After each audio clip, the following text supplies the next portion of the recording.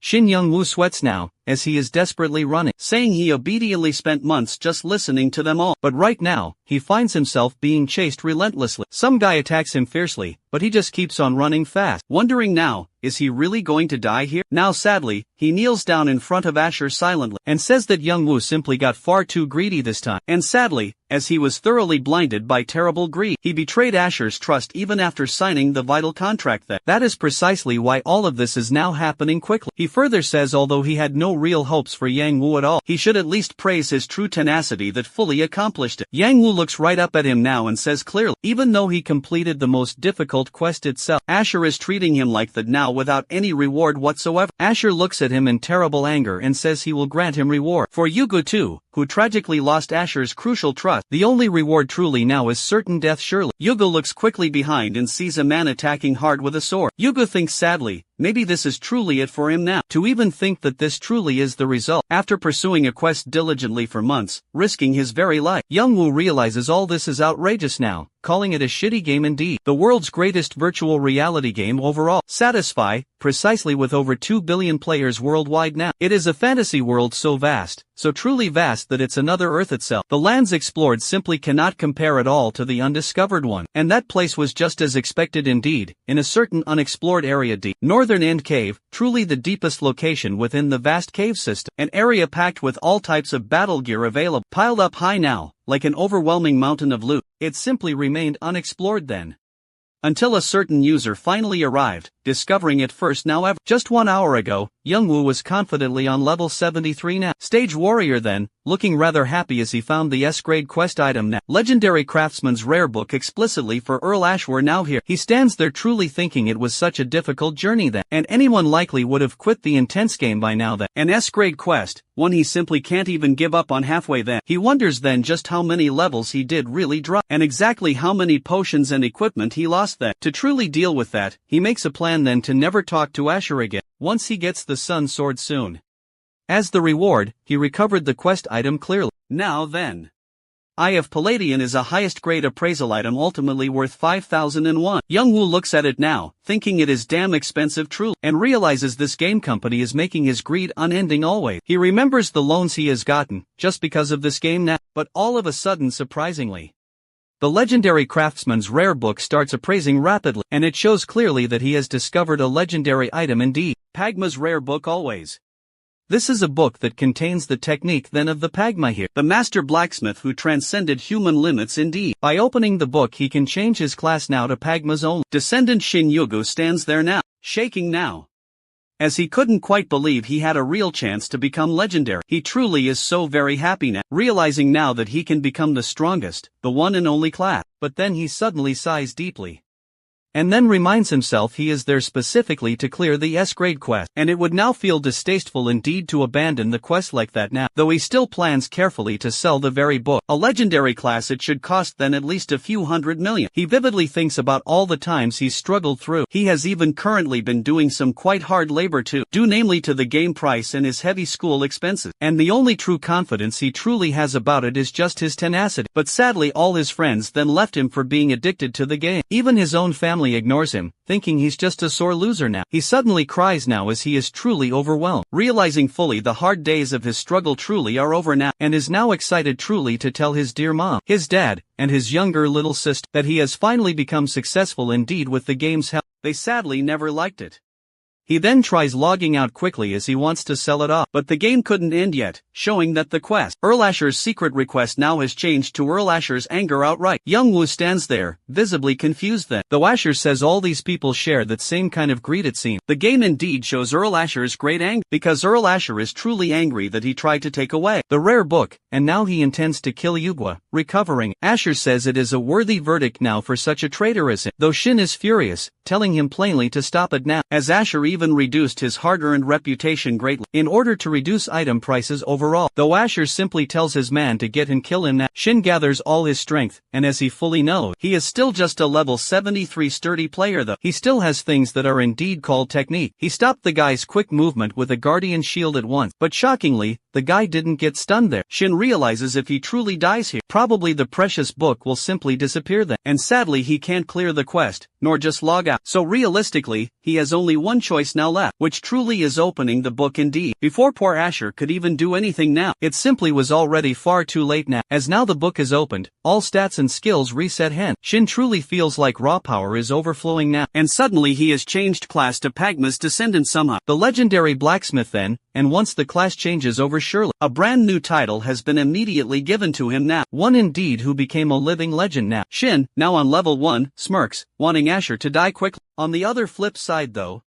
someone calls the head, and a satisfied developer from SA Group. Lim Chio Hollow informs him a class change happened just now. Shin Youngwoo's level dropped by 2, so he's at level 1. Youngwoo simply lays down flat on the cold ground now, and he mumbles then that Asher simply wanted to kill him truly. So now really what is up with the face he's making killing people? Just truly because they got swayed just a bit? And he mumbles softly as if everyone is listening closely. To simply stop the game now and live a truly happy life. Shin Youngwoo then gets out now of the automatic machine, from which he actually was actively playing there, and he certainly looks pretty exhausted indeed now. His own mom looks at him quite furiously now, asking him directly if he even knows the real time here now. Satisfy's developer operating company is SA Group overall. The head closely oversees Satisfy's operation team directly. Choi Nahi warmly welcomes the head of SA Group plus develop, Lim Shio Lo, who looks pretty curious really, and says to her that the class specifically changed just 5 minutes ago. And quite honestly he wasn't expecting that at all, as all this clearly looks pretty interesting itself really, and tells her that at first he definitely has to check report. Later on then in the main office department overall, they all then can see Shin Youngwoo's detailed stat, and Choi Na-hee explains to Lim Kielo that Shin's ID is named Grid, originally classified as a level 73 warrior definitely, now currently at just level 1 precisely. She further informs him directly that he changed classes, using Earl Asher's quest item, specifically Pagma's rare book itself. According to the detailed Intel Room's report anyway, he is merely an ordinary user now who is quite addicted to the game. His rather special achievements are only staying in the same city for a year, simply to raise his reputation somehow, and playing in a level 200 area 2 for 3 months, endlessly dying there. She continues flatly saying that,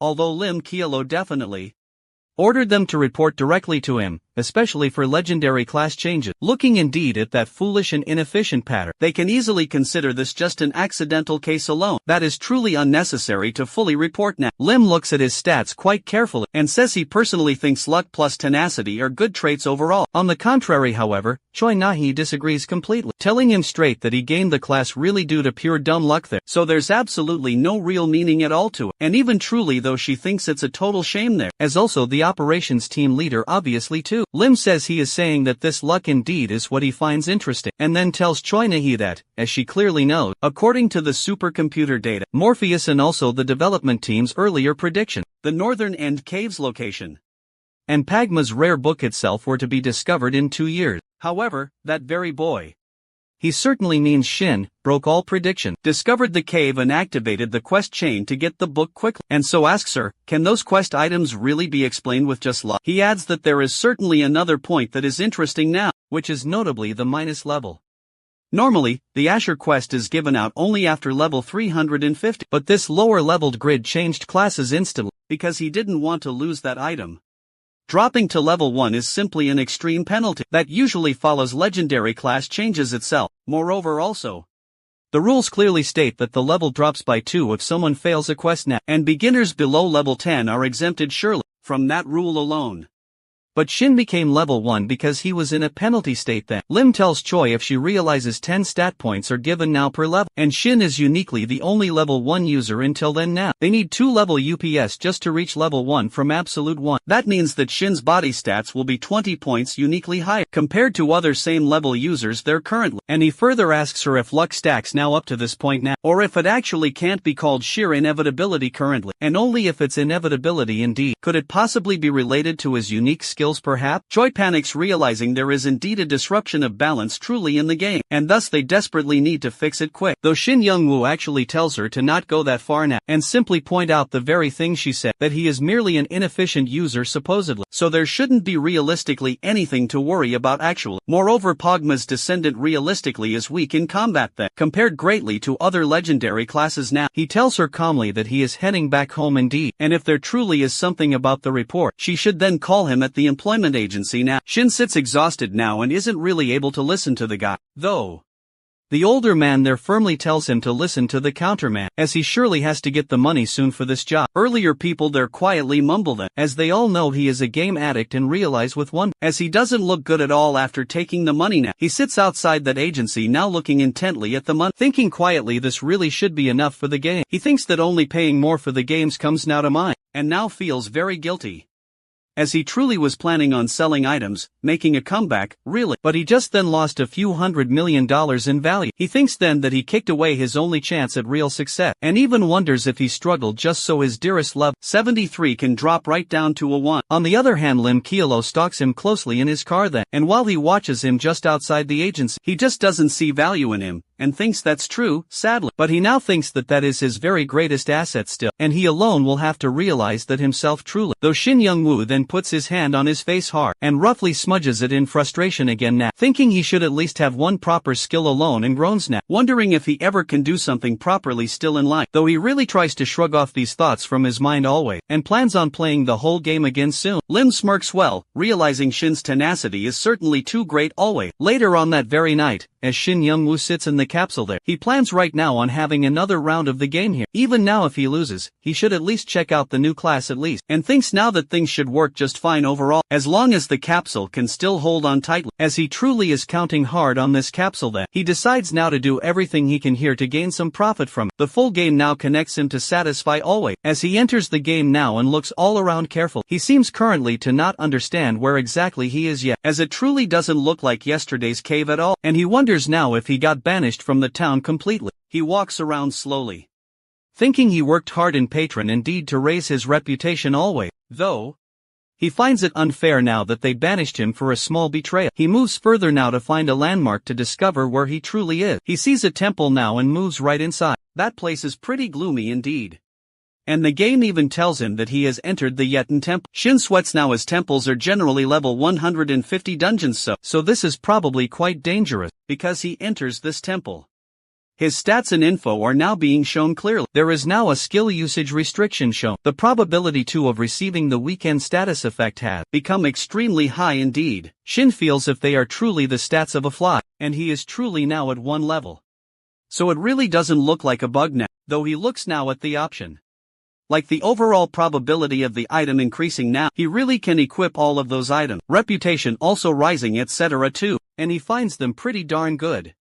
He now thinks he could use enhancement skill to actually make money. As for these items, maybe he should truly try it out. And quickly as he chooses that option there, Mammon's greatest sword is then equipped with Mangel's plate armor set. He looks at himself, being notably impressed, as he then managed to equip that level 6 item that he indeed was planning on selling off, even though he still needs more than 200 points in strength stat. But the major drawback now are the penalty, as the penalties are then applied now because the item's conditions aren't met here. Mammon's greatest swords attack power plus option effects are decreased by 30% and even 50%, and also Mangel's plate armors defense plus option effect are decreased by 20% and further 50%. But still, Mammon's greatsword has an attack power value of 200 here, and Mangel armor's defense value of 130 total. Since normal level 1 equipment's capabilities hover around just the 10, this is almost 10 times much better, even despite penalty. Shin Yang-woo kneels slowly down and looks up to the sky, smiling in great happiness, as he now finds it so very amazing, as really expected of a legendary class indeed, and feeling truly blessed too. He then realizes that if this truly is a level 150 dungeon here, then the area surrounding it must be surely a field of similar high level. And as he quickly looks around, he immediately sees a group of Yatin believers, as it is indeed a Yatin temple, and probably they all are casting some incantation, and just roaming around in that risky state would now be suicide for him now, as he certainly would die merely just by grazing them slightly. He bravely decides to quickly get out of there now without getting caught at all, but before he even truly turns fully around now, someone directly stops him. To defend himself he promptly attacks them hard with his sword, but the other guy urgently tells him to try calm down then, as he soon will end up only killing people quickly at that alarming rate, and then introduces himself by saying he is Earl Stein's own secret bodyguard. His name name is truly Doran, and then he says that seeing him skillfully hiding now, he himself soon realized that Shin indeed is definitely not on their particular side. The young girl surrounded closely by Yatten believers is actually Earl Stein's daughter Irene, and it seems now like she was kidnapped indeed during Doran's vacation. Doran now says all of it seems really difficult, though truly he is happy that a helper is there by his side now. He means Shin here, though Shin looks truly confused now as he never agreed to help ever. A new quest starts now to rescue the Earl's esteemed daughter then. Rescue all within 1 hour, clear reward 3,000 gold coin. Clear reward then of low chance of finally becoming the Earl's son-in-law. An absolute failure is level 2, Shin gnashes his own teeth then. Frustrated now, seeing yet another quest pop up now. Realizing now that the guy truly is an NPC, Shin suddenly now gets another new skill now. Composure here with a notice that stat points now cannot be distributed now. Lower now the probability of being affected by a status effect here, and really recover very quickly indeed from one then. Shin then realizes now he truly should quickly learn about his class's special characteristic. On the other hand though, Doran happily smiles and says that he is glad that Shin is helping him a lot, and really thanks him now for making that truly hard decision at last, though Shin still refuses him, saying clearly he won't help at all and tries walking away right there, though Doran stops him still, asking him urgently if Shin truly wants him to face all those black magicians alone now, but Shin just stands there calmly, unfazed as his current weak state is now because of the S-grade quest, and the mere 3,000 gold is simply a pity bonus. But Doran then asks him again, isn't he really a powerful person who can withstand the Terror's Temple? He convinces him surely that without him, the vital rescue is absolutely impossible now. Shin screams out in frustration that he is only fine just because he got lucky, and furthermore if he fails again he will surely be back at level 3. But Doran persistently keeps begging him for urgent help, and adds he tells him that he himself is far too weak to rescue the lady. Instantly shockingly one of the Yatten men falls directly onto the ground, dead, as the dangerous quest is accepted suddenly too quickly by Shin. But he really doesn't understand indeed on whose authority it all happened. Doran tells him he is now truly an enemy of all Yatten believers, as he just killed one of them now and their enemies are all fanatical believers, who actively sacrifice innocent humans as dark offering. Doran firmly tells him he will clear the passage now, and will surely leave the lady safely in his hand. On the far other side then, all the men instantly start running towards them both to attack. Shin is clearly scared now to death indeed, as he soon finds himself right in this terrifying situation now, of truly tons more of men trying hard to kill them there, even though now he is fully well equipped here. His health now is only at a measly 34 due to the penalties now, and he truly thinks he might die just even by touching their breaths now. He simply kneels down low on the cold ground and cries aloud, thinking he only barely managed now to steel himself and make a comeback, and yet now everyone soon is going to kill him outright. But as soon as he looks up slowly, he is truly in a state of disbelief. Doran himself is fiercely fighting and killing all the men now. Shin's jaw just drops really, realizing he is actually moving so swiftly and very quickly indeed in this narrow space, and just maybe they both might actually survive this after all. But then he acutely realizes he himself might still not survive here, as he suddenly hears one of the enemy men tell his close companions to kill them swiftly. Doran now says to him they won't get anywhere just yet by fighting them, and moreover, that they were waiting to kill them all at once then, rather than doing so individually, and then he grabs him hard and pushes him now. Shin Young-woo screams aloud that he will surely die now, but Doran casts a floating spell quickly to avoid a crash landing here, and he says calmly to Shin that it must be quite obvious to him now, and further, that he is rather amazed at his remarkable humility. Shin quickly regains his composure then, and simply asks him now if indeed he has a skill that allows him to believe in what people say outright, and thanks him greatly that he got his breath once again, as quite frankly, he truly thought he was really gonna die then. Doran tells him plainly, if he is now truly thankful, then indeed he should go full power from this moment on, because in truth, this is where the Real rescue begins now. Meanwhile, those men worshipping there are now making fervent prayers to punish them all, solemnly addressing them now as wretched heretic. They continuously keep saying, blessed source of underground, gather thy deepest grudges here. Shin Young-woo, quite confused, asks Doran, what exactly are all these people chanting there? To which Doran swiftly replies, it is black magic indeed, and it's truly a pain now to deal directly with. But he simply won't wait for them all to finish now, and then cast his dark spell quickly, and throws knives sharply at the casters, killing some instantly. The remaining others standing there scream loudly, saying Doran is mocking their casters now, and chant loudly, children devoted of Yetan then, buy us some vital time, as they absolutely must kill that heretic now. Shin stands clearly there, mouth widening, slowly saying, "The magician mobs now should be around 150 strong, and yet Doran is facing them all on his own now," and mumbles quietly to himself that Doran is amazing indeed. He thinks deeply within himself that he might clear the great quest, using now just the NPC alone at that incredible rate, and then all what he can even do right now is just cheer loudly. He screams loudly, addressing Doran as his sunshine, and his hope indeed, and cheers him greatly that he definitely can do this now, though the men always chanting keeps chanting loudly, "Destroy thy wind, forget thy will now, and a soulless puppet thou shalt surely be." They are indeed already finished chanting now, and a truly strong energy gathers around Doran now. He screams with pain. On the other hand now, Shin stands there, nervously laughing hard to lighten the grave situation, says it back to give his cheers now, and says sarcastically too that he wanted to be a Yetin believer ever. One of the men laughs mockingly out loud, taunting, "What a fitting end now for that annoying insect." But Doran suddenly calls upon Steen's shadow, Doran clearly, and further says then that he is merely completing his mission as the sword that guards the family emblem well, and with another level of determination here, fights back hard the energy gathered all around him. Shin is stunned and is left speechless now as Doran dispels the black magic and wonders now if he is a named NPC instead. The named NPCs are famous ones, or skilled characters who have such important roles. All those men then start pre-preparing a spell all over again. Dorenzal, however, refuses clearly that the fanatics who have laid their hands upon the stem family, there is no such thing exactly as again ever, but as he casts his spell now and sends knives towards them all, they all fiercely protect themselves with magical shields now. Doran is frustrated greatly, and his frustration doubles quickly as Shin Young-woo says, "They have such wonderfully good fortune here for today." All of a sudden now they hear footsteps approaching. It is a lady. Her dramatic entrance stops the ongoing battle momentarily, and she firmly says that they absolutely will have to give up this offering now, and for the coming days, it is her very own S-grade quest to defend this sacrifice. She smirks knowingly, saying to think that she will soon face a named NPC like Doran here. This is certainly her first truly exciting quest after such a long time, and she pointedly asks him if he will be indeed a worthy adversary to her skill. Yura though, specifically,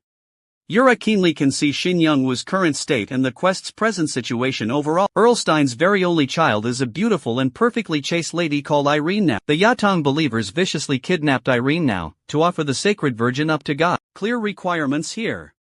Rescue Irene swiftly within just 1 hour after accepting the quest now. Earl's son-in-law's nobility stats will be fully available here now. All stats 20+, he will indeed be treated now as a Viscount full. Power and honor overall will be greatly raised now. He certainly can advance swiftly into the social circle of the nobles now, and surely he will receive a monthly salary here. And this path would be a shortcut for a higher rank now. But the quest failure definitely will make his level drop by 2. Yura, indeed the Blood Witch, is in fact a Korean player, known quite well for being the #1 black magician now, and currently ranking 5th in the unified rankings itself. She is also, definitely a bit of a celebrity, who appears frequently also on TV, due to her beauty and spectacular gaming skills, simply superb. Thinking that one of the intruders is Doran too, Yura is greatly surprised. Meanwhile then, Young-woo and Doran wonder what a top-ranked player, Yura, is doing. Famous indeed for her great control of black magic now, is doing here all of a sudden, without any warning. Yura casts a dark spell and a massive blast fully erupts then, filling the whole area with smoke and shaking the ground greatly. When the air clears and the smoke gently settles now, Yura asks Young-woo directly if he is the one indeed who activated that quest. Young-woo just feels utterly clueless, as he really doesn't understand what she's talking about now.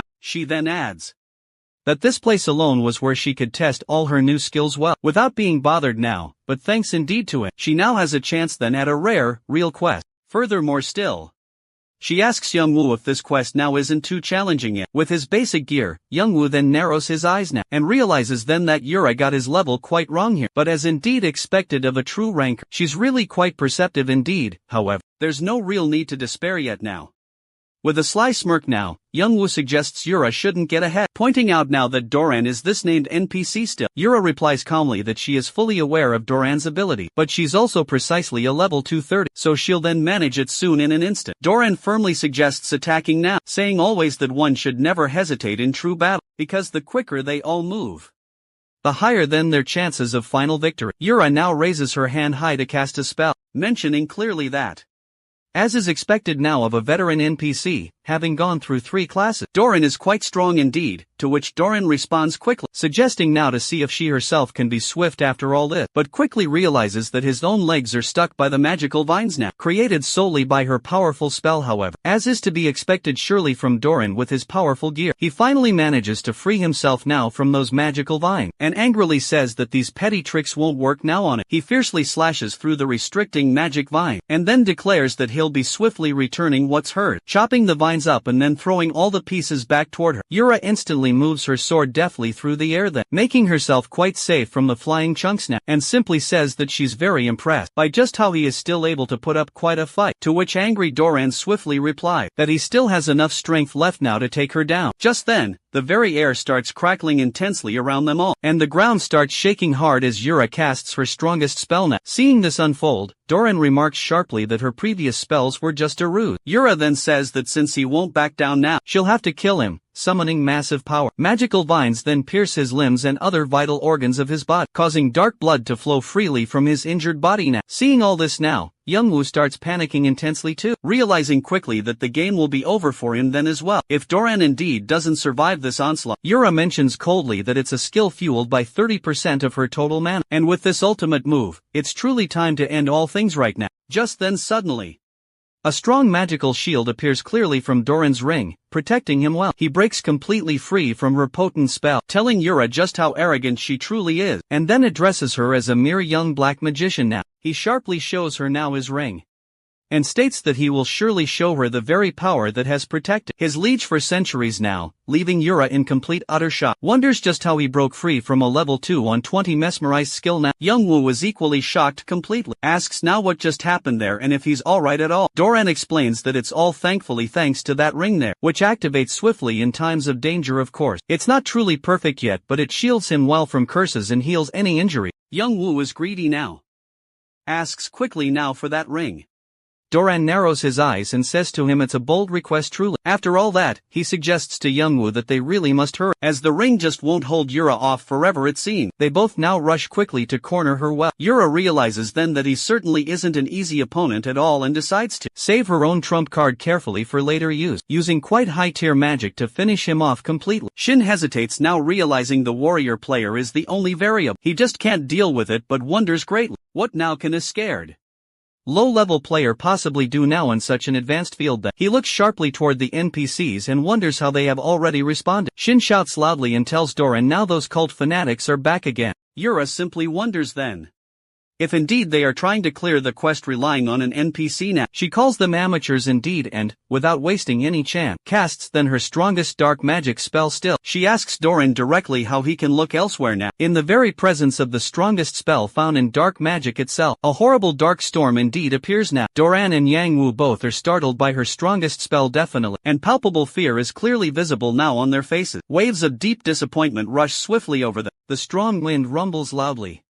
and a strong splash appears in air now from the dark storm. Later, after all the destruction caused directly by that spell, Yura realizes now that maybe the move was a bit too strong surely, and indeed that the temple can't possibly withstand such force maybe, but she firmly assures herself it's better surely safe than sorry then. They can't possibly have survived now. As all the wind settles, and smoke clearly clears then, Youngwoo and Doran now appear slowly. Seeing both of them sweat, it runs right down Yura's face now, as she then wonders just how they could still be alive at all. There's absolutely no way she wouldn't recognize such an advanced player there. She thinks, starting now to wonder just who that guy is with a pop-up. Appears then, saying Youngwoo's HP level is now just 1, making him clearly realize that his health has gone down to its lowest. This shows he was definitely hit, but then it hits him that he's safe really, due to immortality when health points are, indeed, at their lowest point. Damage, remarkably, is neutralized fully for 5 seconds flat. Youngwoo smiles widely as he realizes completely that he is alive now, which truly makes Yura deeply question it, how she even thought he was just some level 80 player only. She wonders now if he is smiling directly at her right now, and just how she couldn't easily recognize such an advanced player ever. Just at that moment, Doran hits Youngwoo squarely, using then his back to jump way up into the air to attack Yura too, warning her very clearly that this is indeed why he told her fastest one wins. But Yura, on the other hand right now, casts intently her spell immediately to attack him right back now, suggesting firmly he shouldn't underestimate her ever as he hasn't won quite yet. In that instant now,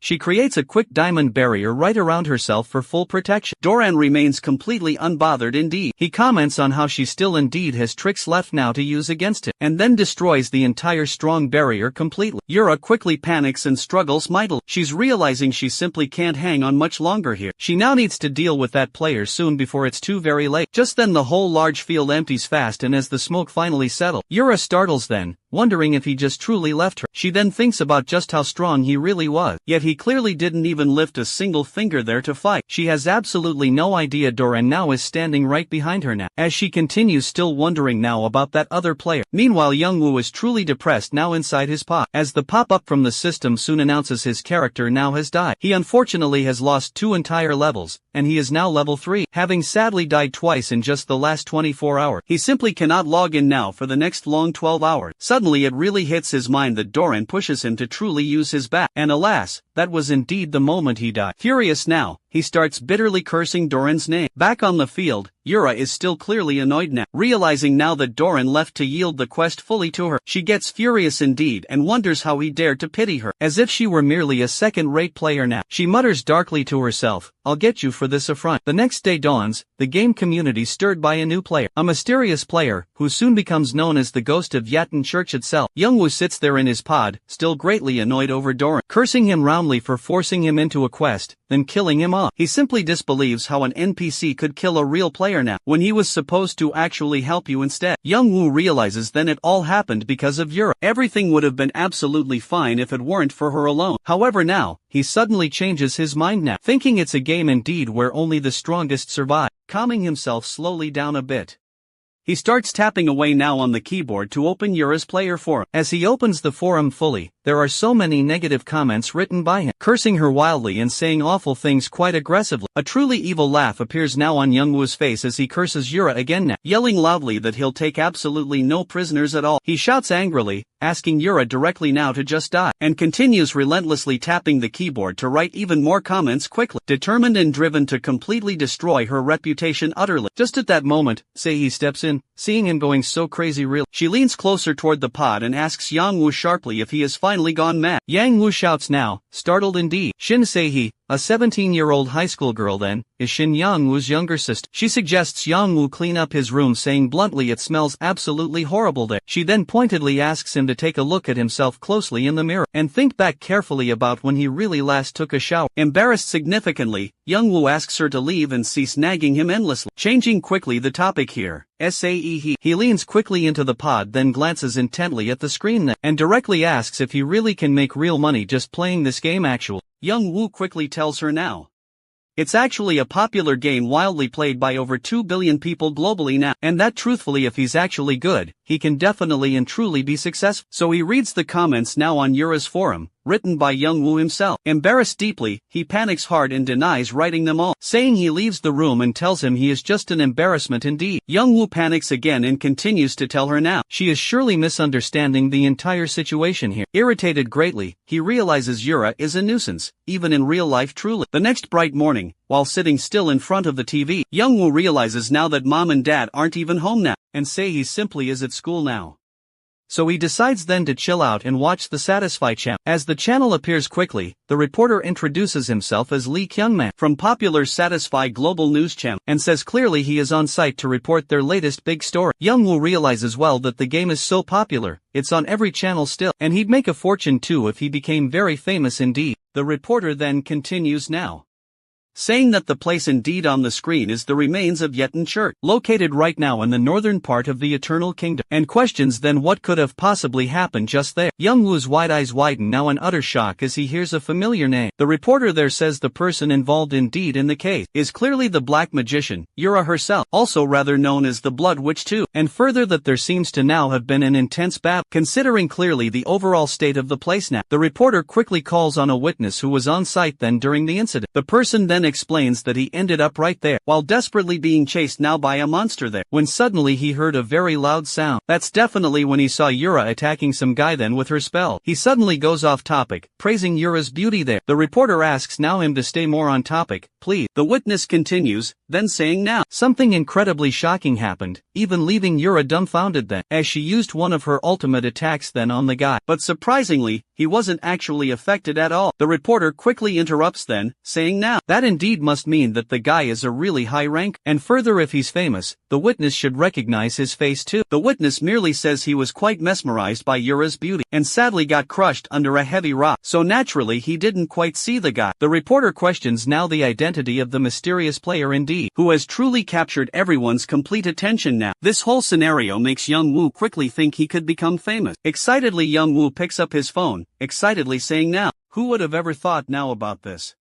Finally things are genuinely looking really up. He then makes a call straight to the global news operator now, and tells him clearly that he wants to report that he is absolutely the guy from Yeton Church directly. The operator politely asks directly for his ID, to which Young Woo replies, simply grit. Then the operator further asks for his level, and as Young Woo tells him that it's level 3 there, the operator quickly cuts now the ongoing call. Young Woo falls down in disappointment, starting murmuring softly. Meanwhile directly on the TV, the reporter continues onward, saying quickly they will be releasing a short clip recorded well from the incident, and asking viewers still to call if they have some information. Annoyed, Young Woo comments like that won't do anything. Just at then, Doran appears right on the screen while Irene is struggling hard to carry him. The reporter then announces that it's Doran indeed, and that he did rescue Irene. After all of this, Young Woo is quite shocked and realizes Doran isn't looking too good, but remembers again that he did go up against Yura all on his own. Irene starts truly crying as Doran becomes then completely unconscious, which clearly makes Young Woo then think,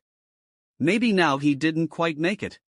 He recalls Doran thanking him now for making that decision, and realizes now that, NPC or definitely not. Doran was such a nice guy, smirking softly. He recalls now Doran's ring and thinks he should have given it back to him. He decides instead to get some sleep while the reporter just keeps going, announcing quickly that next up they have Satisfy Hot Topic, and their very special guest today is a player who's been steadily gaining quite a lot of attention lately. The reporter asks politely the guest to say hello now to the viewer. The guest greets all now, asking if everyone knows him well. He proudly introduces himself then as Katsu here, a level 20, exactly.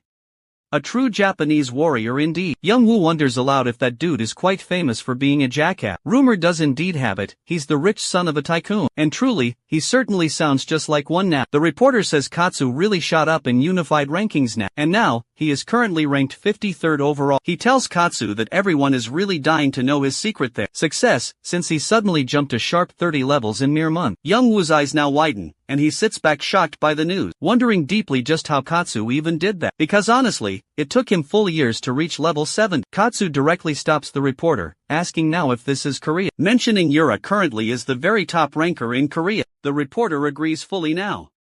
Katsu addresses Yura directly, warning her that her days are over soon. He will utterly, totally crush her now, and finally become the new #1 ranked player within Satisfy them. Young Woo outright calls him insane now, thinking a 53rd ranker is brazenly challenging a 5th ranker now, and although Young Woo hates to admit all of it, Yura is surely a monster. Katsu continues calmly on the television then, saying the well-kept secret everyone really wants to know is his sword indeed, as he deliberately pulls out his uniquely shaped sword then. Young Woo is noticeably impressed now, but now wonders how that sword could truly be the secret behind leveling up. Katsu boldly tells everyone he will prove it right there now. His sword starts transforming quickly and a wave of heat envelopes it entirely. Startled, Young Woo then wonders what the hell is really up with that sword now. Katsu coolly explains that it's actually his passive skill alone, which transforms his very weapon to actively consume his opponent's health fast, based solely on the damage he powerfully inflicts now. The more he relentlessly attacks, the faster his health and speed substantially rise. The reporter is certainly trembling.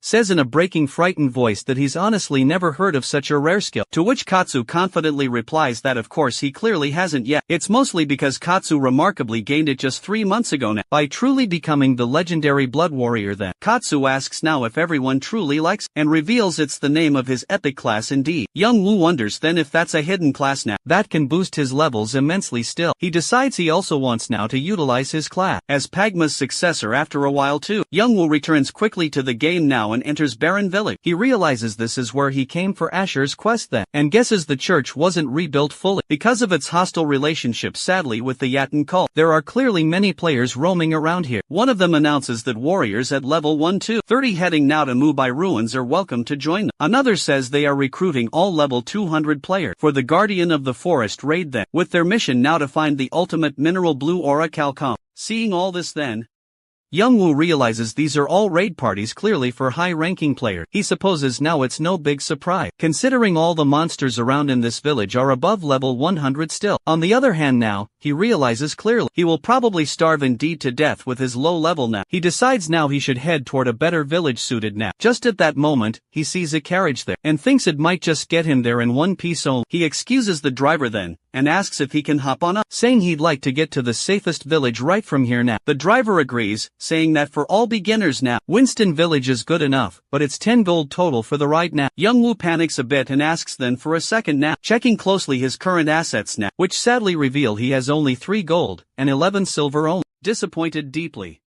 he looks toward the driver, who then rudely tells him to get lost now. Young-woo says, stunned, he didn't even say a word yet at all, fully knowing now the dire situation. The driver then sarcastically asks if Young-woo who exactly wants a discount because his own mother is sick. He's hesitating now.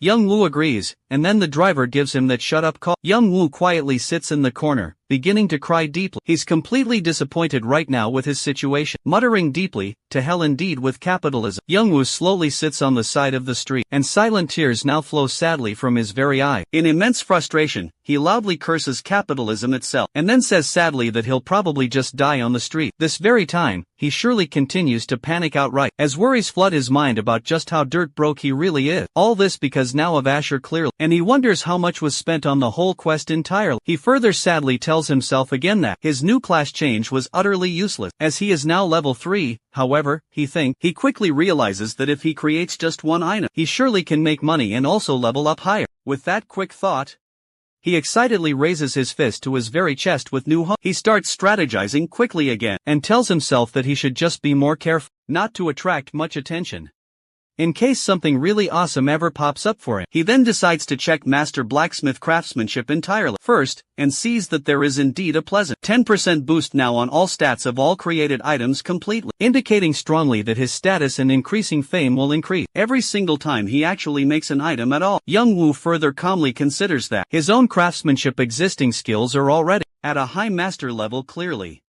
in addition also to his new level 1 legendary blacksmith skill. Even just the one blacksmith surely is only at an intermediate level, so it's obviously great. The best part is this creation skill, where he actually can create any item to match his preference, which will hopefully definitely be a masterpiece truly. With these calculations, he keenly thinks he has 3 whole chances, so he surely should give it a try.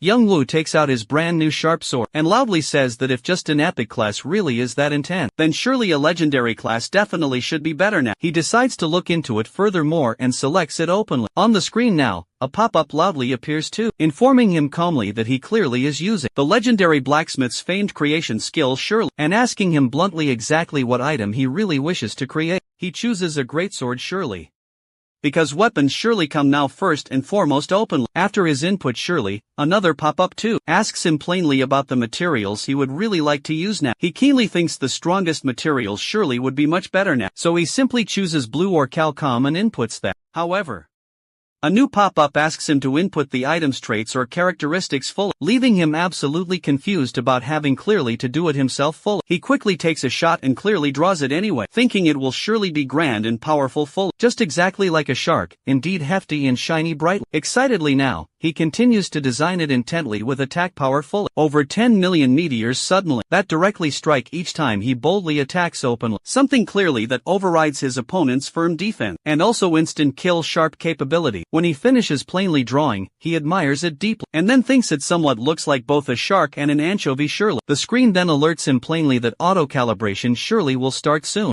with revisions applied plainly according to surely the materials and blueprint provided to it clearly. Quite surprised, Young-woo actually wonders if his new blueprint was really that bad overall, and sharply questions the very numbers loudly appearing on the whole screen now. When auto-calibration surely is completed fully, Young-woo's very eyes now widen, as he indeed suddenly understands all the key information. Even though he really has never worked with blueprints often before at all, he starts feeling more like a real blacksmith overall now. The sword fully displays above the entire screen now in 3D always, with the new durability suddenly now at 1090 surely. Attack power is now 1020, defense is at 80, and agility is now plus 50 surely. He surely is now impressed to clearly see that the given settings have also clearly changed. Now the very sword has definitely more options soon, which surely is very perfect soon.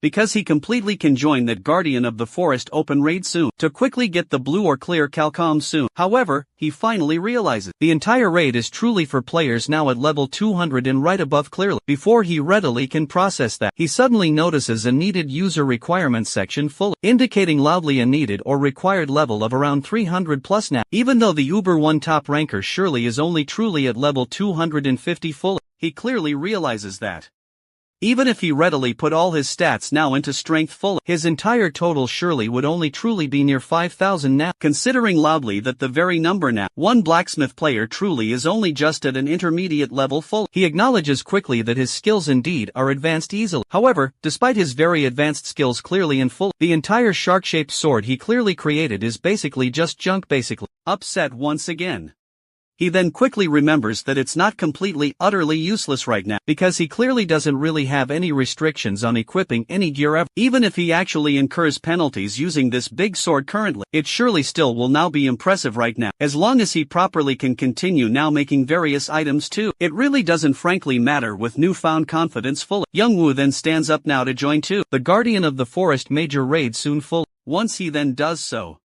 he fully plans to quickly grab his whole prize and finally make a run for it full. When Youngwoo urgently asks now to join final, the actual leader firmly refuses, explaining fully that the party fully is for players fully at level 190 and above, fully judging clearly by Youngwoo's high gear full. He seems plainly to be only right around level 60 surely. Youngwoo chuckles at the leader's statement right now, and replies plainly that even though his cool gear surely is shabby currently, he is actually seriously level 100 openly, and surely doesn't rely much now on his fine gear usual. The entire leader now gets angry and roughly asks aloud if Youngwoo seriously is implying plainly that all of clearly their skills are really based on awesome gear overall now. Another fellow now joins in hotly mocking Youngwoo full, saying sadly he's really never heard of him ever before, and loudly calling him a major loser completely without high equipment full. He sharply even bets that Youngwoo surely is truly one of those actual free riders open, who likely must right now be lying loudly about his actual rank level. Youngwoo indeed is stunned deeply by their angry accusations openly. However, a strong man among them known as Ray Gasteeply tells the angry others now not to be quite too harsh on Youngwoo outright, and does suggest loudly giving him surely a different simple assignment ever, since sadly their known guild likely will handle that strong boss monster well. Everyone frankly looks at Ray Gas now in total utter all out, realizing deeply he seriously is the actual Ray Gas from the awesome Zataka guild truly, the famed #1 strong martial artist surely with the fine nickname plainly Ultimate First, and is strongly around level 180 clearly. This surely is especially impressive outright, since skilled martial artists simply have severe item major restrictions outright, making sadly it very hard clearly to level up brightly. Youngwoo bitterly keenly thinks fully about how really unfair life can be open, as the handsome Reyes is actually good looking now too clearly, that this honestly isn't the right time honestly to be simply nice now, arguing loudly that they probably can't actually take Youngwoo along openly, without at all testing clearly his actual abilities now. Regis finally replies that it truly is better now just to have more players strongly for the entire raid major cleanup too surely. Youngwoo then happily quickly agrees to the cleanup simple task right now, and keenly thinks Regis seems like a pretty nice friendly guy overall. The mean leader now continues making excuses loudly, while Youngwoo loudly mentally then tells him to just better listen to the actual rankers loudly command right now. Regis surely suggests now a simple 1.1 small match to surely test Youngwoo's fine skills now, ensuring now there probably won't at all be a big problem if he proves himself overall now. Youngwoo frankly feels quite happy now to get surely a chance now, but surely is now shaken to fully realize clearly that he'll now be fighting Regis directly. Youngwoo quickly realizes now in a jolt that he is now truly in big trouble, for now surely having to fully fight plainly against the tough Regis clearly. However, the other sharp man now agrees keenly with Regis's clear suggestion now, and he loudly calls it surely a brilliant overall idea openly, which likely will completely be enough fully to convince overall everyone now, just exactly as he now is fully about to properly announce the exciting fight soon, by simply confirming only Youngwoo's known name full. Youngwoo boldly cuts him fully off and quickly runs away in total utter fear frankly, making sadly up an actual excuse fully about suddenly getting more bored overall, and quickly deciding to honestly practice more moves with his left strong foot openly. Today, Regis surely is confused as he often watches him readily run fully away clearly, wondering now just exactly why he suddenly left overall, as surely it really would truly have clearly been great fully if he actually had joined them openly. Youngwoo just keeps surely running openly, regretting badly how it truly didn't suddenly go well really now. He does consider sharply making much money for his carriage real fair suddenly. First, he just opens the given screen now clearly for it all, and now the pop-up loudly asks him sternly to finally input the right name clearly of that created actual item fully. This actually confuses Youngwoo sternly as he bluntly can't believe openly, wants him so sternly to name finally a complete literal ultimate failure now, but he clearly still keenly thinks he simply has greatly gotten the real hang of things again. Therefore, Youngwoo clearly surely tries hard, keeping quite in mind plainly that there keenly is a strict limit firmly to how many varied items surely he can create at all ever. So he surely probably should avoid actually making several things now, unless truly it surely is now absolutely honestly necessary indeed. Considering truly this, he thinks just about how very busy somehow he really will be, making real money and properly fully studying hard. When Youngwoo finally arrives loudly at Smith's smithy again, he frankly is ordered directly to finally get out in such a truly harsh manner currently. He earnestly tries now to explain further, but the cruel Smith rudely cuts him bluntly off by urgently questioning suddenly his honest words too. How bluntly to sharply make an exact item that completely sells extremely well and loudly, repeating slowly them too.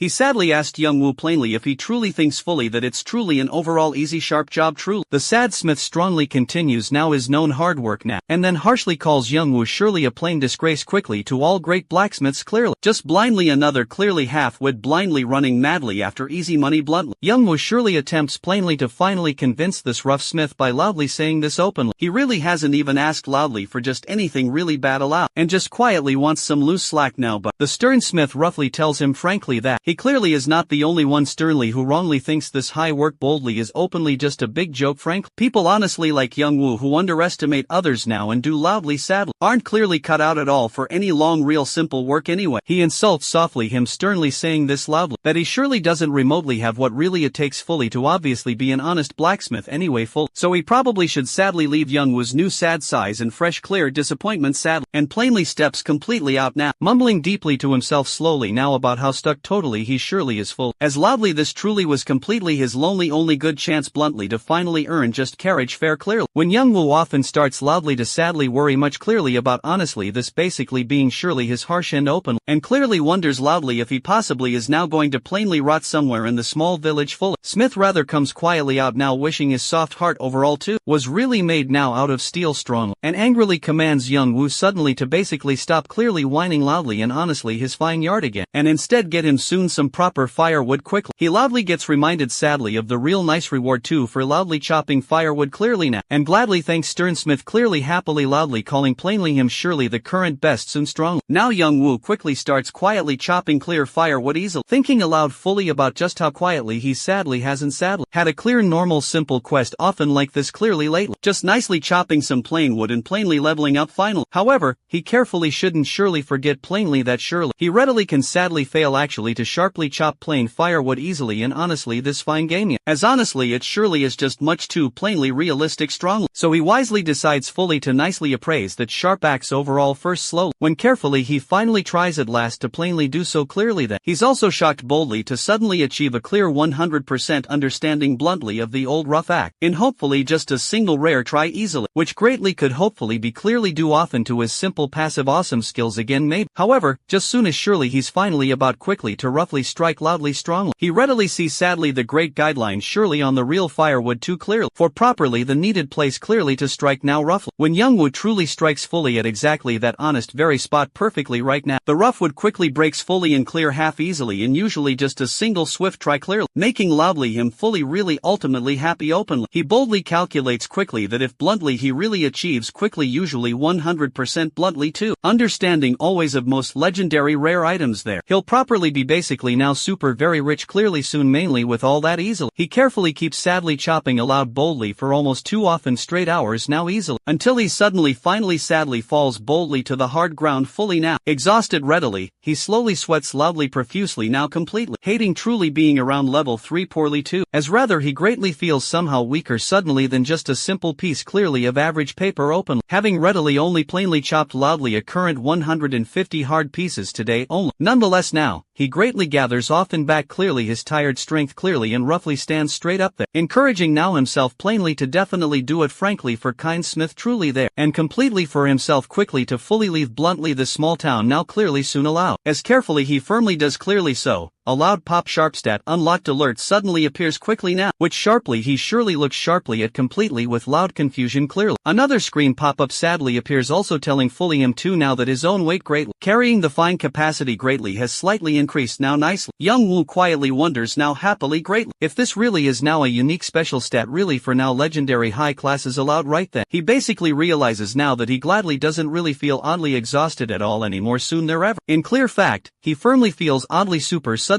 energetic completely right now, and carefully continues greatly chopping rapidly until sadly there's finally a brand large quickly huge pile there slowly. Smith rather looks then at the pile really with soft surprise now mainly allowed. As Young Woo quickly chops soon 1000 fast pieces clearly and clearly just under 6 quickly hours now full. Too often which Young Woo keenly calls that often it's surely a piece clearly of really easy cake allowed. Claiming firmly he also is suddenly a top blacksmith quickly too very greatly then. However Smith sternly disregards quietly him again completely now, and frankly tells often Young Woo roughly that he fully will clearly better believe sadly him just then fully. If readily he honestly can now finish clearly the whole mining grade or open job easily now. As quickly that clearly is only just the current basics sadly Young Woo soon thinks aloud quickly that fondly those strong experience easy points bluntly will actually level him fast. Him fully up to nearly zero actually loudly and gladly agrees greatly to the great simple task loudly. Upon fondly roughly reaching often now there then clearly. He almost realizes sternly quickly that loudly it loudly took kindly him fully roughly 3 honest hours completely. For only just a 30 clear minutes simple walk firmly due fully to obviously the hard penalty then now. He loudly supposes sharply that openly it clearly is clearly because fondly he is quickly wearing aloud then level often 70 gladly. Gear it honestly a minus really strong level now there. But truly it really is quite irritating just nonetheless greatly actually there. Young Woo roughly tells aloud bluntly a sharp man sternly that keenly he frankly is fondly sent carefully by Mr. Strict Smith sternly aloud. At which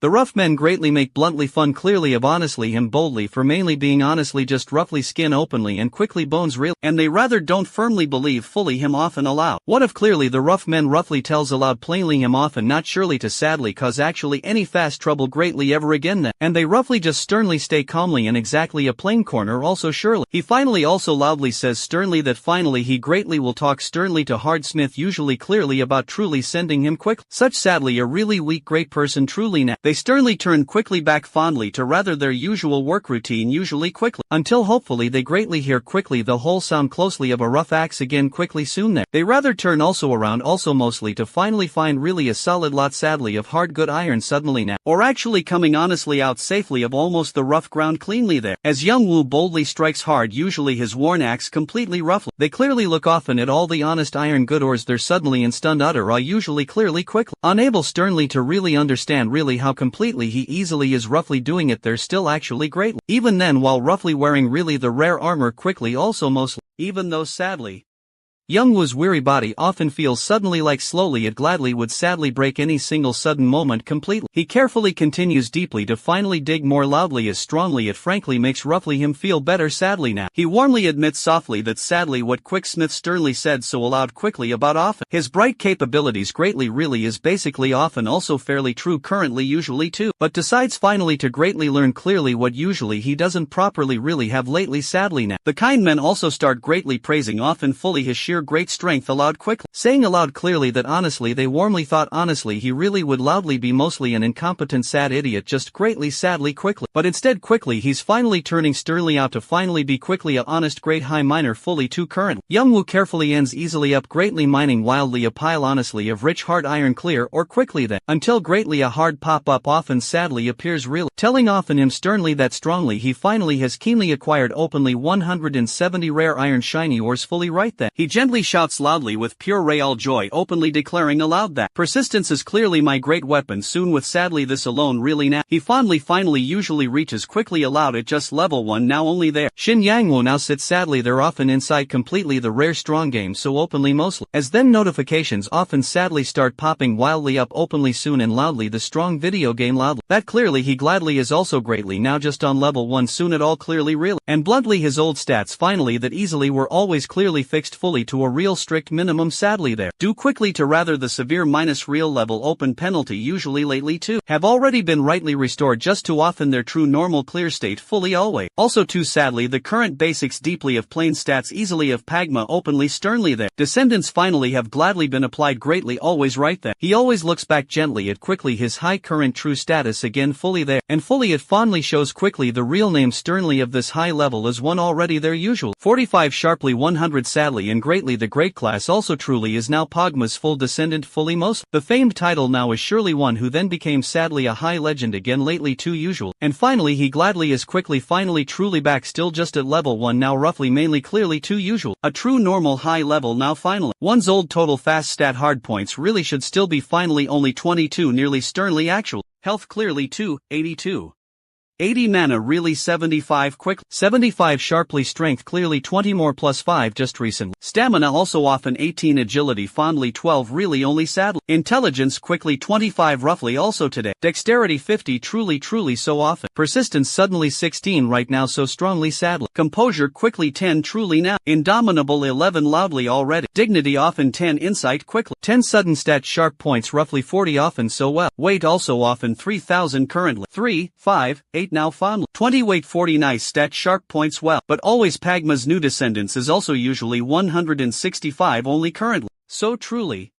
If fondly he warmly counts roughly the high persistence that was created right there earlier right now. And finally the high additional shiny point only in Indomitable only right there really. It's also clearly 182 strongly Shin also mainly looks back often at all the good old stat new points easily so surely. Which frankly are always also often really 40 quickly and also feels shocked there. As clearly they also sadly are keenly supposed mainly to finally give now a bluntly 10 warm points really right now per old level honestly really there. So now this new hot question easily arises soon why gladly does he have 40 only at this moment then and also only there? Shin just also realizes too rightly there truly were also surely just 4 also few quick levels now. From quickly level 3 loudly sharply only to level 1 quickly just then there. And readily is clearly amazed gladly by seeing this huge real transformation slowly now actual. Mr. Sad Smith warmly on fondly the sharp other great hand so only 2 finally off. Jokes well and properly tries mostly so hard to carefully lighten quickly hard things kindly and then fondly with Youngwoo so gently still currently only always. Saying now only 2 fully that loudly. To fondly think loudly that truly he greatly treated bluntly such also then and high outstanding nice person soon too almost ever always now. So basically harshly really also still is now also now pretty then just often embarrassing gently too. Meanwhile now suddenly a hard message also soon gently pops well sharply on the full screen. Telling also then Youngwoo fully now kindly that loudly his affinity just yet well fondly with fondly. Smith now also as quickly increased just then well by 60 actually just gently today too. And then only. His real reputation just roughly within just Barrentown kindly and gently already has sadly also increased loudly by 20 recently so often right now. Even though Smith still keeps asking him not to get mad now, and that they truly are both blacksmiths too, he asks anyway. Asks him again to recommend some items that will sell well, just like he clearly said last time that, since he desperately needs the money for his carriage fare soon. Though indeed. Smith now tells him that he has prepared just the very thing. For him are Jaffa arrows then. And he tells him that these arrows should be good enough. As Youngwoo's very first item now, Youngwoo precisely holds those arrows and examines them closely. However, he rather hesitantly says that these are such simple thing, arrows and these ones are cheap. Expendable items don't really make very much indeed. Smith suddenly smirks proudly, claiming surely, those arrows are not just some ordinary or average arrows at all, as they surely have a bit of a Jaffa mixed with steel inside. Its ultimate effect is that it ignores some of the enemy's total defense, and surely this is indispensable now for raids specifically against powerful golems also, such as the guardians of the very forest so dangerous. Shin understands all that.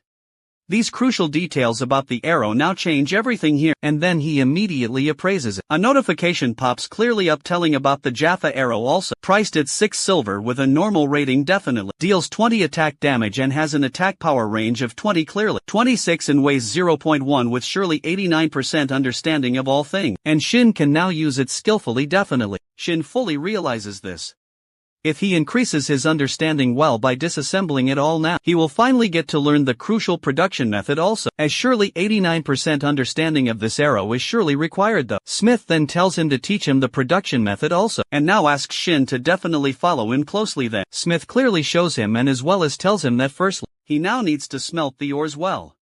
by putting surely the appropriate amount in the blast furnace now. Afterwards he has to clearly remove the limestone carefully, and all the impurities now from the iron too, and by truly cooling the molten iron well, he clearly gets pig iron that is not suitable for making weapons here. To finally make it all suitable now, he needs to carefully reduce the carbon content too, through a longer process specifically called steel making too. He looks at Shin, saying this was truly the smelting process indeed, and surely maybe now they probably should try it with the Jaffa ores then, though it is certainly quite hard to get the precise right proportions of needed minerals truly. Young Woo is surely eager now to try it out well, and he quickly watched the blacksmith's detailed actions carefully now. Although Satisfy is actually a realistic game indeed, acquiring helpful knowledge is suddenly quite easy for him. Moreover, especially for him indeed, he still has something truly called the class compensation effect too. He easily notices the detailed signs probably quickly, for all the directions and the strength of the bellows definitely. Surprisingly, it hasn't even been quite 5 minutes yet, but he somehow managed to heat up the furnace so fast. The intense game now warns him too. Pacma's descendant is especially sensitive to the temperature also, and also he is precisely measuring the blast furnace all the time. Temperature, and he gets another notification window indeed, with the detailed temperature visibly on display now, from 700 centigrade all the way up to 730 centigrade also. It is a pure success as he gets another notification again clearly, that the entire quest is now cleared for him, and he has officially gained 80 experience points surely. His helpful affinity with Smith has increased by 30 also here, and he has gained 3 Jaffa ingots all along now. Shin gains finally level 1 and is currently fully at level 2 here, and gets pretty extremely happy with excitement actually, but freaks completely out when Smith praises him too, as well as directly calls him sexy so openly, but quickly changes the topic soon saying that suddenly, even though Shin wasn't very experienced with the smelting all around, so he can't simply just be called talented anymore either. He further now says it's suddenly just like Pagma was fully reborn somehow, not exactly truly a reincarnation directly, but merely a descendant somehow. Smith directs Shin now to move on to the arrowheads immediately. Mix well and heat the molten metals together repeatedly well now, and then pour it right into the specific mold also now, after definitely letting it solidify clearly for 40 minutes so. He gets an arrowhead precisely like this indeed. With this, he gradually moves on to the specific anvil now, while he constantly hammers it well. He has to continue to keep in mind now the balance on either side truly. He also precisely has to grind the edges cleanly all along, and all he actually needs to do afterwards too, to fully increase its complete penetration then. He now needs to gradually get the correct weight too, and also total balance for that arrow shaft as such, and all the needed feathers too. Young Woo now wonders silently if he will even be able to do it all, but surely trusts himself, as he soon gets the notification indeed, that he is officially learning all about Jaffa the arrow full production methods too.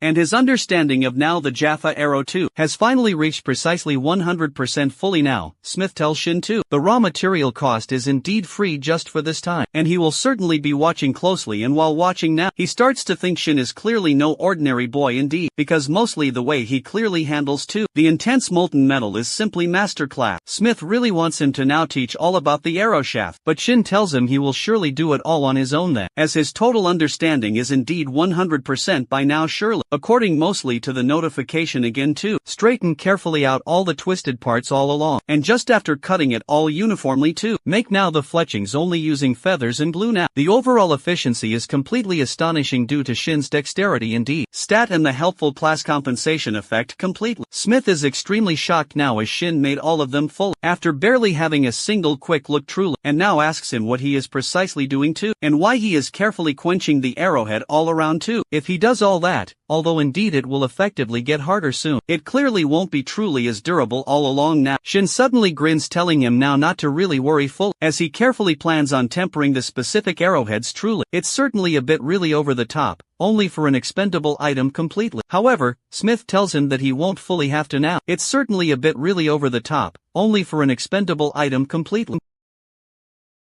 Time to quickly make many of them using this method. But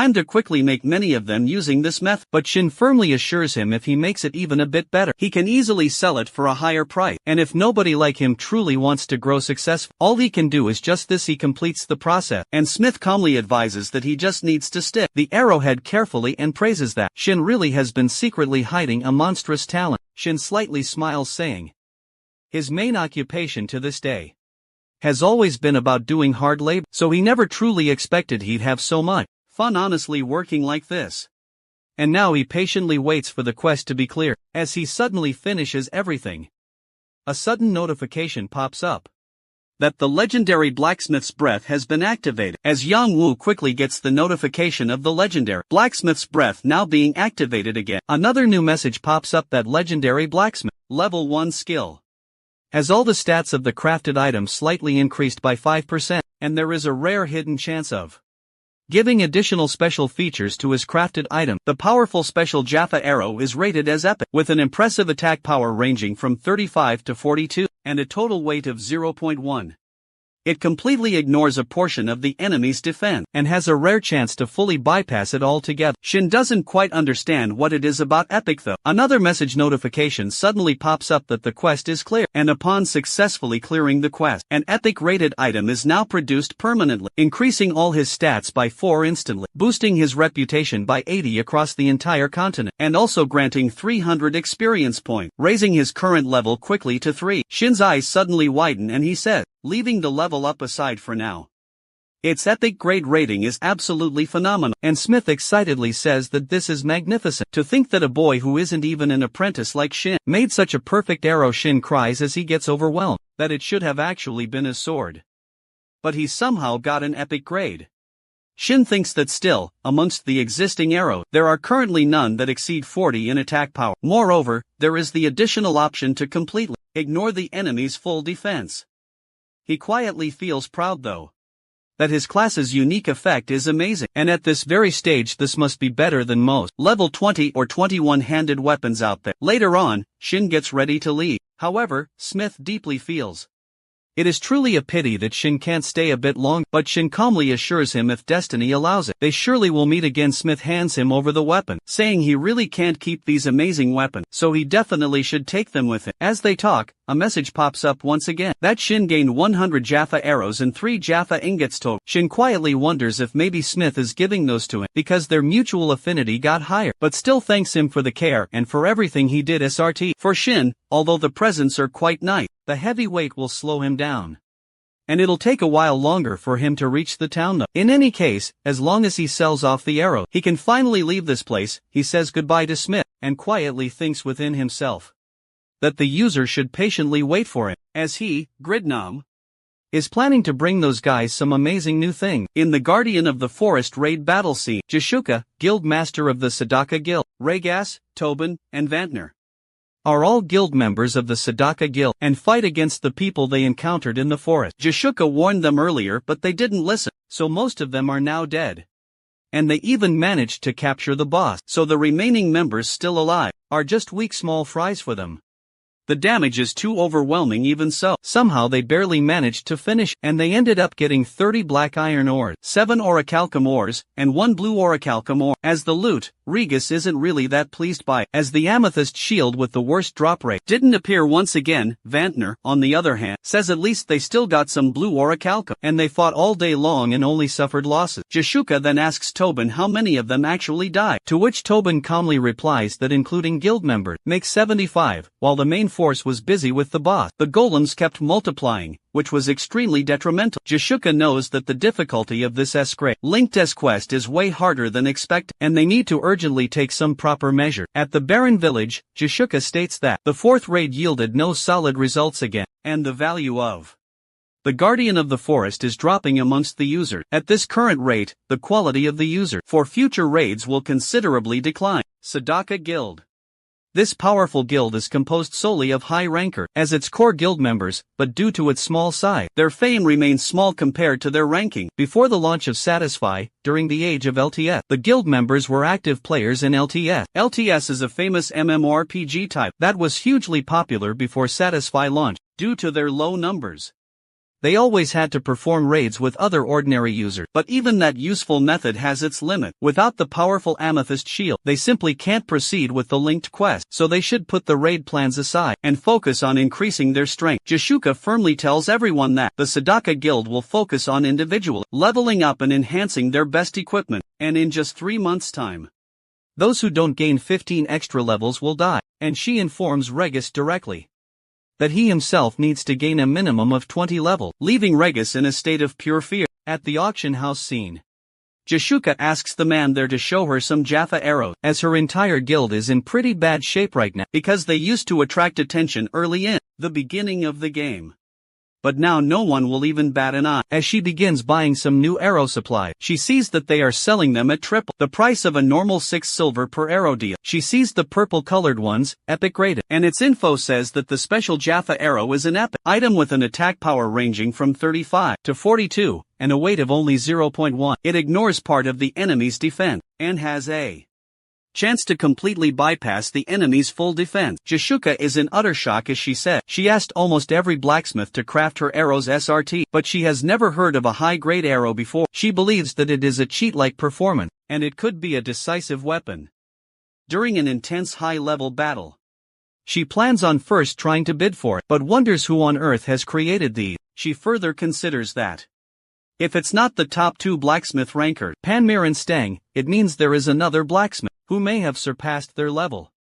The information has now been shown about the arrow to Jishuka when the message suddenly pops up, stating that it is an arrow crafted by a skilled yet promising craftsman who still lacks experience and reputation. Due to the combination of Jaffa alloy with steel, the arrow possesses an extremely high penetration and has the ability to ignore part of the enemy's defense. While having food, Vantner is teasing Regis because Regis is worried about just how he can possibly level up 20 times within 3 months, to which Vantner calmly replies that they have to seriously think through this, because when Jishuka said she would kill them, he is sure she will definitely go through with it, and sarcastically remarks that at least he will be able to pay for his last meal. Suddenly, they receive a notification and it is a guild announcement, and Jishuka has now updated them to search for users in the top 100 blacksmiths ranking whose player level is lower than their skill level. Vantner doesn't quite understand why she is suddenly telling them to find a blacksmith. On the other hand, Riga stands up and gets frustrated that she was literally urging them to level up earlier, and now she's telling them otherwise. He angrily calls her so whimsical, but calms down in a few seconds when another message pops up by Jishuka that mocks her, and she tells them she also notifies them that this one user has the skill needed to successfully lead them to victory against the Guardian of the Forest. Vantner says that if Jishuka is that sure of herself, then they should go find this guy. A very small team of elites managed to rank in the top 3 of each class ranking within just half a year because of their pride. They don't accept any new guild member, although they are not famous or influential like those massive other large guilds. Their strength is still recognized by everyone, and they now have full authority in their hand. This right here is them, the Sadaka Guild. Jishuka is thinking about the user's Panmir and Sting. It surely must be because his crafted items far surpass the original one. All the guilds scattered around the continent will be in chaos as they desperately search for this user, so they urgently need to find him first in a fresh new setting. A guy is now talking to Panmir, a top-ranked blacksmith, telling him if he has recently heard the rumor about the guy who is now being searched by a certain powerful guild just because he created something truly unique. He further adds that all of Satisfy is currently talking about it, though Panmir doesn't really seem to hear him, and simply stays quiet for a bit. After a short while he says he just recently saw the news, an epic great arrow made by a true master craftsman with impressive skills and real potential, but still lacking in proper experience and reputation. He feels quite insecure as even he himself doesn't get called a master craftsman. He thinks that although it happened only twice, he was actually the first person to craft an epic great item. He was truly proud of putting in more effort than anyone else, but now questions himself, who is this unknown person? Now at the labor office a long queue has been made, and the speaker warns everyone to be careful when they finally arrive on site, and that he will call them out individually. The announcer then announces that the Shinwu building site construction site is now looking for 4 workers, but then, before Shin could say that he wants to be part of it, all the elderly people went first. When the announcer asks again, he needs 3 strong tilers with solid experience, but again a guy elbowed him aside, making Shin extremely furious. Shin shouts out saying he is also here to make a living, so they should just stop acting like that. The announcer tells everyone to maintain order, the decorum, and announces again that he now needs electric pulling work of 110,000, which is for only 1 person. Shin doesn't speak up as that one's awfully demanding. He already tried it last year, and the cost of medicine afterward was even greater than the income. But someone forcefully raised Shin's hand up. The announcer thinks Shin is volunteering willingly, and selects him right away in the morning.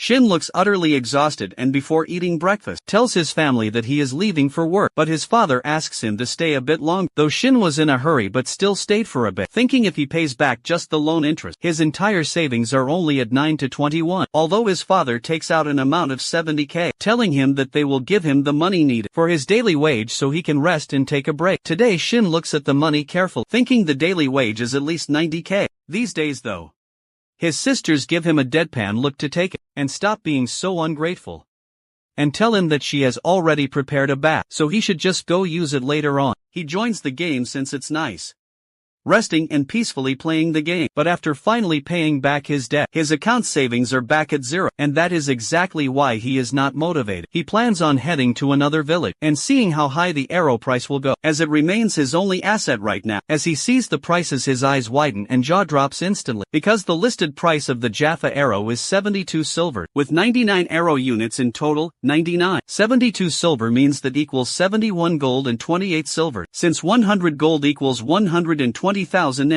He basically got about 80,001 in just 6 hours. He tells the man at the auction place to give him his share, so he hands him exactly 60 gold and 59 silver, because epic grade items carry a commission fee of 15%. After a short bit, Shin thinks if he can earn money just by crafting items, then there's no reason to leave the place, but he remembers Smith's rude behavior, and begins planning of moving away from there. Shin is now traveling by a carriage, and tells the carriage driver that the fee was quite a lot, as it was 8 full gold and 90 silver coins, but the driver tells him that he should be thankful at least, as he actually reduced it for Shin. However, Shin then asks him if the beginner's village is really called Winston. The driver assures him it is right, and people are saying it will soon be changed into a city because of its incredibly high population, and apparently now the heir of the Steins family will become the new city lord. Lord Shin finds the name Steen quite a familiar one, but still doesn't really recall it. He finally arrives at the newly built village, and now as he enters the place, it appears to be 4 times the size of Baron, and the streets are more lively and bustling as well. Shin plans to properly start over again now, by starting off with sorting out his entire inventory. The excessive weight is slowing him down too much, so he decided to leave everything possible in the warehouse. When he glances at his inventory, it currently includes the following items: Mammon's greatsword and Mangel's plate armor, 34 intermediate potions and 27 advanced potions, 2 intermediate strength enhancing potions, 3 intermediate agility boosting potions, a special Jaffa arrow and 3 rare Jaffa ingot. He quietly questions himself if this is all he owned, and then he thinks he should have praised the Mangel armor earlier, and Mammon's greatsword as well, because if his understanding increases further, then the penalty should probably reduce as well. Suddenly he gets a notification that his understanding of Mammon's greatsword has now reached 33%, and Mangel's plate armor has climbed to 65%. Unlike the axe, it didn't instantly reach 100% right away. Then in an instant, more notifications start popping up that, due to the increase in his understanding, some penalties have been adjusted accordingly. Mammon's greatsword now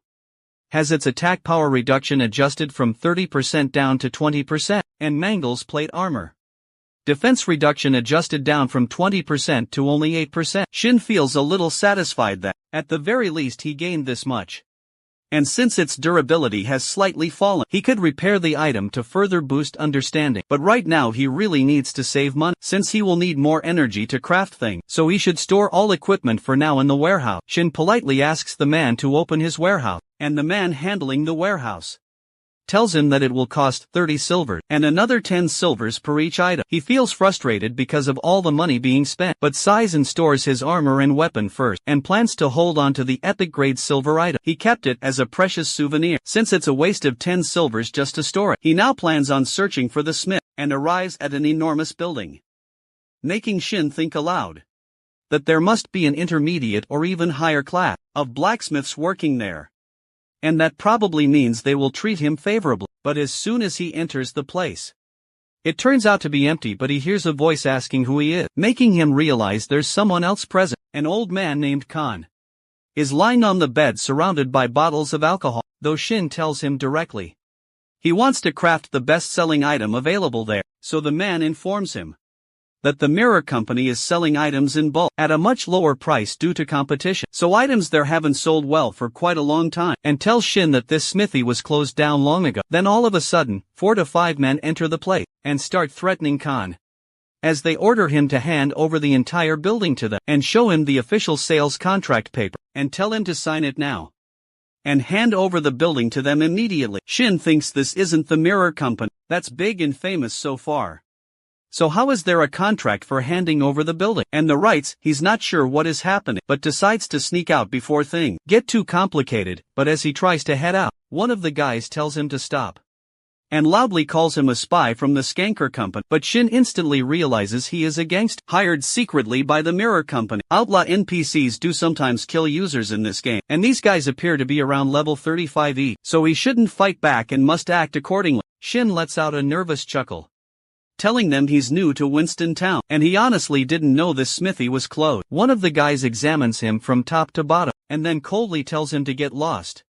As Shin slowly starts walking away, he suddenly overhears their conversation, with all the men saying things to the old man, telling him to give them half of the money SRT he now gets from the contract itself. And either way, his young son died from a disease, so he really should stop being stubborn, and openly mocks him, asking if this place is his son's grave or something. Listening to all of that, Shin gets very angry, though he still tries to calm himself, telling himself that it's not really his business, and he's not some kind of hero. But then a notification pops up, notifying him clearly that Blacksmith Rage has been created, and he now must complete the quest by defeating all of Marrow Company's minions, and by destroying the cursed smithy contract. If he succeeds, Khan's drinking problem will seriously improve, and Shin will become incredibly close to him. Shin will also unlock the unique skill Blacksmith's Rage, but if he fails, Khan will die within a few days, and all his open quests will disappear. There's also an acceptance reward, and to think that reward is a class skill, he obviously needs to do it.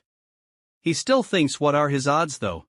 First, there's a powerful and reliable skill, Legendary Blacksmith's Long Patience. His health, defense, and dexterity will increase by an amazing 200% for 1 hour, and the passive skills too, that give him 5 whole seconds of invulnerability when his health hits absolute rock bottom. And he also has the full stats of a level 20, but the real problem is he left all of his equipment in the warehouse, so he now has no weapon. However, he suddenly realizes he still has one. It's Epic Grave, even though its base attack power is low. As long as it completely ignores the enemy's defense and activates, then he has a chance. All those men suddenly notice Shin and tell him they let him live earlier. While he's still standing here though, Shin stands his ground unfazed, telling them even if they're debt collectors, there is always a limit to everything. One of the guys just tells him to get lost again, and when he notices the arrow, he laughs mockingly, telling him flat out he won't be able to do anything with just a single arrow. Shin smirks, telling them this isn't all he's got, as he just unlocked another weapon, Blacksmith's Rage skill. He fights the guys with that arrow and wonders, since when are low-level warriors that insanely fast, and he thinks he needs an advantage. And as he notices those narrow stairs, he rushes over there instantly. One of the guys tries to attack him, questioning what he's gonna do with just an arrow, and in that very instant, the Blacksmith's Rage activates. His raw attack power and attack speed will dramatically increase for full 20 seconds. Shin attacks the guy and the man drops to the floor, knocking him out. All the others stand there stunned. Shin smirks, asking every one of them, does it really look like a simple arrow?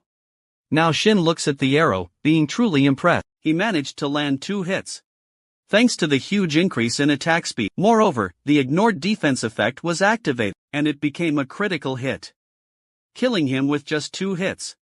A ton of notifications suddenly pop that he killed a known outlaw from Winston. His reputation in Winston increased by full 6. He earned now 4,300 experience points, and 5 now notifications of gaining a level. He is now currently at level 8.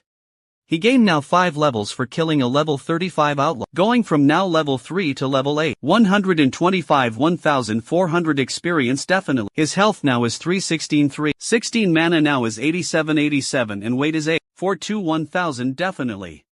He now has 110 in used stat point. His stats now are Strength 24, Stamina 22 now Agility 16, Intelligence 29 now Dexterity 55, Persistence 21 now Composure 14, Indomitable 16 definitely, Dignity 14 definitely, and Insight 15 definitely.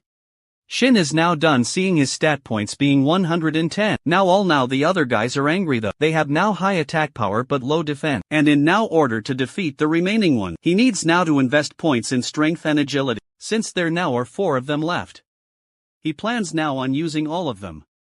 Notification pops definitely that he now has invested 50 stat points in strength and 60 now stat points in agility. The remaining now duration of the blacksmith range is now 10 seconds.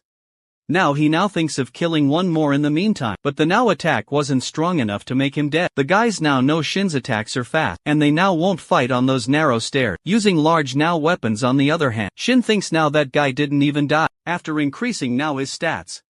And this now time the option didn't activate, nor did now he get a critical hit. The guy now tells Shin, if he now doesn't want to live up the stairs forever, he should now get down. Shin knows now he has no other choice now, and they now will have a head-on fight. Now he now looks at all the guys smirking, thinking if now they surround him, he won't now last 2-3 hits.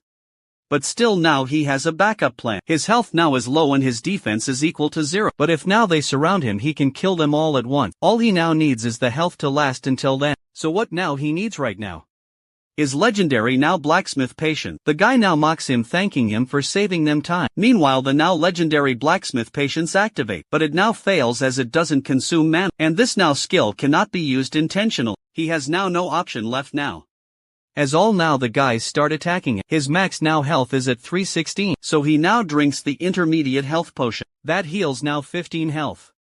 20 seconds now until he can use the next one, and if now he doesn't keep up, he dies. Now one of the guys attacks him on his leg, but before now he could defend himself, he slices now it in half. He has no choice now, so he now uses an intermediate strength potion, which increases now his strength by 50 for 5 minutes. Cost 10 now gold, or around 24,001. He also now uses an intermediate agility potion, which increases now his agility by 50 for 5 minutes. Cost around now 19.5. He regrets wasting the money for a now big meal on AB grade quest. They all now attack him together, and he now needs to at least heal his leg. So he now plays smart and tells him he will let them go, so they now should leave behind the contract. The guys now get furious, telling him now he is lying as he killed their companion. The potion's now cooldown time is almost over, and is now one of the guys, Johnson, mocks Shin now that the one who will die is Shin, not them. Now the potion cooldowns, and Shin now attacks the same guy and kills him. A notification now pops up that he killed the outlaw, Johnson. He now has gained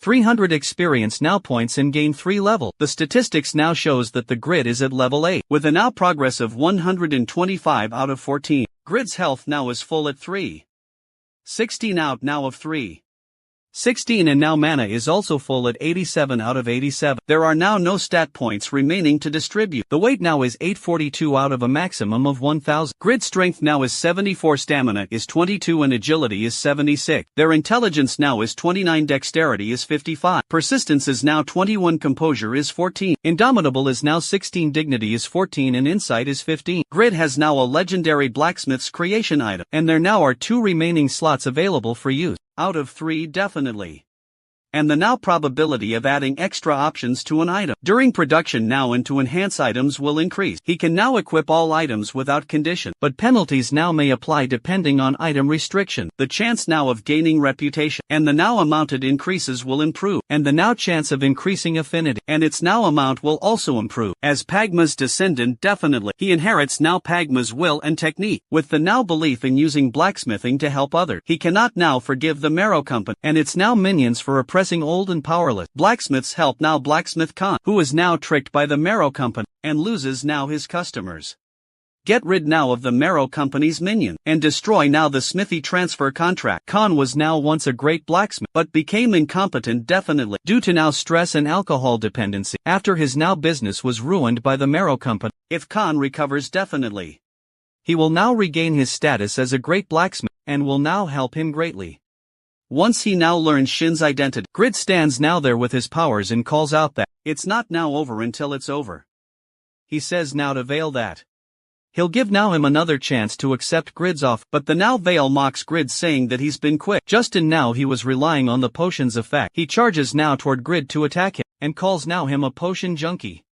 At which now Grid also runs towards him, and confidently asks definitely if he's now coming at Grid without defend, because unfortunately now for him, Grid is now level 11, and with that, Grid hits now his chest with the front of the arrow. When Praga now gets injured, his other fellows attack Grid, making him now fall onto the ground. whereas Khan now shouts to confirm if Grid's okay. Grid realizes now that he needs to get away, and by now some time to drink another potion. But one now of them grabs him by his waist, which makes now Grid even more nervous, until he now spots an armor, so he pierces the arrow, which he now holds in his hand onto the back of the Praga. Vale tries now to attack Grid, but he now quickly throws the arrow towards that guy, and runs now away towards the armor, while they now continue cursing him from behind, and make now fun of him for throwing away his weapon. On reaching up definitely, Grid asks now Khan if he wants to protect the smithy, to which now he affirms by saying that if Grid helps him, he'll protect now this place no matter what. On hearing now Khan's answer, Grid takes now off the cloth from the armor, while asking now Khan to let him borrow this, for the now sake of his smithy. Khan shouts that definitely this armor now can't be equipped by just anyone, and the now ones he can equip are downstairs, but Grid now puts it on anyway. Ignoring Khan's now words meanwhile, all of now those three have also climbed up to catch Grid, and taunt now him for wasting his time, talking to now a dead man. And then now they jump to attack towards Grid, as Grid now puts on his armor. He narrows now his eyes on them, and sarcastically now asks them if they now ever heard of being overgeared. Just then now when those three attack him, he turns now around and slashes their bodies in half with the now sword that was with the armor, by killing now all of them. Grid reaches now the max level of Khan's approval, and his now level keeps getting increased. On hearing now the sounds of slashing body, Khan runs now towards Grid, while inquiring now about that sound, and asking now him if he is alright.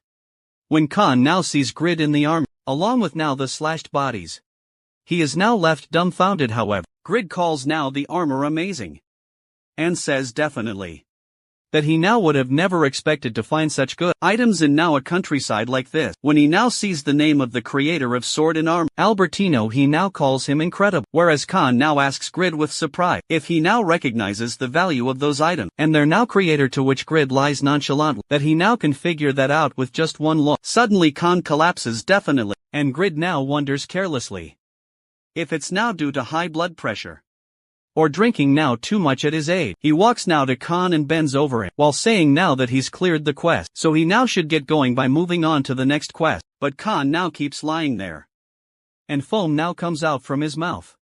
Grid gets now irritated and yells at Khan to stop foaming, and give now him the next quest already, but he now doesn't wake up. When Valmont now gets to know about it, he yells now at Beale about how now the mercenaries they sent to the smithy are missing now, and if they ran off with the money. Beale begs now his pardon, and tries now to explain that they were the best now mercenaries he found. However, Valmont now cuts him off and tells him to shut up, and pay now back for the loss, by compensating now for the advance payment, and the now commission fee as being a merchant. He can't now have any debt. Bill explains, scaredly, that now he doesn't have that kind of money, and begs now Valmont for another chance. Velma sees now in anger, and tells now Bill to go make some money, if he now doesn't have it, as selling now his family on the slave market would make now a pretty penny. He orders now his men to get Bill out of his sight, and then now turns to Rabbit, the administrator now of Marrow Company, to ask now him what actually happened. Rabbit was now also not sure of what happened. However, he now knew that the men did make it to the smithy, but went now missing afterwards. Valmont curses now under his breath, and says now that just one smithy is allowed per village, therefore they now must take this one out no matter what. He continues now to curse the mercenary, as he now can't believe how those now fools are incapable of such a simple task. Then proceeds now to ask Rabbit about Khan. Rabbit judges now him for being arrogant and cruel, as Belmont now didn't even think twice before firing Beale, a loyal now employee who served him for a decade. However, he replies definitely that Khan now was taken to a clinic by an unknown man 2 hours ago. Definitely Belmont thinks now about a stranger carrying Khan to a clinic now, which means that the person now would know what happened to the mercenary. He continues definitely saying that now they've imported cheap weapons to put Khan out of business definitely, and forced now him into borrowing money from Loan Shark, and finally now have him concerned, so they now can't miss this opportunity. Afterwards, Belmont now tells Rabbit that he's now in charge of handling this issue. Youngwoo now sits in his room,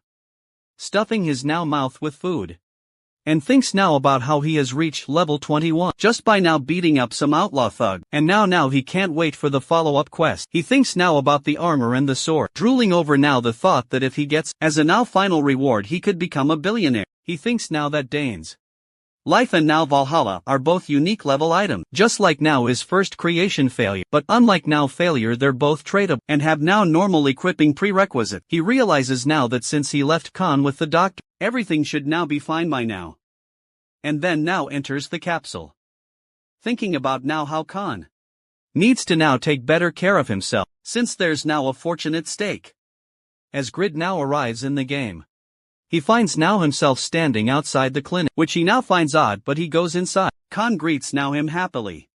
Whereas Grid now asks the doctor about how Khan's doing. The doctor now replies that he's good to go, and his now blood pressure is also back to normal, and should now remain fine as long as he stops drinking. Khan thankfully definitely shows his now gratitude towards Grid, and claims now to be indebted to him.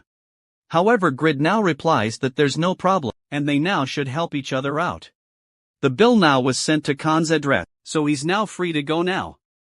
Upon hearing this definitely, Khan apologizes now that he's short on money, so he now won't be able to pay for his treatment. Grid was now about to say something, but the now doctor said to him that he now must not make God angry, as he now could take back his blessing, and suggested now Grid to pay the 1 gold himself. Grid however definitely pays for now Khan's treatment, and they go to the smith. On reaching there definitely, Khan thanks now Grid as he finally has hope again, when he now almost failed his forefather by giving now up on his family business. Grid reassures now him that it's fine, and he now should get some rest, as he's now still a patient, and had he lost this place, his health now might have gotten worse due to stress. He further now says that if he hadn't been there when Khan now passed out, Khan wouldn't now have made it to the clinic. Khan replies now that indeed he was now very fortunate to have met Grid, and he now wishes he had some way to repay Grid. Grid takes now the opportunity and points towards the gear, to have now it as a reward.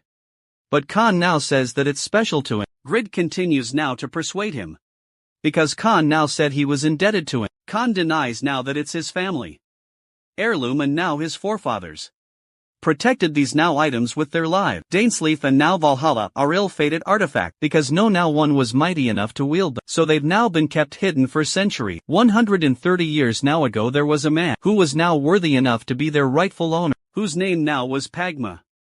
Legend says now that Pagma became one with Dane, Leaf and Valhalla definitely, and his now every move was like a fearsome and deadly dance definitely.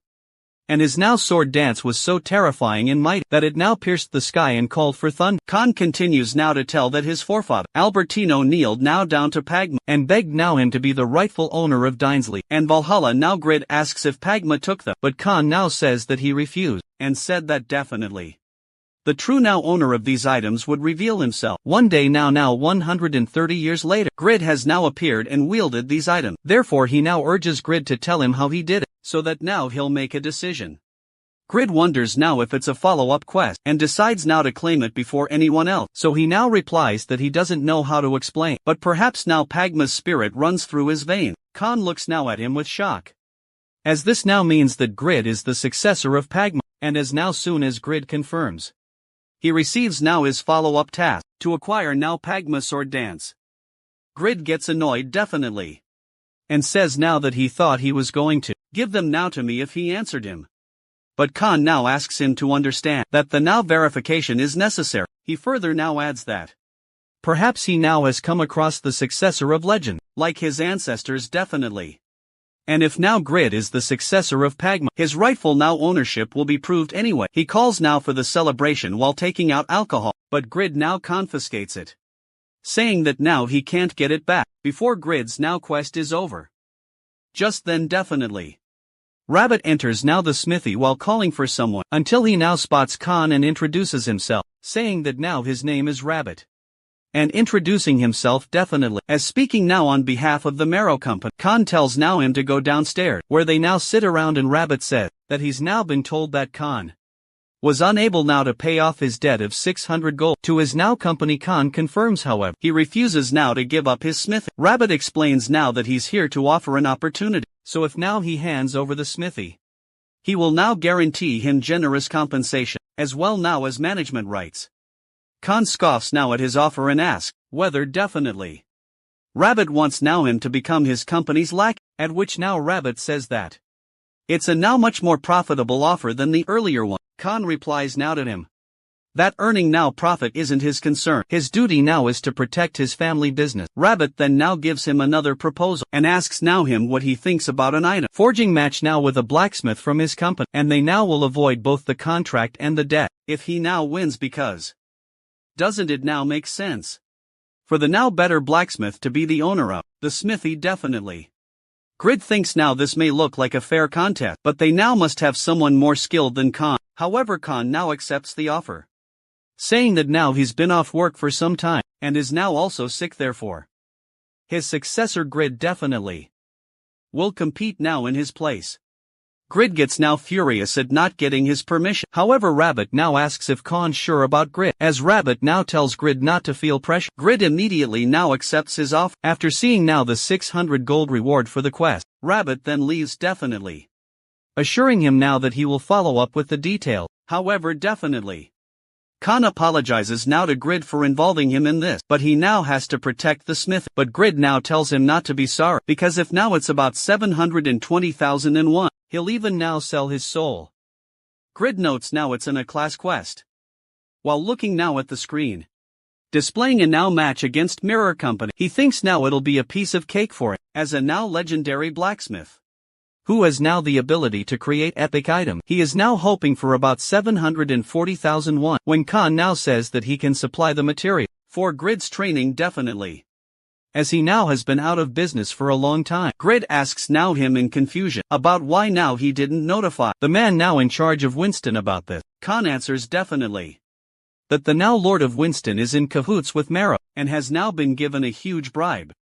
Grid says now in surprise that he now thought Winston was under Earl Stein, so how now about going directly to them? At which now Khan replies that he now has already sent letters of appeal, and was now also planning to make a visit himself. However, definitely the Lord now of Winston kept getting in his way every time. Grid reassures now Khan not to worry, promising to win definitely, since he now knows that Khan picked him as his champion. Out of now trust, Khan looks at him and says that of course he believes now in Grid, and if his son was alive, he would now have been a fine young man just like Grid. At which now point Grid cheers Khan up by telling now him that he can't be sad just yet, as he's now going to be so happy when he now sees Grid's victory.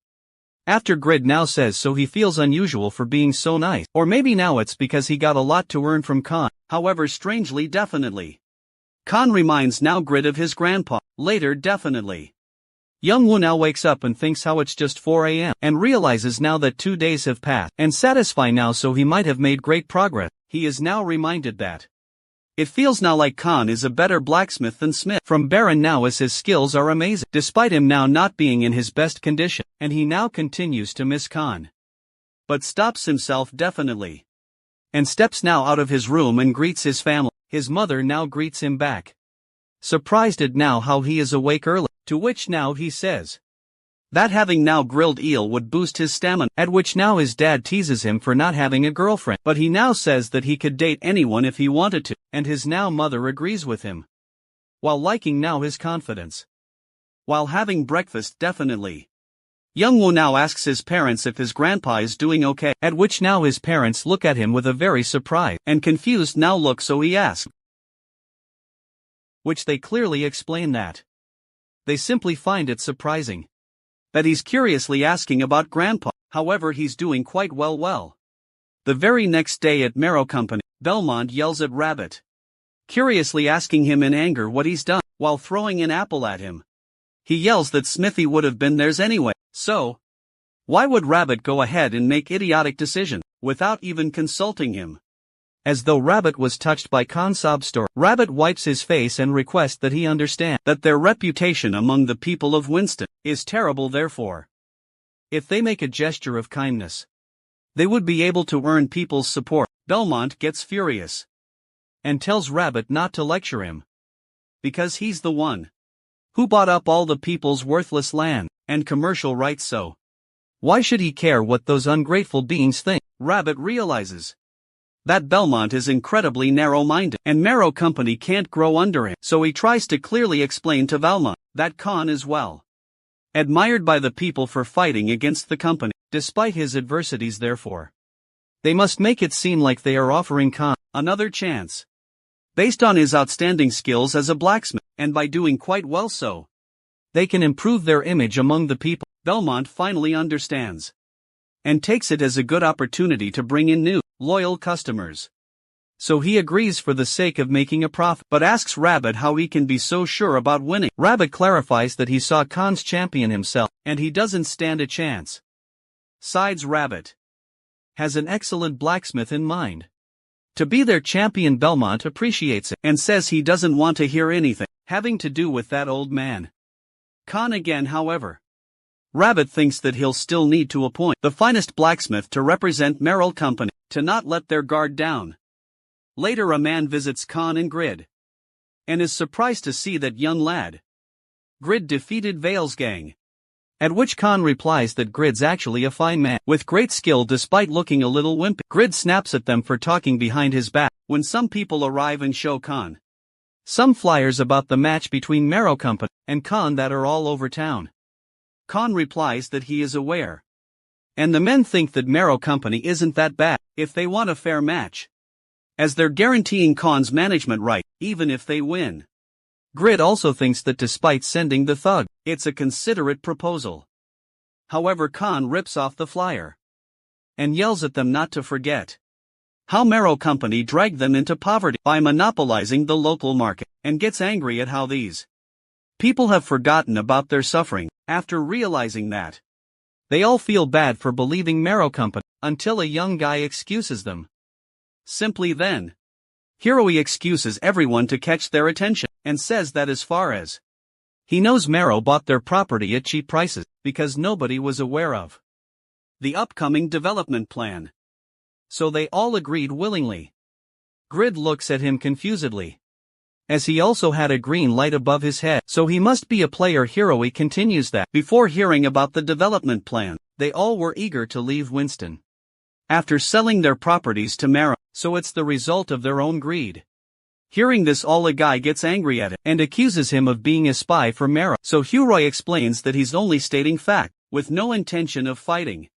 And Merrill needs the people of Winston too, for their growth, as Merrill needs loyal customers. Grid notices that the guy almost succeeded in leading others, which annoys him, and he wonders who the guy is. Khan speaks up about the guy being a nosy lad, and asks his name, so the guy apologizes for being carried away, and says his name is Hiroi. Khan says that Hiroi has a point, that cooperating with powerful organizations would benefit them in the long run.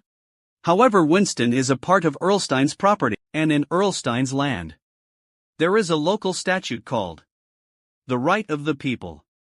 Hiroi repeats the emphasized words in confusion, so Khan quotes that residents have the right to access information concerning the area before anyone else, and says that this is passed by Earlstein himself. As a consequence of the pioneering age, previously established cities and villages were affected when new lands were found in the north. Thus it was Earlstein's goal to make way for changes and secure any information that might benefit the residents. Hiroi replies thoughtfully that the core problem lies in Merrill Company defying Earl's will. Moreover, the Lord of Winston is at fault for letting Merrill hog all the information. Khan affirms that this is what they're fighting for, at which Hiroi inquires about what he heard regarding their appeal to the Earlstein getting blocked by the Lord of Winston and Merrill Company. When they confirm, Roy promises to not let the wrongdoings go unpunished, and to discreetly deliver their appeal to the Earl himself. The men get happy on finally finding a solution. However, Grid couldn't believe that instead of accepting a quest, he offered it to the NPCs.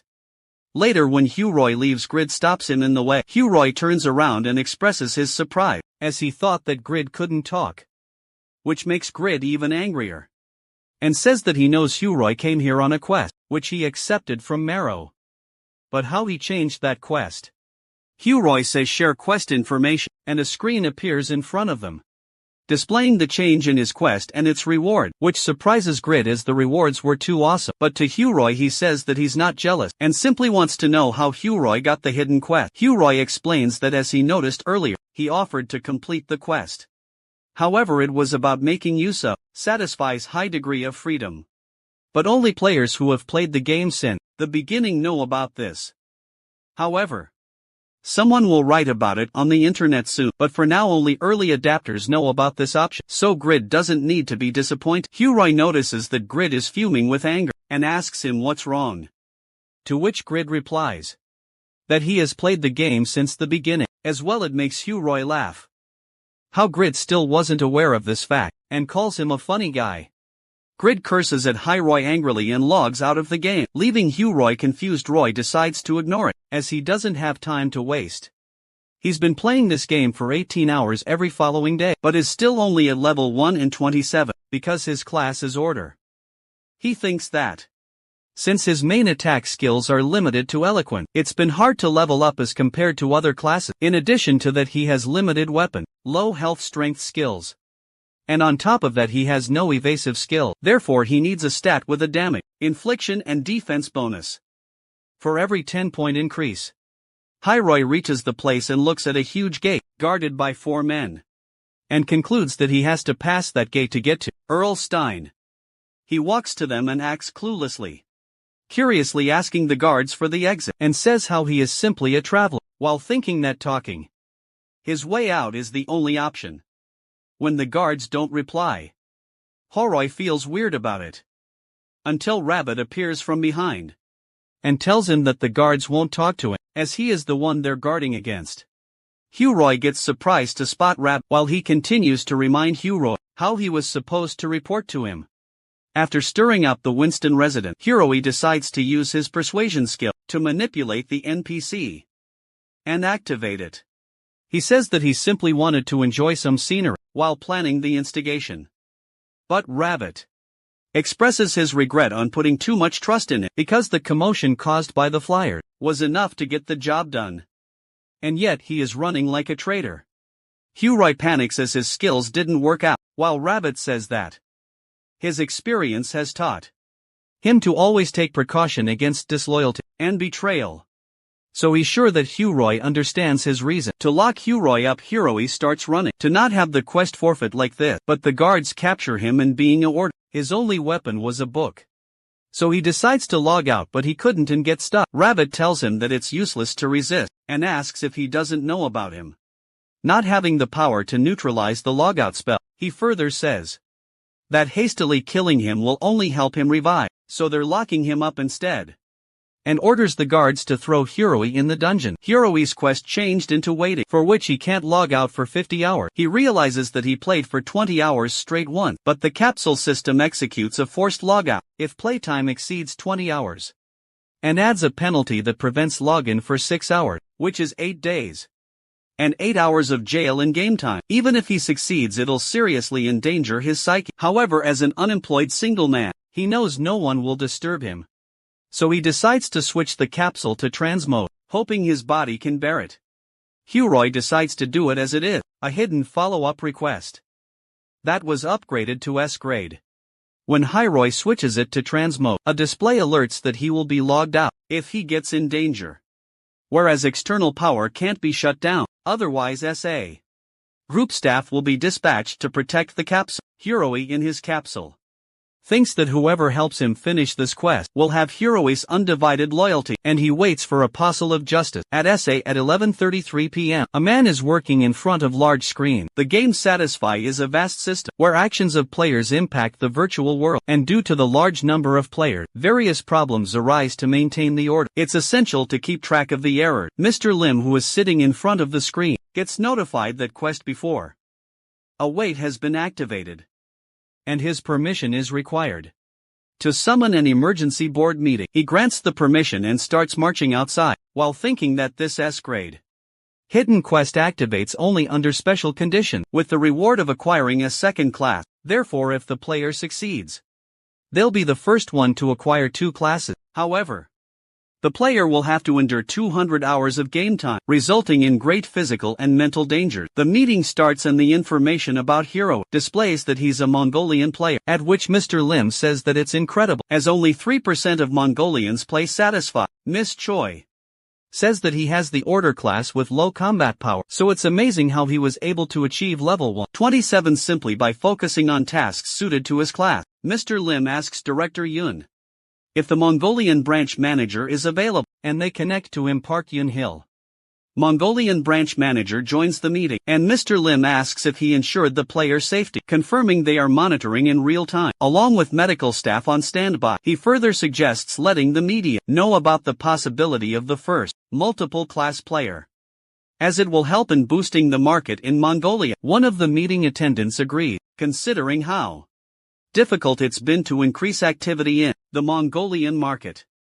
Another person adds that it's been because people are not fond of confining themselves in capsules.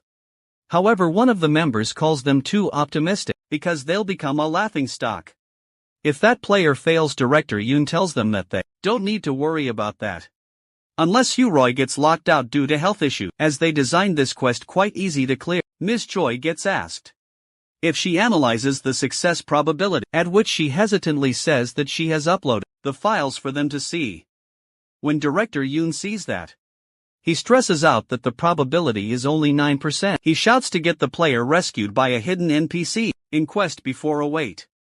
Director Yoon narrates that the player meets a mysterious apostle of justice in the dungeon, and he rescues the player.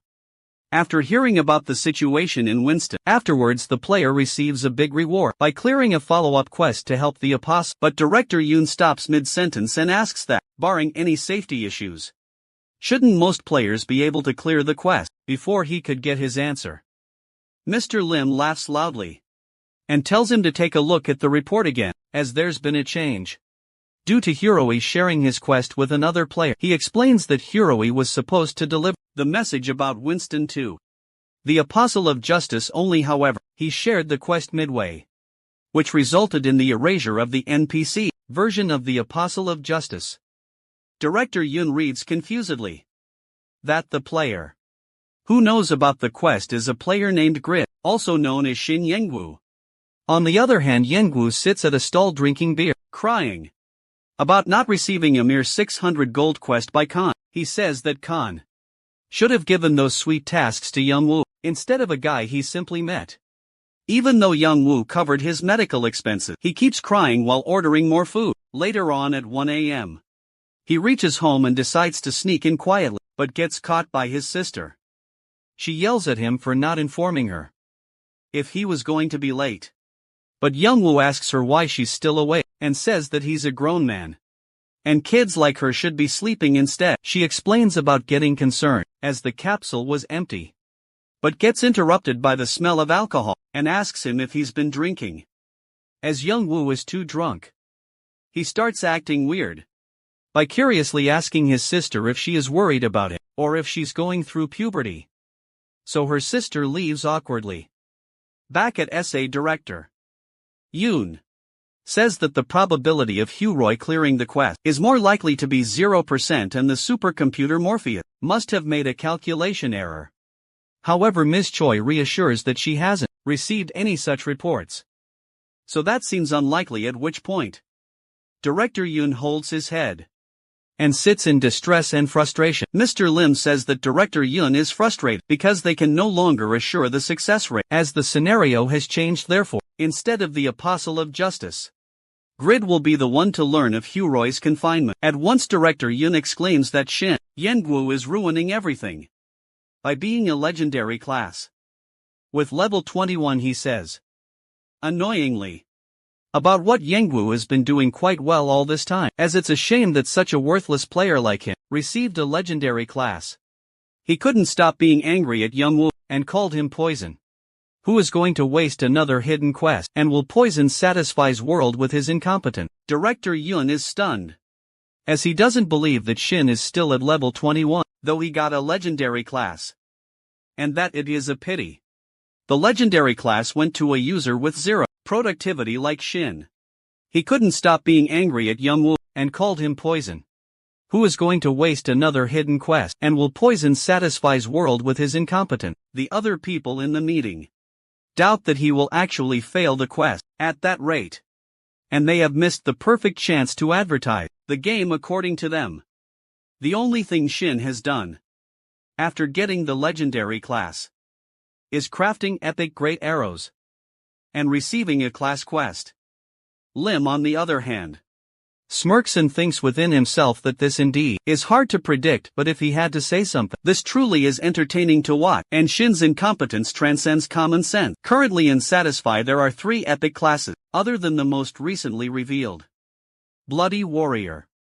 The details on the other 2 haven't been released yet. The very first epic class user is unidentified, while the second one was revealed to be held by the 7th place ranker because of that.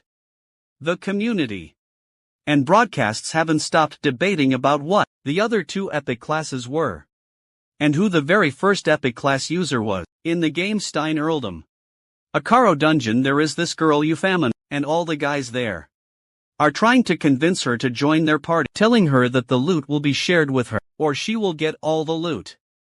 The other 2 girls there think, even though those guys didn't bat an eyelid when they joined the party, if Mina tells everyone she will join the strongest users party, so they all should demonstrate their power. All of a sudden monsters attack everyone, and the guys challenge each other. They will be the ones taking Euphemina with them. All the guys show their power, like producing scorching heat waves, 1-point break and thunderbolt. Euphemina stands there judging everyone, thinking everyone is pretty average. But her attention shifts when she sees someone doing quite well, a swirling frenzy, and she wonders who that powerful person is. And when she notices him she thinks he must have had quite a hard time leveling up, and it is perfect against Piero.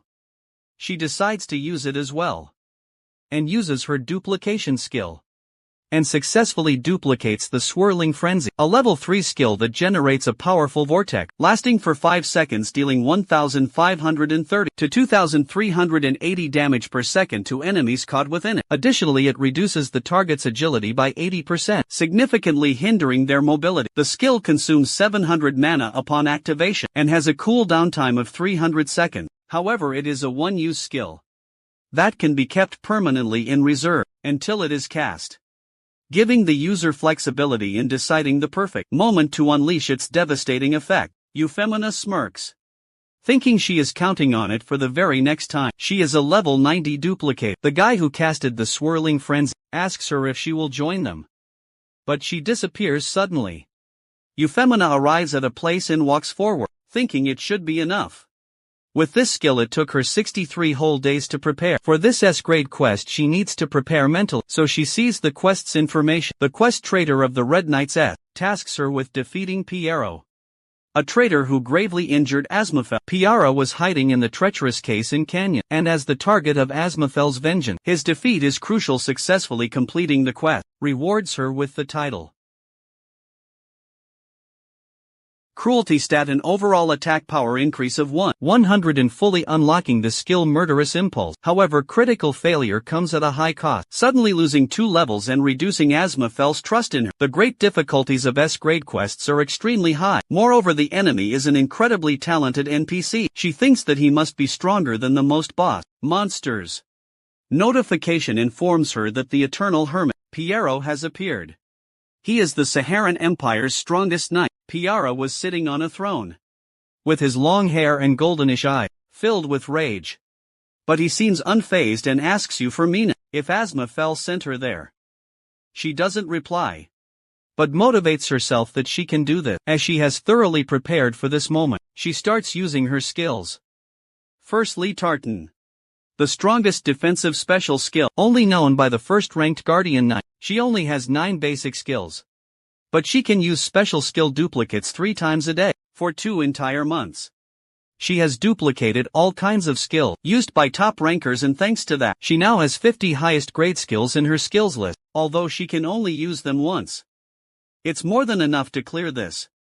She is the duplicator, the very first epic class user in Satisfy. She uses the skills Counter Barrier and Swirling Frenzy, but she knows he won't die from this, and she will have to beat him with everything she has got. She uses Scorching Heat Waves, Mace of Light Tyrant's Majesty, Spear of Darkness, and Prelude to Destruction all at once. She stands there wondering if he died, but realizes she didn't get any notification yet of the quest being cleared. It means the guy is still alive. Casting challenging grade skills consecutively. The mana consumption is unbelievable. Euphemina uses her Levitate special skill to keep her distant and recover mana using a potion. But before she could do anything, She sees Pierrot coming towards her, pointing his sword at her. She is scared to death and tired. Using the special skill fated to parry, a special skill that always kills when activated, but Pierrot looks at her with his sharp eye, claiming he will give her an inevitable death. Euphemina doesn't lose her hope, and gathers all her energy, and tells to herself that she has to survive, no matter what happens, and uses the nightmare projection special skill. Pierrot feels the blow on his body, and thinks that probably Asmafel came to fight with him because the attack is so strong, and the special skill made him trapped in the illusion. Nightmare projection, an ultimate special skill that traps the opponent in an illusion, and Euphemina has been keeping it to use in the event of an emergency. It's only for a short while, but he is going to be trapped in an illusion where he is fighting against Asmafel. She has to use this opportunity to replenish her mana and destroy him with more skills, though notifications inform her about the warning. Due to excessive use of skills, her physical abilities have fallen. She cannot use skills for a while, and all stats have fallen by 50%. Euphemina is in ultimate disbelief because she has almost cleared the quest, still before Pierrot recovers. She has to do something.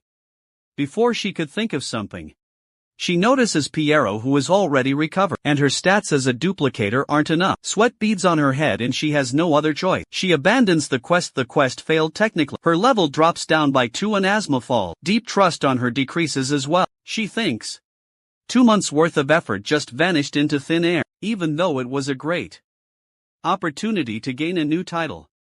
The title's effects would have been perfect for her, as well. She groans in frustration, thinking it was such a rare S-grade quest, but her thoughts are interrupted when a man calls her, by addressing her as Miss Arena, and tells her that he has a message for her, and if she wouldn't mind. So he would like her to take on a task. A quest has been generated. Though Euphemina is not motivated because of Pierrot, but he wants to give her some unimportant quest, and when she sees the clear rewards, it include 1,500 golds and the title competitor. With the competitor title, the fighting spirit stat will be opened, the luck stat will be opened, and the special skill rolling dice will be generated. Euphemina smiles, thinking since he called her Arena amongst the many aliases that she has used until that day, Arena is the one she used to craft an item. She gives the guy a warm smile, telling him that she knows he is from the Mirror Company and she will do it. Notification pops up. Item production game unknown. She has received a request from the Mayoral Company to face and defeat the advanced Blacksmith Khan's successor in a production game. Clear rewards include 1,500 golds and the title competitor. Competitor fighting spirit stat will be opened, luck stat will be opened, and the special skill rolling dice will be generated. Quest critical failure will result in her relationship with the Marrow Company degrading to the worst. She has accepted the quest. Item production game unknown. At Khan's building, Khan tries motivating Shin as he is upset, and tells Khan to leave him be, as he gave such a good quest to someone he has just met. Though Khan tells him that, since the company is monitoring the whole village, if Shin tries to leave Winston, he will be eliminated, but an outsider like Hiro will be able to avoid their suspicion successfully, and he can't put his benefactor in such a dangerous spot. He starts sniffling, telling Shin he wouldn't be able to live if something happens to Shin, as he thinks of him like his son. Shin tells her to stop crying again and get back to training. He asks Khan if they decided the date for the competition, to which Khan replies that it is already in 2 days, and asks him if he is ready. Shin smirks, telling him he is more than ready, and they should show them what a real blacksmith actually is. If Shin uses his skills, his proficiency increases. He can feel his movements getting more precise and efficient. Notification informs Shin that he has crafted a rare great item. All stats +2. Reputation across the continent +30, as he creates another item again. Notification pops up informing him all stat +4 in reputation across the continent, +180. The persistent stats and dexterity stats have increased. This feeling of improvement for Shin is very exciting. After training for a long time, Shin pants and he is completely burnt out. He wonders how much stats have been increased, and when he sees it shows Blacksmith Technique level 1, 12.7%, and Blacksmith's Breath level 1, 8.9%. Shin thinks he crafted so many items still. That is it. And it is different to that time with the Jaffa arrow. He knows he can't do anything about it, as they don't have any challenging grade material, because of the Marrow Company. They could sell a few epic grade items, but either way, regardless of his stat, he can definitely feel his proficiency increasing. Moreover, he has gained an additional 130 stat point by crafting items. He obviously has to allocate them to dexterity if he wants to win the game. But if he thinks about how he almost got killed by the gangster, he should also consider his other stat: 60 in stamina, 70 in dexterity. But when he saw his stats, his stamina increased from 52 to 112, dexterity from 99 to 169, due to slight increase in stamina.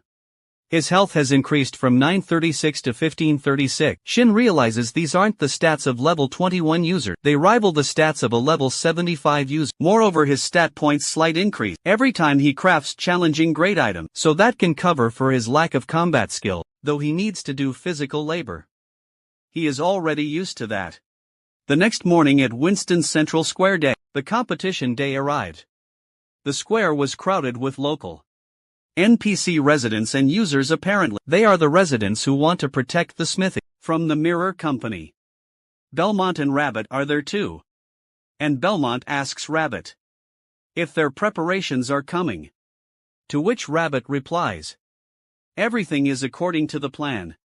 The announcer introduces the lead star of today's competition, the Marrow's Company's arena. Everyone starts cheering her loudly, as she looks so pretty. Though Shin stands there thinking she is pretty, but doesn't she rival the Blood Witch Yura, and thinks that the cheering is amazing. But they have the local residents on his side. Euphemina gives a warm smile to Shin, telling him since fate brought them here together, today she will be in his care. Shin's reply is cold as he calls her a kid, and tells her she is not his type. Euphemina smiles nervously, saying it is rude to a beauty like her, to which Shin says she is pretty, but a little brat like her shouldn't be going around calling herself a beauty. Euphemina is offended, thinking no man has ever treated her like that, and she will humiliate him in front of everyone. She sighs in frustration, telling him she is 20 years old, though Shin smirks, saying that doesn't mean anything to an old man like him. Although the competition starts, the statics of Euphemina are shown. That she is a user of level 188, and her class is Duplicator. And about the quest, it shows Piero, a former colleague of Asmafel, has committed a terrible betrayal. Asmafel was gravely wounded and vowed to take revenge on Piero. However, Asmafel has become seriously ill and was forced to give up on taking revenge himself, asking you to do it in his place. The quest clear conditions require Euphemina to defeat Piero, who is hiding in the Chasm Canyon. Upon clearing the quest, she will receive the title Agent of Revenge, which includes the creation of the cruelty stat, overall attack power plus 100, and the creation of the skill. Failing the quest will result in a loss of 2 levels, and Asmafel's deep trust in her will decrease. Separately, in the item production game, the world doesn't know her true identity, but the Mural Company has approached her. After hearing about her god Blacksmith skill, they want her to participate in an item production game held in Winston against the successor of the reputable Advanced Blacksmith Khan, who was once famous in the north. The successor is a variable whose skills cannot be measured. The quest clear conditions require her to win the item production game, rewarding you with 1,500 golds and the title Competitor, which opens the fighting spirit stat, the luck stat, and generates the special skill. Critical failure will result in her relationship with the Mirror Company degrading to the worst. Although the announcer announces today's theme is a dagger, they have 3 hours to produce it. The one who creates a better dagger wins the game. Euphemina thinks if she wins, she will gain a new title on the stat, but the only thing that bothers her right now is the quest's difficulty.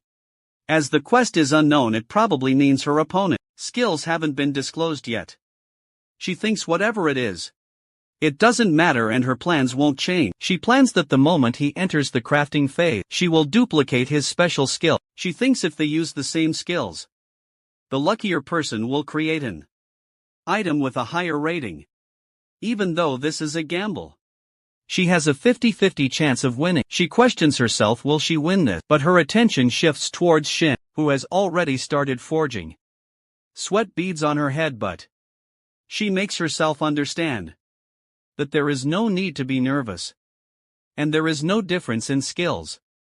If so, then the one with a better tool will have more chances of winning. The Blessed Blacksmith Hammer is an epic rated tool, with a durability of 299 out of 320, with an overall attack power ranging from 50 to 7. It's the probability of making a rare item by 15% and an epic item by 5%. However, its use is restricted to individuals who meet the requirements of being at least level 150, with a strength stat of 100 or higher. This hammer also has the intermediate blacksmith craftsmanship special skill, making it a valuable tool for skilled blacksmiths for excellence in their creations. But no matter how good of an item this is, if Euphemina doesn't have the right special skill, then it is useless. That is why she plans on borrowing Shin. She uses her special skill observation, but stops as Shin notices her staring at him. Notification informs her that she cannot analyze the target's special skill. The level of special skill and observation is too low. Euphemina is shocked, thinking it is not possible, as her special skill observation is at level 7, and she even managed to duplicate an advanced blacksmith special skill when it was at level 5. She realizes that maybe Shin aka Grid is a master blacksmith. The top-ranking blacksmith is only intermediate himself, and there is no way his special skill would fail. Sweat beads on her head when she matches the dot, that maybe he is in an epic class, but doesn't believe it as Angus, Katz and she are the only ones to have an epic class. She tries ignoring her thought, as if she doesn't change her plan. She is finished. She calls Rabbit and tells him that the user she is competing with has a mentor too, so he should make him participate in the game. Rabbit doesn't find it right to change the rule halfway through the game, but Euphemina tells him to deal with it his way and not excuse it. Rabbit whispers something in the announcer's ear, and he calls Mr. Khan on stage, telling him that it is Miss Arena's request, and she says that the mentor should participate with his disciple. Everyone is impressed that Arena is handling a 2 versus 1 situation. Shin looks at her thinking she is looking down on it, though Khan tells him to work together as she has requested, and she is thankful to her, since it gives him the opportunity to work with Shin, a blacksmith he respects, and gives Khan a chance to gloriously fight for his smithy. They start working together, and Khan tells Shin that he has been the one Khan is aiming for. He asks Shin to allow him to borrow some of his techniques.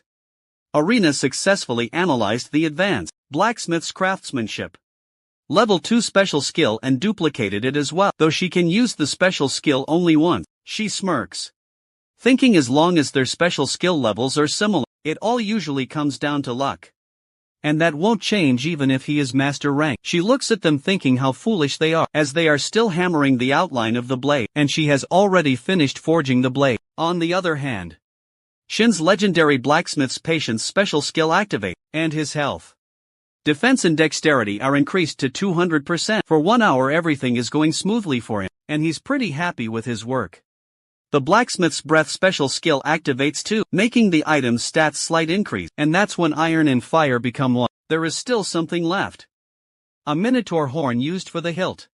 But all of a sudden everyone starts cheering, as Arena has already completed her dagger. Its appearance is marvelous, and an amazing masterpiece has been produced in less than 3 hours. Shin realizes that Arena is remarkably talented, and she wasn't just bragging though. The announcer displays the dagger's characteristic, the Dagger of Bewitchment, which is an epic rated tool with a durability of 60, enhancing overall attack power of 122, 127 and attack speed plus an 8%. The announcer announces that probably Arena is the actual winner. Shin tells himself to not be distributed and concentrate on his dagger. Only Khan praises Arena, however. He knows Shin's dagger is the best, and Shin chuckles, saying his dagger is almost completed, but he is worried that the audience might have a heart attack after seeing this. Before he could announce that he is done crafting his dagger, guards bargain putting a sword on Shin's neck, addressing him as Sinner. They tell everyone that they have received information that he is working with a terrorist, Hiroi, and he needs to be arrested immediately. Mr. Khan asks in a shocking way if Hiroi is actually caught. He sees Belmont sighing, smirking and saying, "What a pity." Khan realizes that Belmont is behind this, as he knew he couldn't win, and mobilizes the guards. Shin kept explaining convincingly why he would work with Hiroi, and they should let him go. But no one does anything. Rabbit, on the other hand, examines Shin's dagger, thinking he has seen all sorts of items while working in the company for 20 years, but this is an incredible item that Irina's dagger can't rival. And it's not Shin's but their loss. Actual, Valmont interrupts his thought, saying they almost had the tables turned on them by an amazing guy, as this is an astounding item. Rabbit looks at him and hesitantly says that even Valmont realizes it as well. And did he order guards himself? He says that they will lose the public support if they announce a winner in this situation. Valmont scoffs, telling Rabbit that the audience will be more convinced if Irina's dagger wins, and questions him if he really thinks Belmont will give up on that smithing. Belmont orders him to take that dagger with them. They can't have its properties revealed. Rabbit thinks with those skills, it wouldn't be far-fetched to call Shin the continent's greatest blacksmith, and recalls his name, Grid.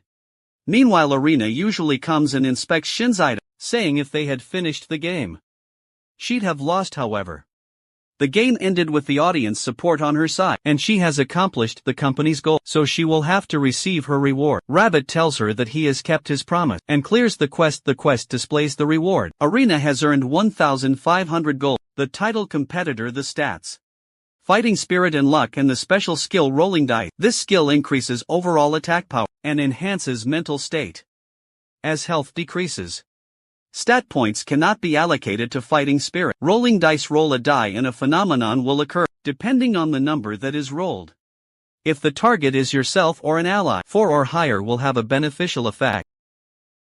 Noticeable effect: if the target is an enemy, 3 or lower will have a beneficial noticeable effect. 4 or higher will have a harmful noticeable effect. After feeling genuinely happy about her reward, Irina, aka Euphemina, says to Rabbit that Shin acted like he was wrong, as he was taken away though.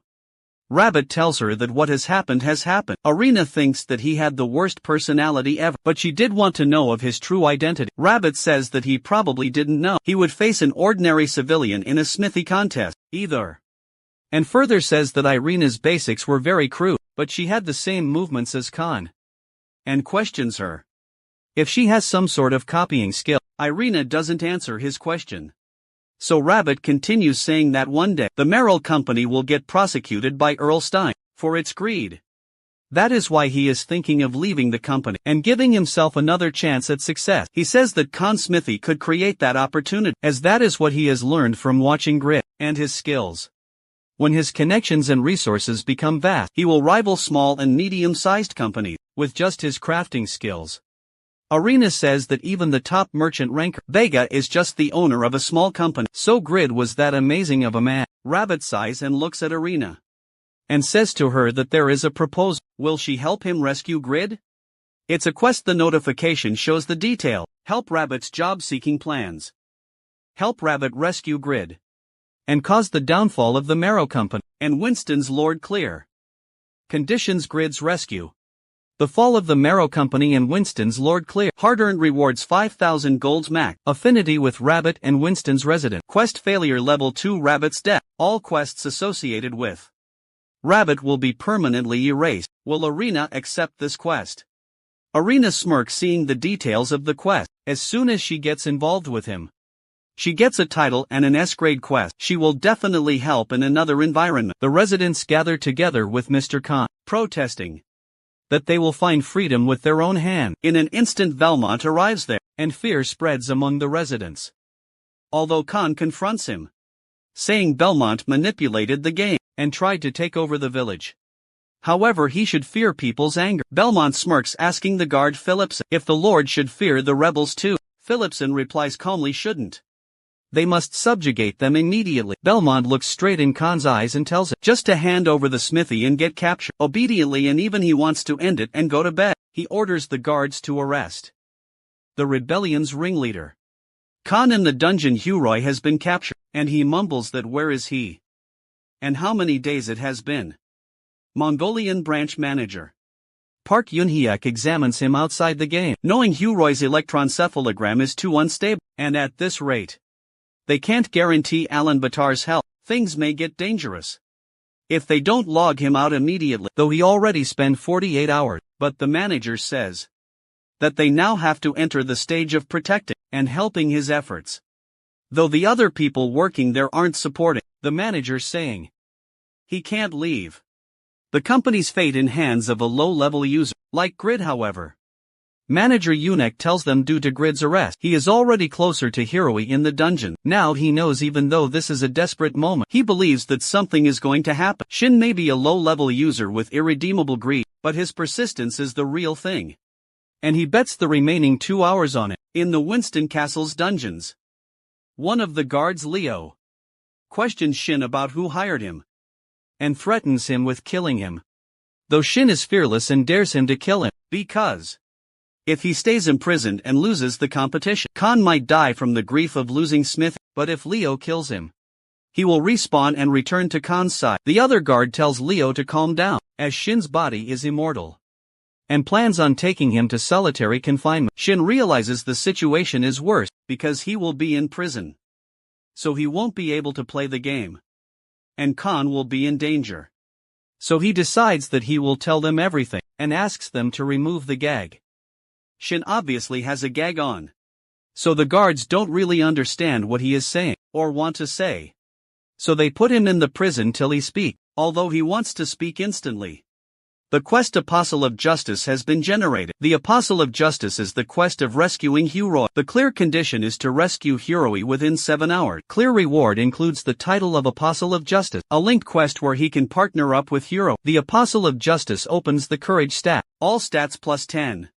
While generating the skill Unbreakable Justice, quest failure will be level 2. And the title Coward. Coward reduces the affinity with the NPC, reduces the probability of acquiring quests, and he will be despised by NPCs, with a positive inclination. Shin remembers he has seen this quest, and it is from the quest Hiroi revealed to him, but either way he got captured as well, and he can't rescue him in 7 hours, when he sees the penalty. He plans on not doing such a crappy quest, but when he begins to decline it, a notification pops up, telling him he cannot refuse the quest, and the quest gets accepted.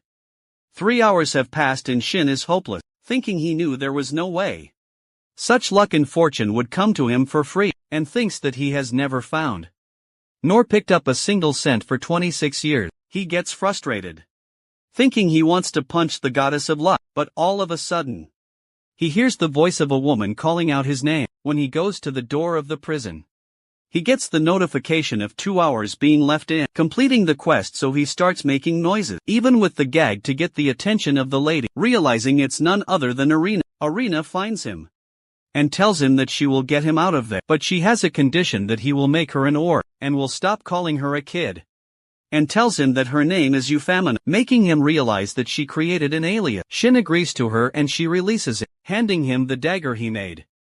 Shin looks at her with suspicion and asks her why she came to help. And how did a blacksmith get in here? Irina disclosed that she is not a blacksmith, and is a hidden class duplicator, and even confronts that she duplicated con skills during the competition. Shin doesn't believe it, as he heard only 3 people were there with those hidden classes, and realizes she is one of the 3. Shin asks her why she revealed her identity to him, even though she made an alias and all to hide. Irina hums and tells him it is because they will get to know each other soon enough, and asks him, don't you also have a hidden class, at least a unique grade? Shin gets in shock, as he understands that she already knows, and asks her if she likes him. In sarcasm though, Irina tells him to stop talking nonsense, and tells him that she doesn't know what class he has, but he has to fight properly now, otherwise they both will die. All the guards are gathered to attack them. There are more than 100. Harina tells him that she has dealt with 100 of them before, so he just needs to assist her to survive. Shin thinks that he only has 1 dagger on it. Even if he wants to help, he cannot. But when he sees the characteristics of the dagger, he gets shocked. The dagger is a unique weapon with a durability of 168, with an attack power of 242, 264. And an attack speed bonus of plus on 11%. This dagger offers a rare chance of instantly killing the designated target, with a plus 20 boost to agility. It also generates 2 skills: Wind Blast and Quick Movements. Notifications inform Shin that this is an item he crafted, so the understanding is 100% penalties will be applied, as he doesn't meet the requirements. and there will be a reduction of 20% in attack power, and half of the option effects instantly. The guards start attacking him. Though Shin uses his Wind Blast skill, with his dagger, making all the guards sprawl back on the ground. Arena is impressed by Shin's skill, though Shin tells her to stop spectating and do something too. Arena smiles, telling him that other than rescuing him, the rest is the extra work for her, and moreover her skills are a bit costly. Shin groans in frustration, telling her it isn't the situation to be stubborn. Notification informs Shin that 1 hour and 25 minutes are left to complete the quest. While other guards take their position to attack Shin, Shin convinces Arena to help him, as he can't face all of them on his own, and he even has to save someone else too. Irina tells him that she saved Khan, though Shin tells him he is talking about Huroi, and is relieved when he hears that Khan is safe. Irina asks him who Huroi is, and says she doesn't want to get involved with strangers. Shin gets more frustrated, telling her he is also tired of feeling genuinely happy involved, and she needs to help her right now, and addresses her as Kid in anger. Irina gets angry and uses her Spear of Destruction skill, making everyone scared, even Shin. Shin realizes that Arena is very powerful, even though she didn't even chant, and she can definitely rival Yura. Irina looks at Shin with anger, telling him she will let this kid thing slide right now, because they need to save someone. But she will really love it if he doesn't call her kid anymore. Shin chuckles nervously, telling her he has committed a sin and won't do it again, and addresses her as man. Now after Arena uses her skill, both Shin and Arena go down the stairs. They wonder how far they have to go, as they thought B3 was the lowest floor, but they actually have to go to B4. Shin gets the notification of the quest, ending in 1 hour and 10 minutes. Shin notices the time and his tension rises in his mind. He asks Arena if she is sure that Huroi isn't on floors B1 and B2, to which Arena replies that while searching for Shin, she didn't find such a user, and from a trustworthy person she got to know that there is another floor before, though she doesn't know which way it is. Before they could figure it out, they heard voices of guards telling each other that both Shin and Arena were headed towards the downward floor. Shin tells Arena to hurry up and just move forward, towards the left for now. There is a flower in that corridor that Arena tries to touch, though Shin tells her not to, because everything in this corridor is attached, and the traps are visible in plain sight. Irina chuckles and touches the flower, though because she found it pretty, she moves backward in a second, and gets saved by one of the traps. Irina doesn't listen to him, and keeps touching the things. Opening the traps, Shin gets frustrated and asks Arena what part of him she doesn't understand, that these are actual traps and not some toy. Arena tells him that they need to activate them in advance to proceed safely, and in the first place, this is an additional task. So she won't listen to him. Before he could respond, the guards arrived at the scene, and Shin, using his skills, made a hole in the ground, telling Arena that it was the easiest way to get downstairs. Meanwhile, she should deal with the guards. Shin tells her to wipe them with a flame spell or something and find Huroi, as he doesn't have armor so he can't fight them. Shin jumps inside the hole and goes to another floor, but he can see Arena from that floor. Arena tells him if she uses the fire spell in this close space, they will be toast as well. Although he tells her to just help him till the end. Irina uses her Frost Queen breath spell, but it makes Irina realize that no matter how many of them she kills, they keep coming back, and it would be nice to use a wide range of flame spells. But there are 11 spells left from Piero's quest. She won't lose to mere guards. But the problem is that among all those guards, she doesn't see the 5 Knights of Winston. One of the guards guides other guards to separate in a group, as he notices Shin escaping. But before they could make their move, Irina uses her Sword of Light spell. After using the spell, only 10 spells are left with her, and even she has a limit. So she thinks that Grid better hurry up. On the other hand, Huroi cries in pain and calls for help. As 50 hours have passed in real life, Shin hears Huroi's voice from somewhere, and he follows the voice, but runs into a Knight of Winston, Leo, the one who was interrogating him earlier. Leo smirks, saying he heard of Shin's prison break, and if he was working with Huroi, Leo knew he would come here to rescue Huroi. Shin knows a knight is at least level 180, and worries about his next move, though Leo provokes him and Shin's Blacksmith's Rage skill activate. Shin gets notified from the game that his attack power and attack speed have greatly increased for 20 seconds. And his agility and evasion rate have greatly increased for 1 minute as well. Leo attacks him so fast that Shin barely blocks his attack, but somehow tackles it. Although if he didn't have a dagger, he would have been finished. Leo's anger doubles as his attack wasn't successful, and he chants a spell saying, "I shall be angered no more with my fatal flame sword." Die in an instant. Flames erupt and Shin sprawls back on the floor. A notification pops up, telling him he has suffered 17,000 damages, and since his health has reached the lowest possible amount, a legend doesn't die easily activated. He will resist all attacks for 5 seconds. In the meantime, Shin drinks his potion, and when he stands up to look at Leo and why he is not attacking, he sees him being burnt. And that is when he remembers what Arena said about using flame spells in the small space. It will get them toasted too. That's exactly what happened to Leo. Shin smirks looking at Leo like that. Shin gets the notification that he defeated a Knight of Winston, and he even achieved a title, Night Slayer.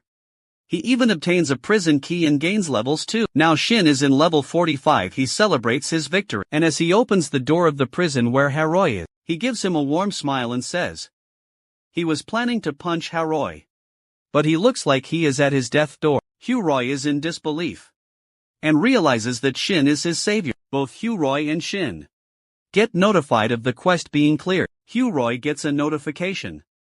He has acquired the second class Apostle of Justice's partner. The courage stat has been opened.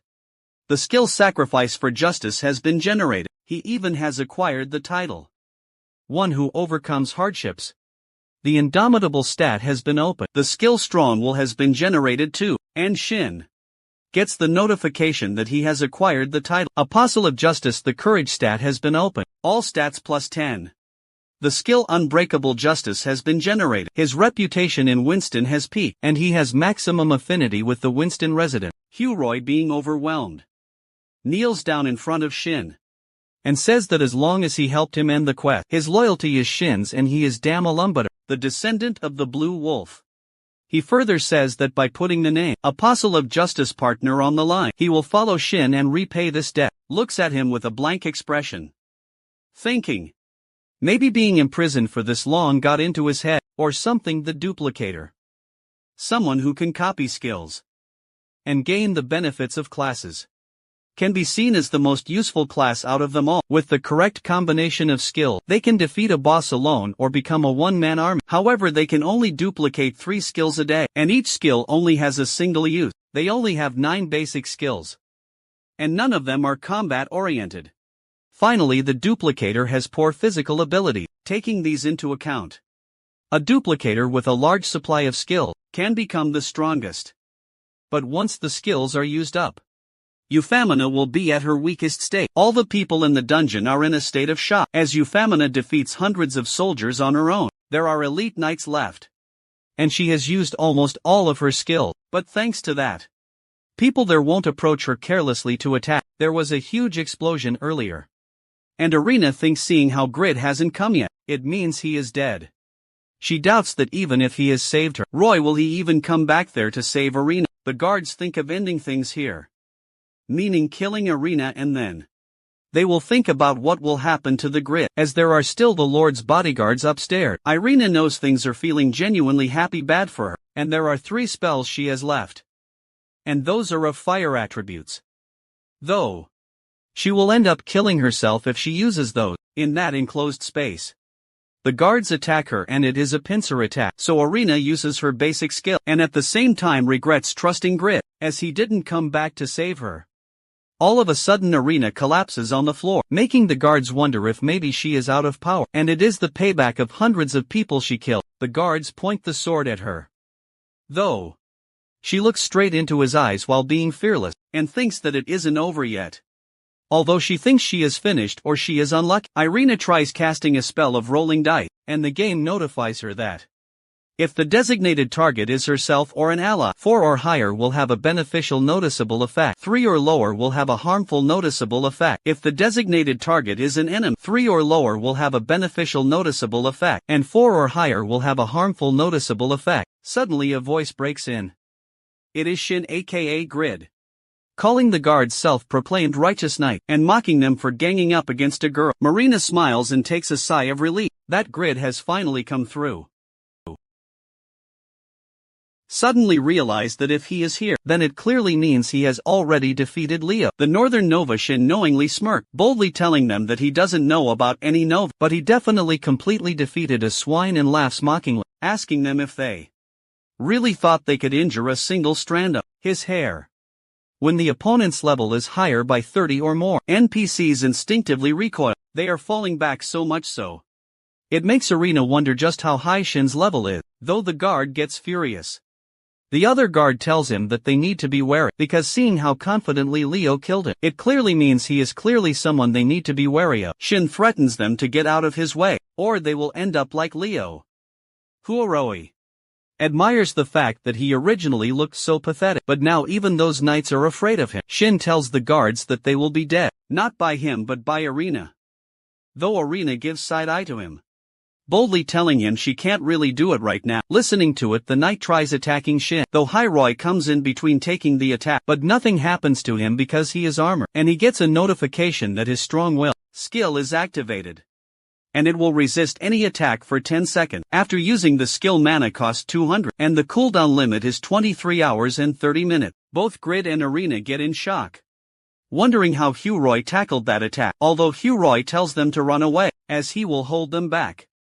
Since he decided to pay back this debt his whole life, the guards try stopping them. But Huaroi activates the order skill, Spiteful Tongue. He abuses them and makes the opponent's stats lower, and uses the skill's Unbreakable Justice, dealing with 300% of his physical attack power. But it doesn't do anything, as he was just bluffing. The guards tie him up.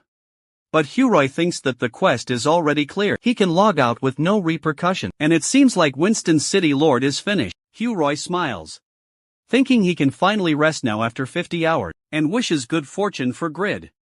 As Shin and Arena escape the dungeon, Shin exclaims in excitement that they finally escape, but Arena tells him to shut his voice. As they are still in the middle of enemy territory, they still need to escape from the castle. If the knights down there start cooperating with the Lord's bodyguard, things can get difficult. Although Shin lays down on the ground and moves here and there happily and makes Arena frustrated. She holds him by his collar and tells him to shut up, or else she will kill him.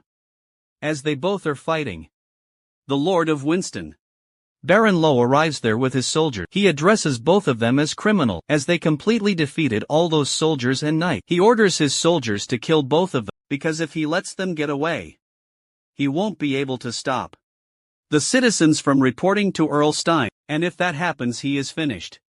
Shin tells Euphemina to get rid of them, though Euphemina gives him side-eye.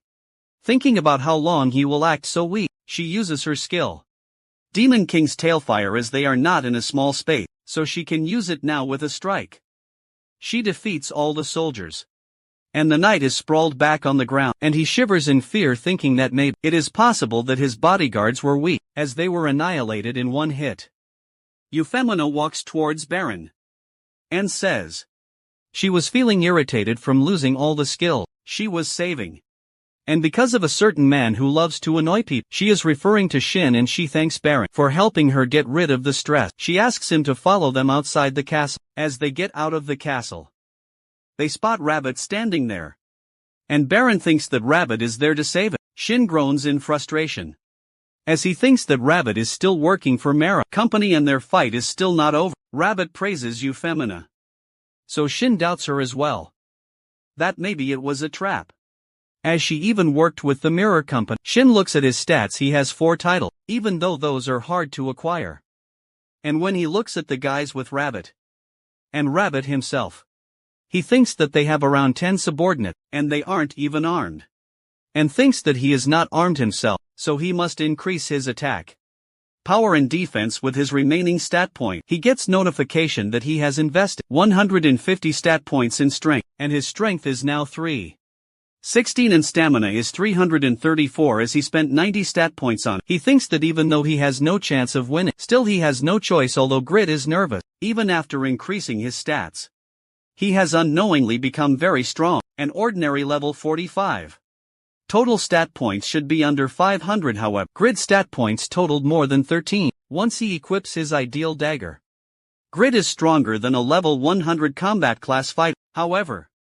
His experience of facing overwhelmingly stronger opponents had sprouted hesitation within him. All of a sudden Shin's thoughts are interrupted when he hears Baron screaming at Rabbit and asking if he has lost his mind, as he reveals that he is not working with the Mirror Company anymore, and tells Baron that he is about to punish him and Velmont for their deeds.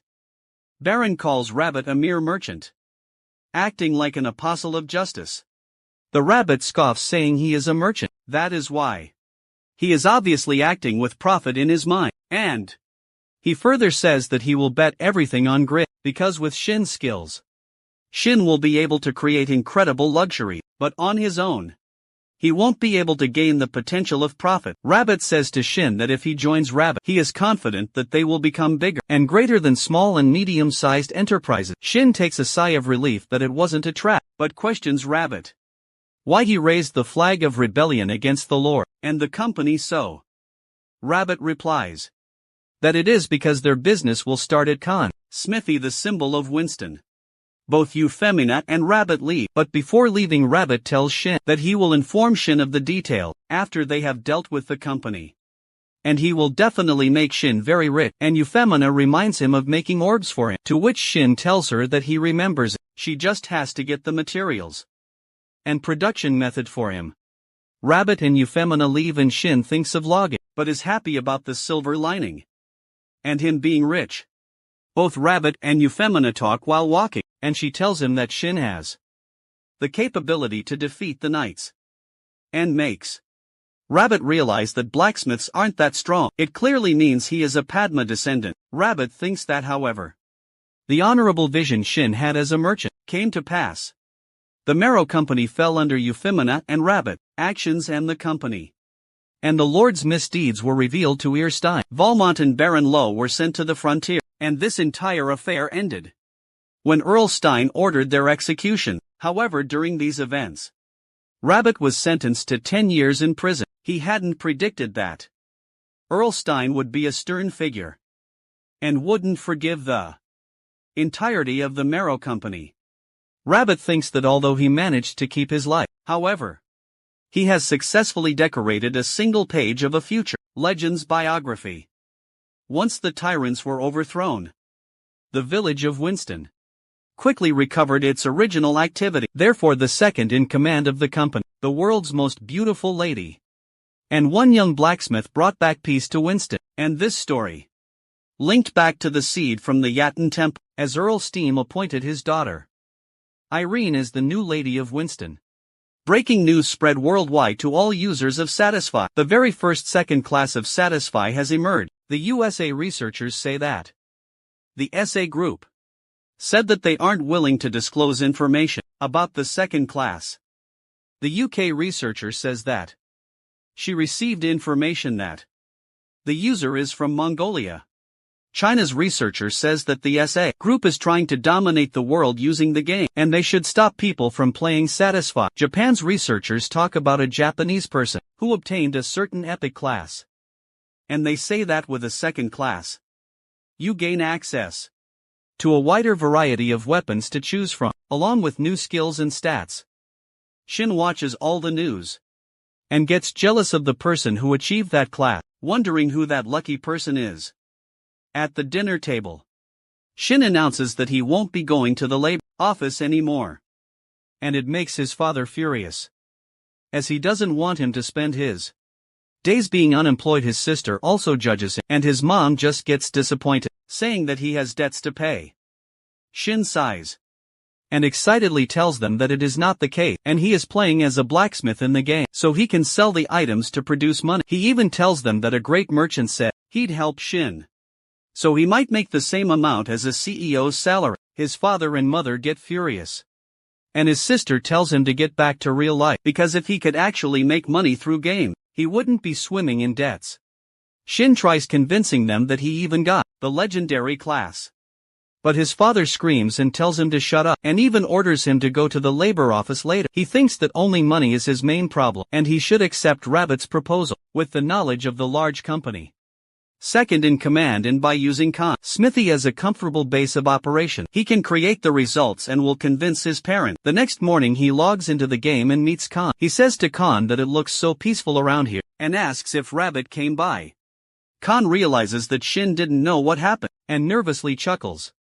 And he gives him a letter that is by Rabbit. The letter goes by Mr. Grid. I did not get pardoned due to my previous sins while in the company. Therefore, our business plans ended up going down the drain. However, with Khan's help, you can become the richest man if you use your skills correctly. I pray that I will get to hear of your legendary feat. From far away, Khan tells Shin that the Earl Stein said that a complete pardon wouldn't be possible. Shin screams, groans, and collapses on the ground thinking he is finished, but Khan consoles him and tells him that he has a proposal too. Khan tells him that he will hand Shin the smithy because he has earned the right to receive his smithy since he protected it from the mayoral company, and once he becomes old, it will be an honor for him to have Pakma's descendant receive the smithy. Shin thinks that he has never heard of anyone receiving a business from an NPC, so he chuckles nervously and tells Khan that he will believe him if he signs a contract with him. He gets the contract and notification of Shin obtaining the position of Smithy's successor. He gets overwhelmed and cries, thinking he will have to work harder now, and Khan tells him to get ready for becoming the Smithy's owner in the auction house. Jashuka searches for the Jaffa arrow, but is not able to find them and thinks, even though blacksmiths generally make a few thousand arrows each time, she thinks that maybe another guild already found him, because he disappeared after putting up a mere 99 for auction. She gets furious and in the guild chat tells everyone that if they don't find the user within 1 month they will undergo hell of a training, as they have to find them. If a small guild like them has to become stronger, Vantner logs into the game and tells Jashuka about what happened in the village of Winston. There was an item production competition between users in the village, and among the 2 users, one of them crafted an epic grade dagger. Within 3 hours she realizes it's him, the guy they have been searching for so long, and orders everyone to head to Winston as soon as possible, because that is where they will find that user, and even tells them that the last one to arrive will die. The second son of Jean, a prominent Japanese conglomerate, ID Cats, with a level of 216 and a unified ranking of 40, has completely defeated a poison pioneer, earning 543,500 experience points. After a few moments, he even killed the closed-off pioneer, acquiring 617,000 experience. He is the 3rd class epic warrior. This epic class's attack, power and duration were specialized in hunting. However, his unified ranking was rising at high speed, thanks to his high tenacity. And his special classes effects hadn't increased at all this past month, no matter how much he hunted cats. Gets frustrated that he can't reach level 1, no matter how hard he tries, and wonders if his skills are too poor. His elder and younger brothers are gaining ground on him in their fight to be the successor, so he can't himself be a loser in that game as well. He thinks that he needs to go to hunting ground with higher level enemies. He has enough money, so he will just need to preserve using advanced potions. But there isn't any high-grade equipment on item trading sites. 1 month later in the frontier, the capital city of Stein Earldom, Euphemina was also in deep thought. At the auction house, she can't seem to find production methods for ore, as it is so difficult to find production method for high-grade items. Even though she has been looking for a month, she did get 6,500 gold for clearing the quest, but can't find uses for it. Suddenly she tells them to reveal themselves, and she knows someone is hiding behind the pillar, thanks to her class trait. Her detection skills are quite high, but she is getting monitored, even though she didn't reveal her name on the ranking list as a secret rank. Faker set a car guild member assassin ranker. One wonders how a single blacksmith detected his presence. After receiving information about the item competition their entire guild is gathering right now, and because of the numerous eyewitnesses, they quickly managed to find the winner. the winner of the game, the rumored Blacksmith Arena. Faker was planning on watching Arena from a distance until Jishuka arrived, but she detected his presence. Despite his level 7 stealth skill, instantly, Arena uses her skill and tries attacking them, as they weren't coming out.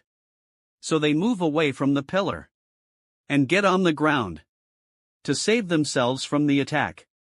They wonder how a blacksmith can use top-level magic. In doubt if they have found the correct one they are looking for and think it's a trap laid by a guild that is also going after the special Jaffa Arrows creator.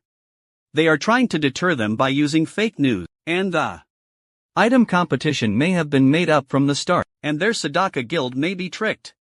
They ask her what guild she is a part of, though Arena gets frustrated and uses her lightning spell, making them shocked, as she uses such power without chanting. But suddenly with a blow Fake attacks him, and Arena realizes that it is the first time she got hit by someone after becoming a duplicator. But Arena eliminated Fake's clone with one hit. She uses the Ancient Queen's Knight spell. Fake gets shocked that she summoned a familiar, even though she isn't a summoner. A knight is the worst matchup to an assassin, who mainly fights using steel. No matter how much Faker tries, they can't tackle Arena, because she is at her strongest state. Faker thinks that Arena has an overwhelming advantage, even against 4 high rankers. She is like the absolute power that they have dreamt of. Jishuka arrives there thinking everything's gone, and who were they even fighting? Jishuka's guild member informs her that Aaron single-handedly completely defeated 4 guild members, including Faker apparently. She used all kinds of skills from different classes. Jishuka realizes Arena might be a user of a hidden class. Jishuka gets angry, fists her hand, and tells everyone to find her, as she dared to lay a hand on her guild, and plans on annihilating her and her backer. Khan suggests Grid take a little rest first, and asks if he really doesn't get tired easily, to which he replies that he has been hammering for a whole month now, and he is used to it. He also says that he has learnt a few things, and the first thing is that no one gets a lot of experience by making the same item repeatedly, and the second thing he mentions is that there are 2 requirements for making a high-class item. The first is to use good material, and secondly, if not using good material, then put a lot of time into the making of it. He further adds that working with heavy or requires dexterity, but strength and stamina are as important as other factors. He appreciates himself and realizes that his stamina and stats are pretty good, and have increased more than 30 points since he started making items. He further realizes that it was also hard leveling up his item production skill, but he still manages it. But he worries about one problem, which is that although he has spent over 6 hours on every item that he ever created, and by that time he has already made 73 items, he has only been able to make only 3 epic items. He thinks that at least he has a list of the created items. He is thankful that the lessons he took to become the Khan's successor helped him get dozens of blueprints. He gets emotional and realizes that, thinking of all the circumstances he had to go through to get those blueprints, makes him cry just then. It hits his mind that he hasn't heard from the brat, even though he asked him to make the orb.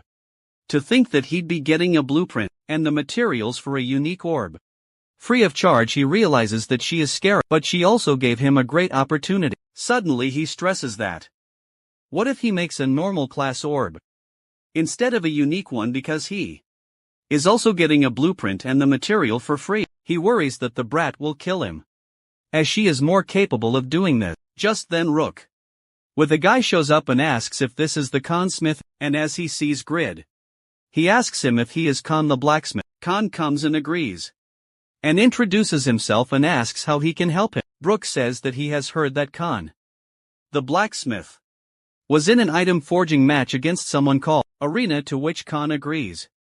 Furthermore, the guy starts asking if she was a proper blacksmith, or if he saw her forge the items herself. Khan replies hesitantly that he doesn't understand what they're getting at, but she was a great blacksmith, and questions those people are and who actually gave them permission to barge in and start relentlessly questioning. Rooks gets furious and asks if that really means the only party involved in that match, aside from him, was Marrow Company.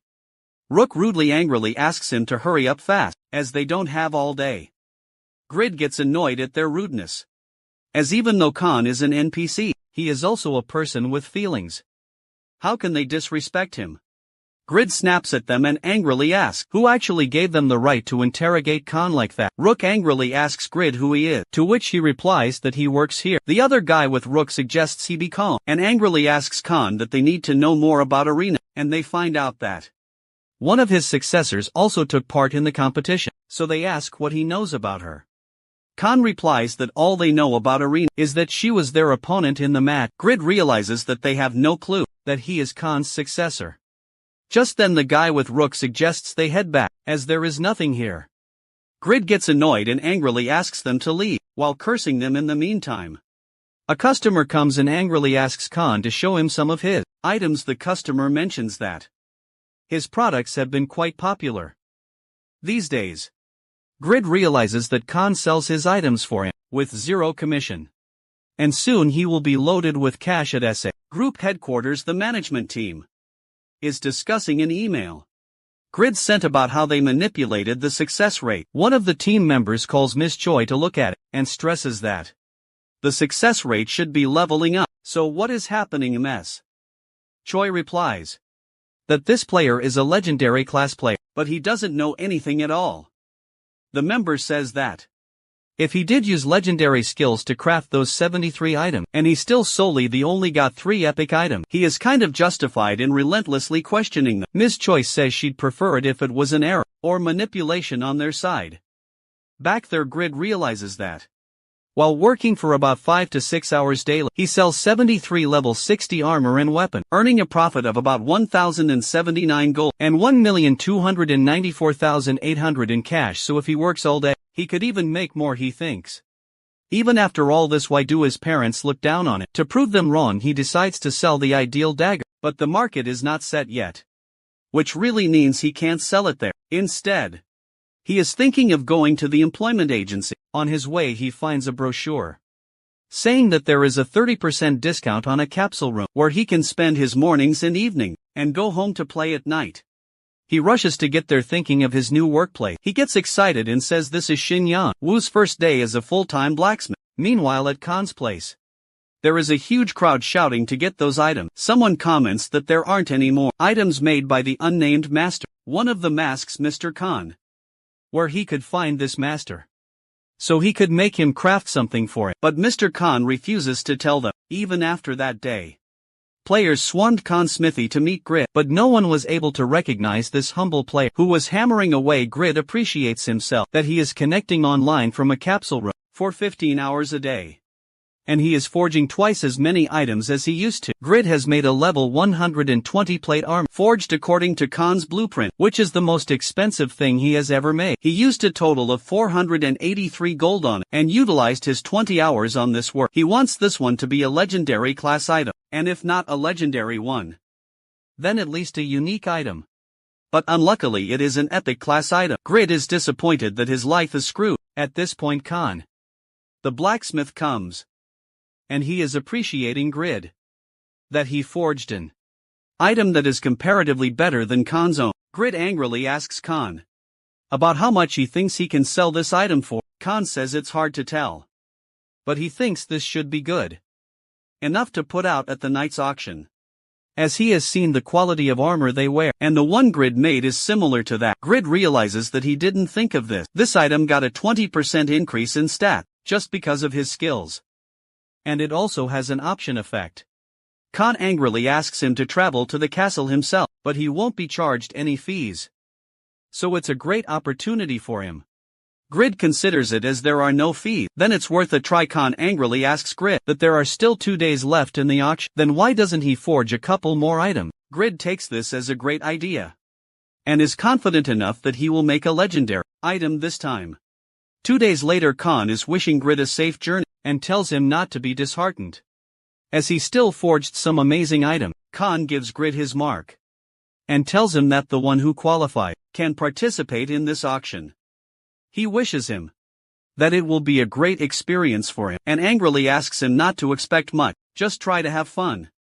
The auction at Winston Castle is held to identify new, outstanding blacksmiths in the area. Grid gets surprised, as he has never seen this many blacksmiths before. He thinks that he won't be at a shortage of employees once he becomes the owner of Khan's smithy. An announcement is made that the auction will begin soon. and to submit the listing by setting a minimum price. Grid decides to submit the plate, armor and gauntlet first. But he stresses, as he doesn't know how to set an appropriate price. Just then a blacksmith comes and angrily asks Grid if he wants some help. As he participates in the auction for the first time, Grid finds him familiar. He tells him that he is finding it difficult to set a price. Shows him the shared quest. Grid angrily asks him why he's not submitting his own work, to which he replies that he's afraid that his items won't stand a chance of selling at an auction like this. Stang angrily asks Grid to show him his items too, but he refuses and angrily asks just to tell him an appropriate price for a level 120 item. He says 300 gold for a normal class item, and in the case of epic items, then 600 gold for a gauntlet and 18 gold for armor. Grid is surprised to realize that 1,800 gold translates to 2,880,001 in cash. Even after excluding all material costs, the net profit comes out to 2,000,001, which is equivalent to a week's worth of time. In a capsule room, he gets excited. Realizing that soon he will be debt-free, he goes for registration. Now comes the time when the auction ends. The person announcing says, "This auction was quite disappointing. Solely the only 3 items were up to their standard. Luckily the last item was exceptional in quality, which was the sword brought by Sting, Razban's apprentice." Everyone starts putting the prices. Meanwhile, they announce there are a few more items left. Sting wakes up Grid and tells them that they are now announcing the bidding results. The lady says that 110 items were listed today, from which solely the only 6 items won this year. Clarissa's necklace is sold for 453 gold. Gret's inner armor is sold for 189 gold. Piglet's potion is sold for 15 gold each, and Sting's long sword is sold for 19 gold. The lady makes the last announcement for Mr. Grid, that the administrator wants to have a word with him. Sting wishes him good luck. And then Grid goes to the administrator's office. The administrator appreciates him for being very experienced, despite his young age. He says Khan must be an excellent mentor for him, where Grid becomes annoyed and says that these skills are his own, not Khan's. The administrator says that he will buy his items for 5,500 gold, and also angrily asks Grid if he can make equipment for all his soldiers. Grid gets startled that 5,500 really means 600,000 in cash, which is worth 73 days of work at the employment agency. Grid says they can't afford to make all the equipment for your soldiers as the smithy is quite busy. Grid learns one thing that day, that even if it takes more time, higher level gear is worth a lot more. He thinks that he should not waste time making mediocre stuff. He should refuse his offer. Instead, the administrator angrily asks him to make the gear for his knights only, but he expects the quality of the equipment to be on par with that of the items you listed today. He also says that this must be difficult, so he can offer you a 10% bonus on each item, but Grid must promise the quality of work. Grid refuses his offer, as he realizes this will lead him to a penalty, but after some more discussion, he ends up taking his offer. He is thinking that 2 of the 3 items he forged were epic. He spent 20 hours on each item, so 1 week will be enough for him to make 3 items. Stan gets happy after getting to know about Grid's deal. Grid gets excited that from today onward, he will be rich. This auction became a success for him. For the last few months, Earl Stein had been eager to conquer the Yatan Church and subdue its cultists. The actual trouble starts when Irene, the Earl's daughter, is kidnapped by the Eaton cultists as a sacrifice for their religious ceremony. During Irene's rescue, Earl Stein loses his most loyal knight Doran. The situation in the north worsens when Blood Witch Yura appears. Yura says this class quest is everything to her. She will definitely complete it.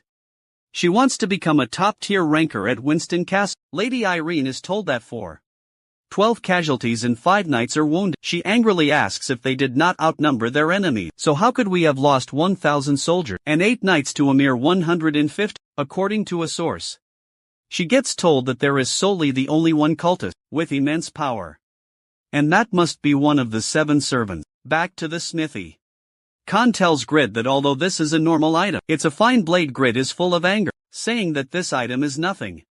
Khan angrily asks him to calm down, but he is tense because he has to make 3 epic swords, and he is left with solely the only 6 chances, as he had money for 7 swords, one of which is a failure.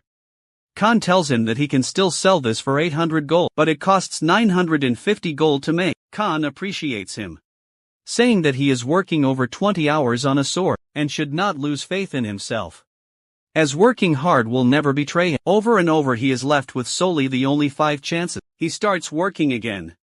One of the swords is ranked rare. The next one is normal and so on. After 1 week Grid has 2 epic, 1 rare and 3 normal items. Today is Grid's last day, meaning this will be his last sword. Khan motivates him saying he is Pogma's successor. He must stay strong. Grid thinks that since this is his last chance, and forging an epic one in one go is impossible, this might be a failure too. He keeps working on it and finally at the end, it becomes a legendary item. Plus 25 permanent boost on all stats. Post 1000 fame across the continent. He earns the title of solely the only legendary item maker. Grid and Khan both get shocked. And just then Khan's mouth starts foaming, and Grid shouts that Khan shouldn't die on it. In the castle, Lady Irene receives news that their second army has also been defeated. She angrily asks her Phoenix if that was it, from one of the 7 servants again.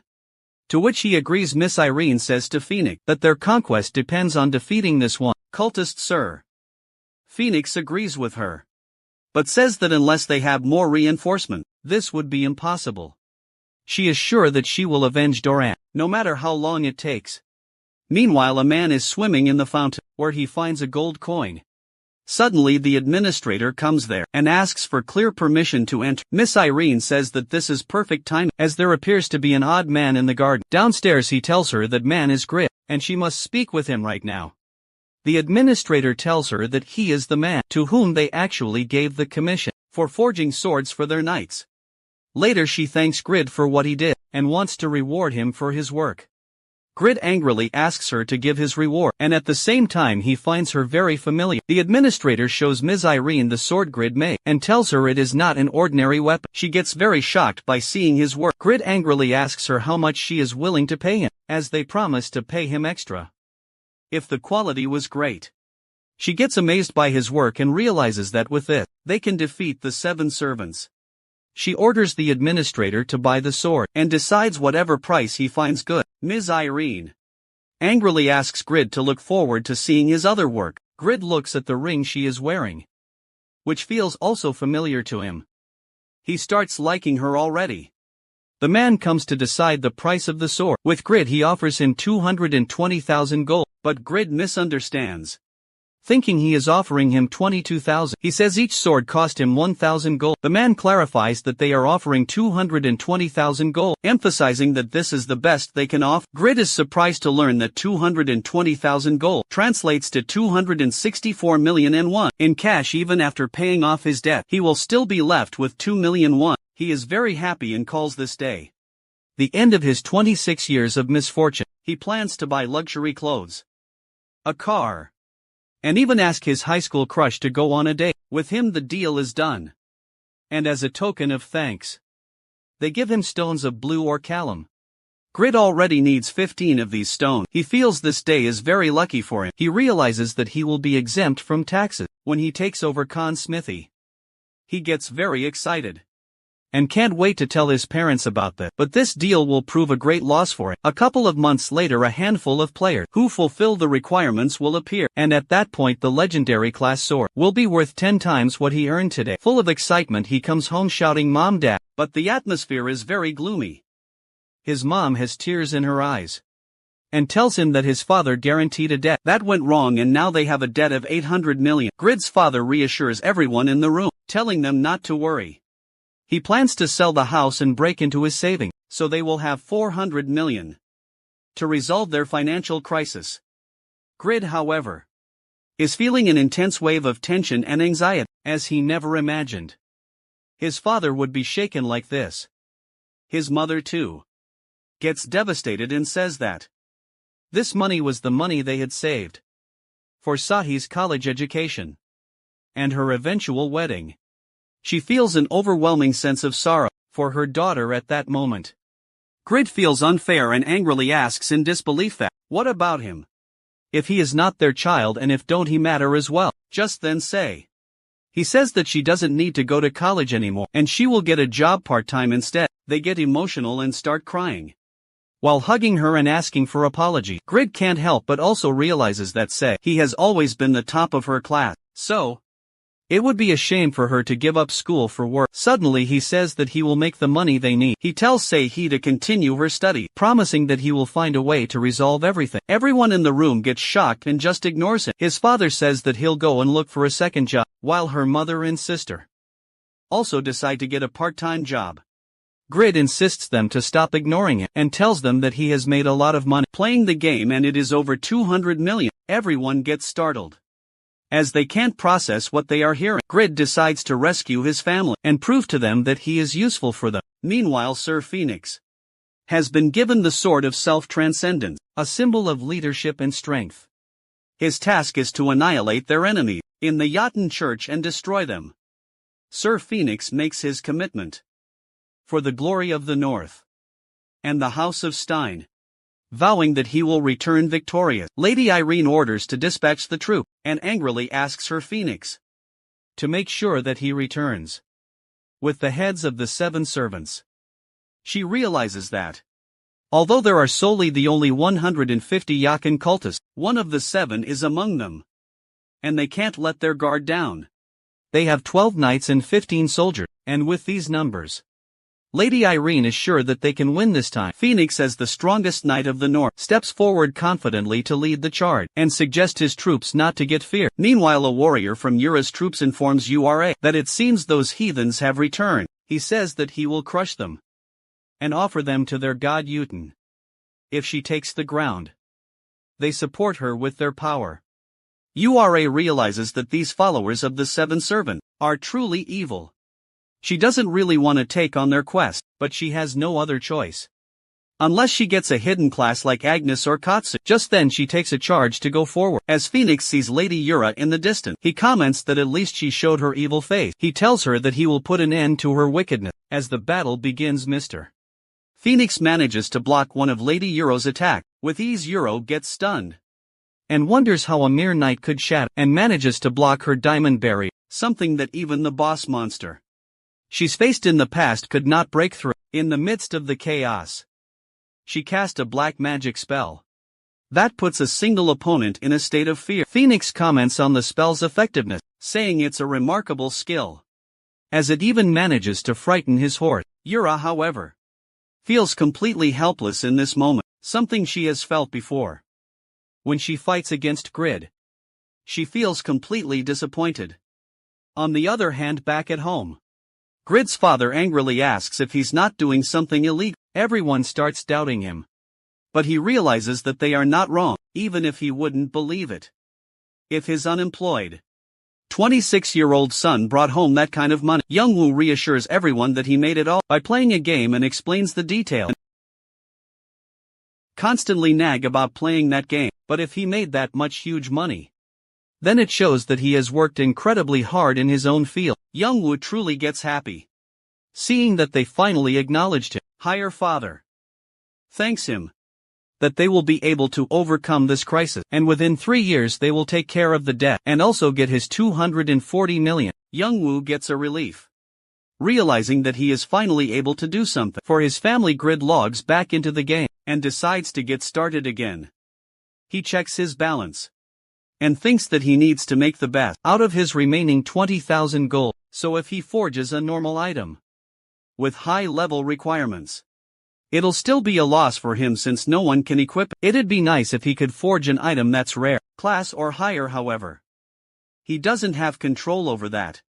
He finally decides that he's going to try a new strategy by aiming specifically for level 140 items, even if they're normal class. Grid overhears a girl asking a guy in the crowd if he heard about the army that was sent to conquer the Jotun Church got defeated.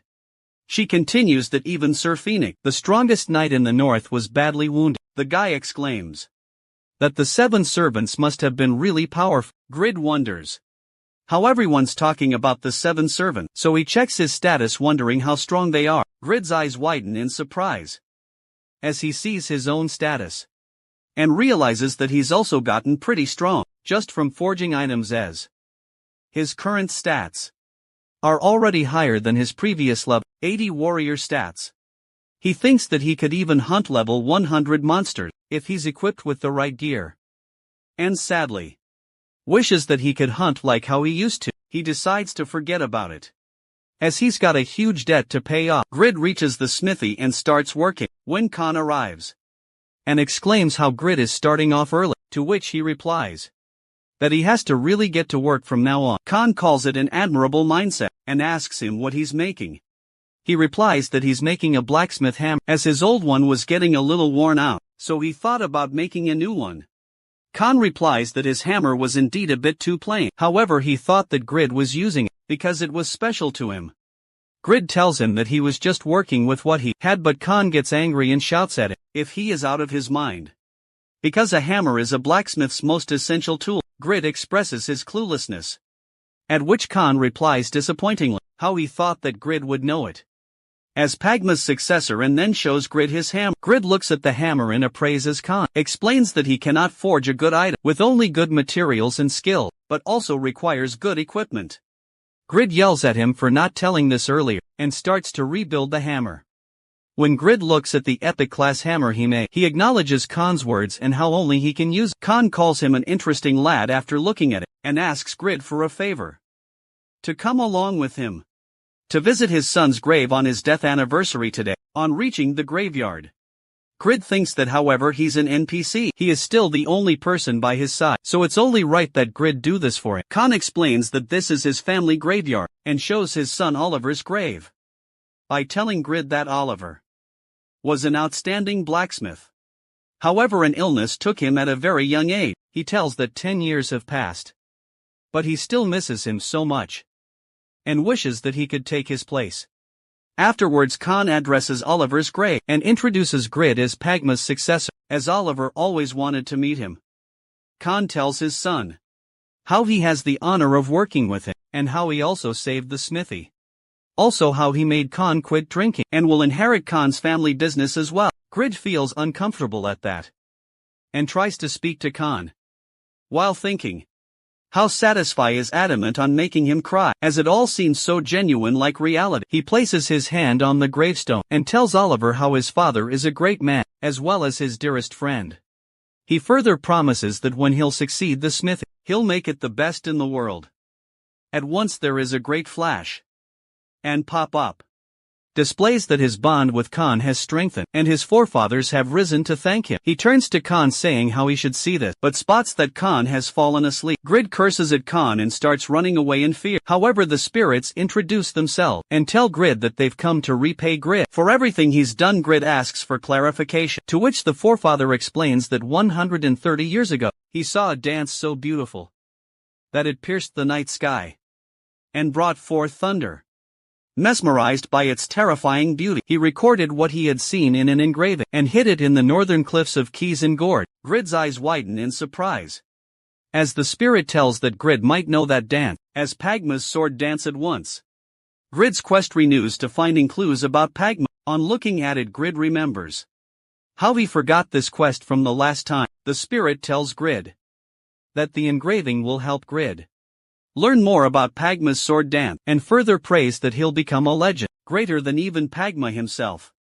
At last Oliver says that he is leaving his father in Grid's care, at which Grid replies that he's now in good hands, so don't worry. Khan wakes up and realizes that the sun is already setting, to which Grid says to him how he shouldn't fall asleep in the middle of nowhere, and turns around while standing awkwardly, and tells Khan that he should be more careful. From now on, Khan asks Grid in confusion about why he looks so uncomfortable, at which he replies how he saw a ghost while hiding how he peed himself. Hiroi is confused about what to do, or will Grid be pleased to see him?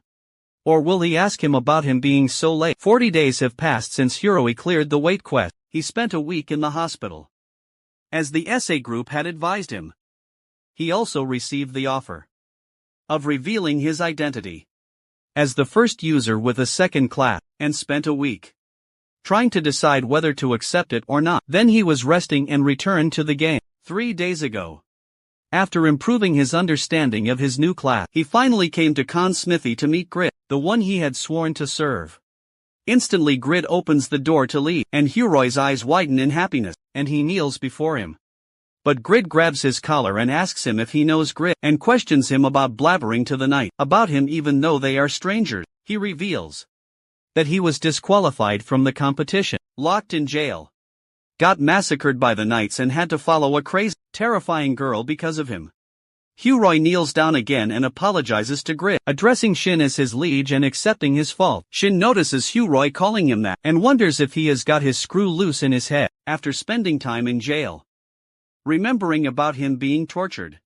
Shin tells him to leave and go where he belongs, though Huroy claims that descendants of the Blue Wolf never break their vows and he belongs next to Grid. Huroy asks him if he is in a guild, and asks for allowance to let him join that guild, as he will follow him wherever to serve him. Shin finds him clingy and tells him to get lost, as he isn't a part of anything.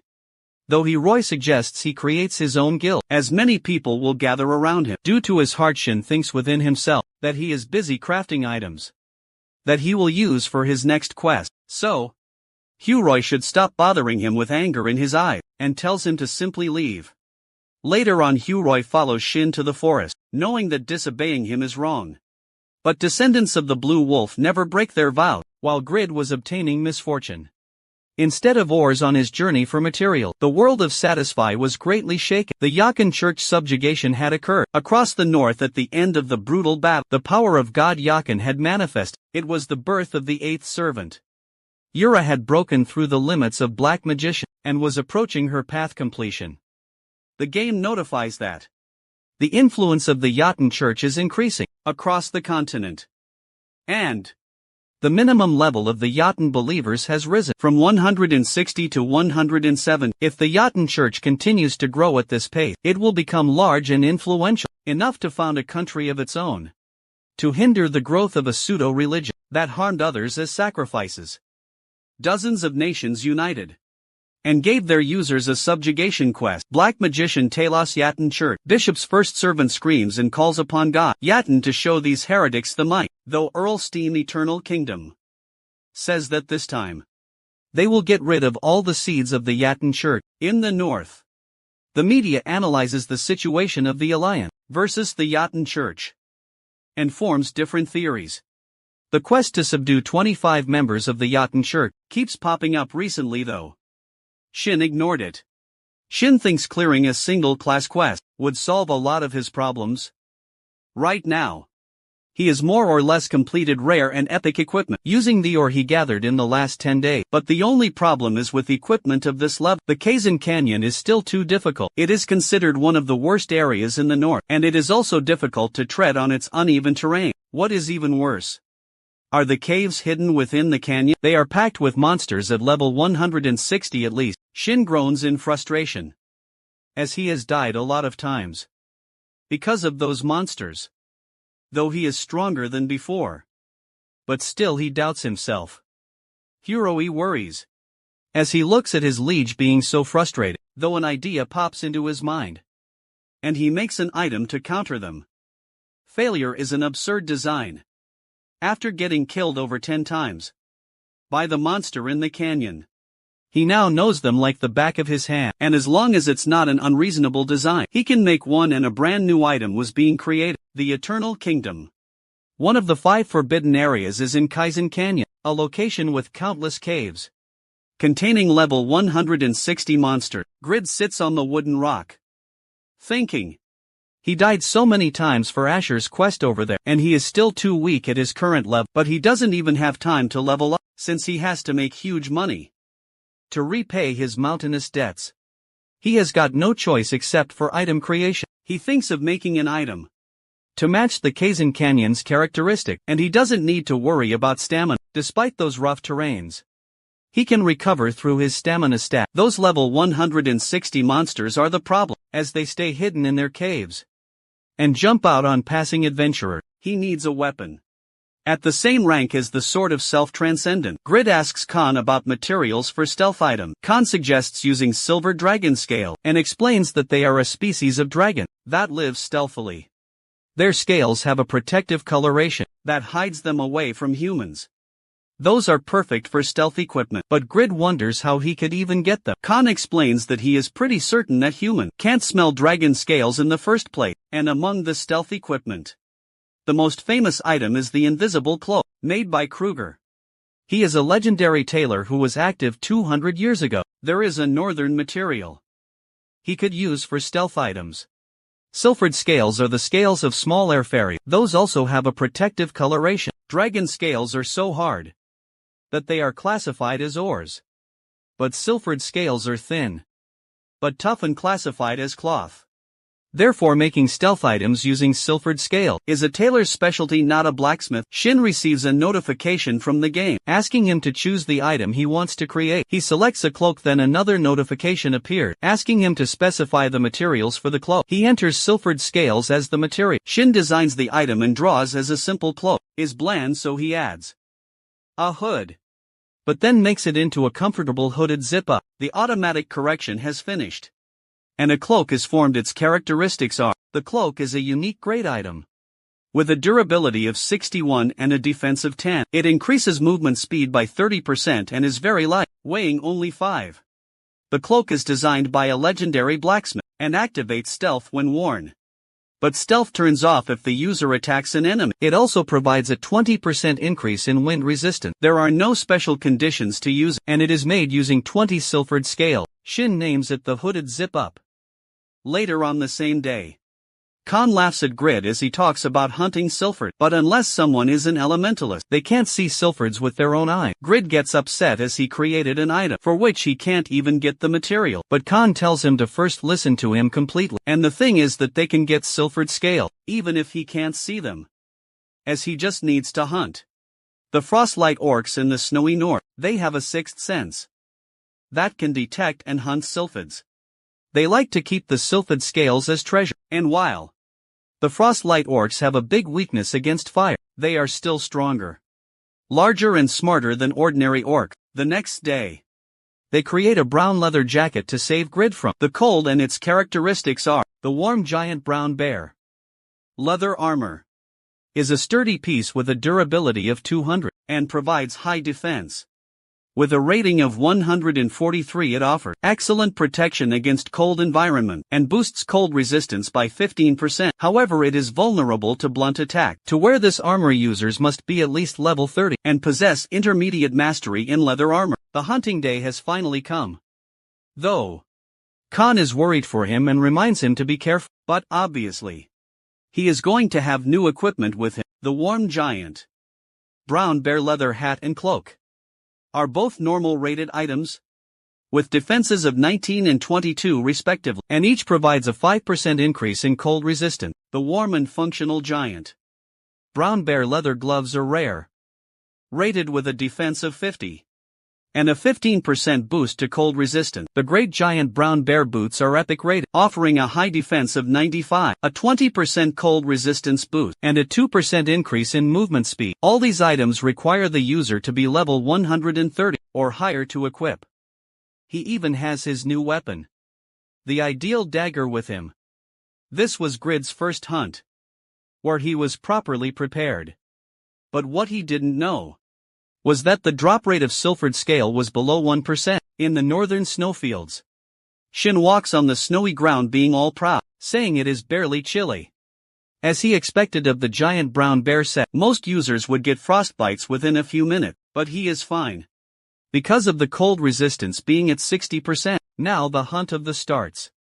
Shin spots the Frostlight orcs lie. Shin thinks that these low-grade monsters are so stupid, they can't even use bows and arrows, and this hunt is going to be a piece of cake. The monsters notice a human coming towards them, but Shin doesn't seem to care, and he even smirks, addressing them as uncivilized beasts. Shin points his ideal dagger towards them and threatens them to hand him the silvered scale, otherwise there will be a bloodbath there. Shin's smirk turns into terrifying expression when he sees one of the monsters pointing an arrow towards him. He then remembers that Khan said, while the Frostlight orcs have a big weakness against fire, they are still stronger, larger and smarter than ordinary orc. Shin realizes he is in trouble again. Shin uses his skill quick movement, with the agility and evasion rate increasing for 1 minute. As the monsters attack him with the arrow, all of a sudden they stop firing. And Ahin thinks maybe they are out of arrows, but a monster stands in front of him, and it is 2 man-hours with his weapon. Shin uses Wind Blast skill to protect himself, but it doesn't seem to affect the monster. So Shin uses his dagger, but the cut isn't that deep, but it definitely hurt the monster. He thinks that he needs to use the combination skills to fight back. By using Blacksmith's Rage and Wind Blast together, his attack seems to work. And with a strike of a critical attack, he thinks he kills one of the orcs. The game notifies him that he has dealt 923 damages, and a bleeding effect has been applied due to the accurate aim at the target. But the reality is that the orc isn't killed yet, although his anger doubles. The orc keeps attacking him and increases Shin's damage, making Shin realize that his attacks are working, but the orc's health is a lot. He uses a potion and gains 15 health, but it doesn't seem to help much, as the orc keeps attacking him and suffers more damage, and he has another potion too. But again the orc attacks him. And now he is sprawled back to a tree, with a notification of warning, as his health is below 10%, and the remaining potion cooldown time is only 7 seconds. The orc comes in front of him, and now he has no way to escape. But suddenly Shin gets the notification that the passive effect of the title, Apostle of Justice, has activated, and it is strong and brave, and will not fall easily until the enemies are killed before him. Shin stops the ORX weapon with his bare hand, not believing that the title Apostle of Justice, and it even greatly increases all his stats to 30%. Shin instantly kills the ORC actual, and gets promptly notified of gaining experience of 266,000. His overall level has risen too, and he has fully recovered all his health as well. The other orcs get furious and surround Shin, but Shin takes this as an opportunity to increase his overall level and stats. 3 days later, Huroy follows Shin to the northern snowfield, regretting that it is too cold. He should have prepared for more equipment, and worries for Shin. Thinking that the orcs are pretty strong and attacking groups, he checks his item, which include 50 flame bottles to attack the orc, and after getting Apostle of Justice's partner, he can now equip the sword and shield that he couldn't use back when he was just in order. But when he arrives there, he sees a lot of orcs laying dead on the snow. Huroy thinks that Frostlight orcs are powerful, overall level 120 monsters, and in such a big battle, he is afraid that Shin didn't come out unscathed. A voice breaks in. It is Shin. He is shocked to find Huroy there. But Huroy is happy seeing Shin alive, and thinking that Shin is still alive, and killed so many monsters with such a small dagger, and feels proud that his Leegi is so strong. Huroy bows down to him and apologizes to him for leaving Shin on his own. Though Shin doesn't understand this behavior of his, Shin looks at his status window, and he is now at overall level 83, and rose by 38 levels in 3 days. Though he gets irritated at the fact that Haroy keeps following him. He asked Haroy why he keeps following Shin, with that smile on his face. Haroy keeps smiling and tells Shin that of course, he is happy, as he was worried about Shin ended up being unscathed. But Shin is just tired of the fact that he hunted orcs for 3 entire days, and kill over 80 of them, and still got only 3 Silphid scales as reward, including 580 golds, 40 Frostlight Orcan leather, 25 Orcan axes and 14 orc bows. Huroy interrupts Shin's thoughts, asking him why he is frowning so much, to which Shin replies in anger that he is frustrated, that he didn't get what he wanted, and asks why he keeps calling him Leegi, and keeps following him. Huroy is still smiling, and says that Shin rescued him from that prison, and saved him from the quest, where he had to spend 50 hours in real life, inside a dungeon though. Shin doesn't believe that a quest would demand he stay 50 hours in a cell. Huroy tells him it is the truth. After arguing for some more time, their conversation settles, and Huroy asks Shin where he is headed now, after killing all of the orcs at the Liar's entrance. Shin replies that he needs to get 20 Silphid, and there weren't enough at the entrance, so he needs to kill a few more within the lair. In the cave he confesses to Huroy that he is getting sick of hunting for 3 days straight in game timing, so he will stop if he doesn't get another scale, after killing one more orc.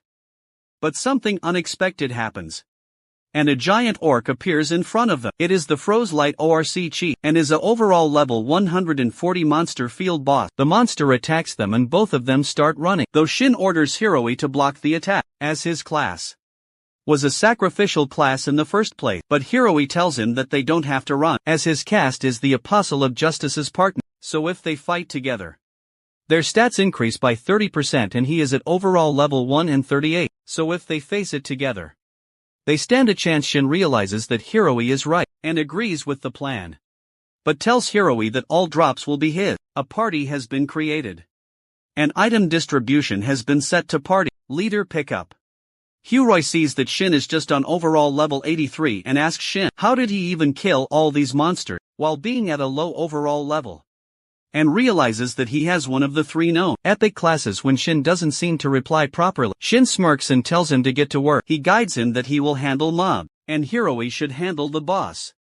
Hiroi uses his taunt skill to draw the enemy's aggro. Shin smirks, saying he has never seen anyone swear better than himself, but the thin skill of Hiroi is amazing. And then he uses his combination skill, Unbreakable Justice, Wind Blast and Blacksmith's Rage simultaneously, and obtains 2 more sylphids by killing 11 more orc. The duration of the taunt ends, and the chief monster tries attacking Hiroi. He freezes there, but Shin tackles the attack with 104 damage. He is dodging all the attacks, but can't counter-attack, due to which his damages keep increasing. Hiroi uses the same skill as Shin, and attacks the monster from behind with his sword and shield, causing pain to it. Shin also attacks him from the front, and the attack hits the face, and its legs are defenseless. Now both of them together attack the monster from front and behind, making the monster roar in pain. Shin thinks that they might actually win and think, despite the fact how irritating Hiroi is, he is good at matching timing with Shin. Both of them think that the monster is badly injured, but it attacks them again with its weapon, as its skin is too thick, and he isn't going to die soon.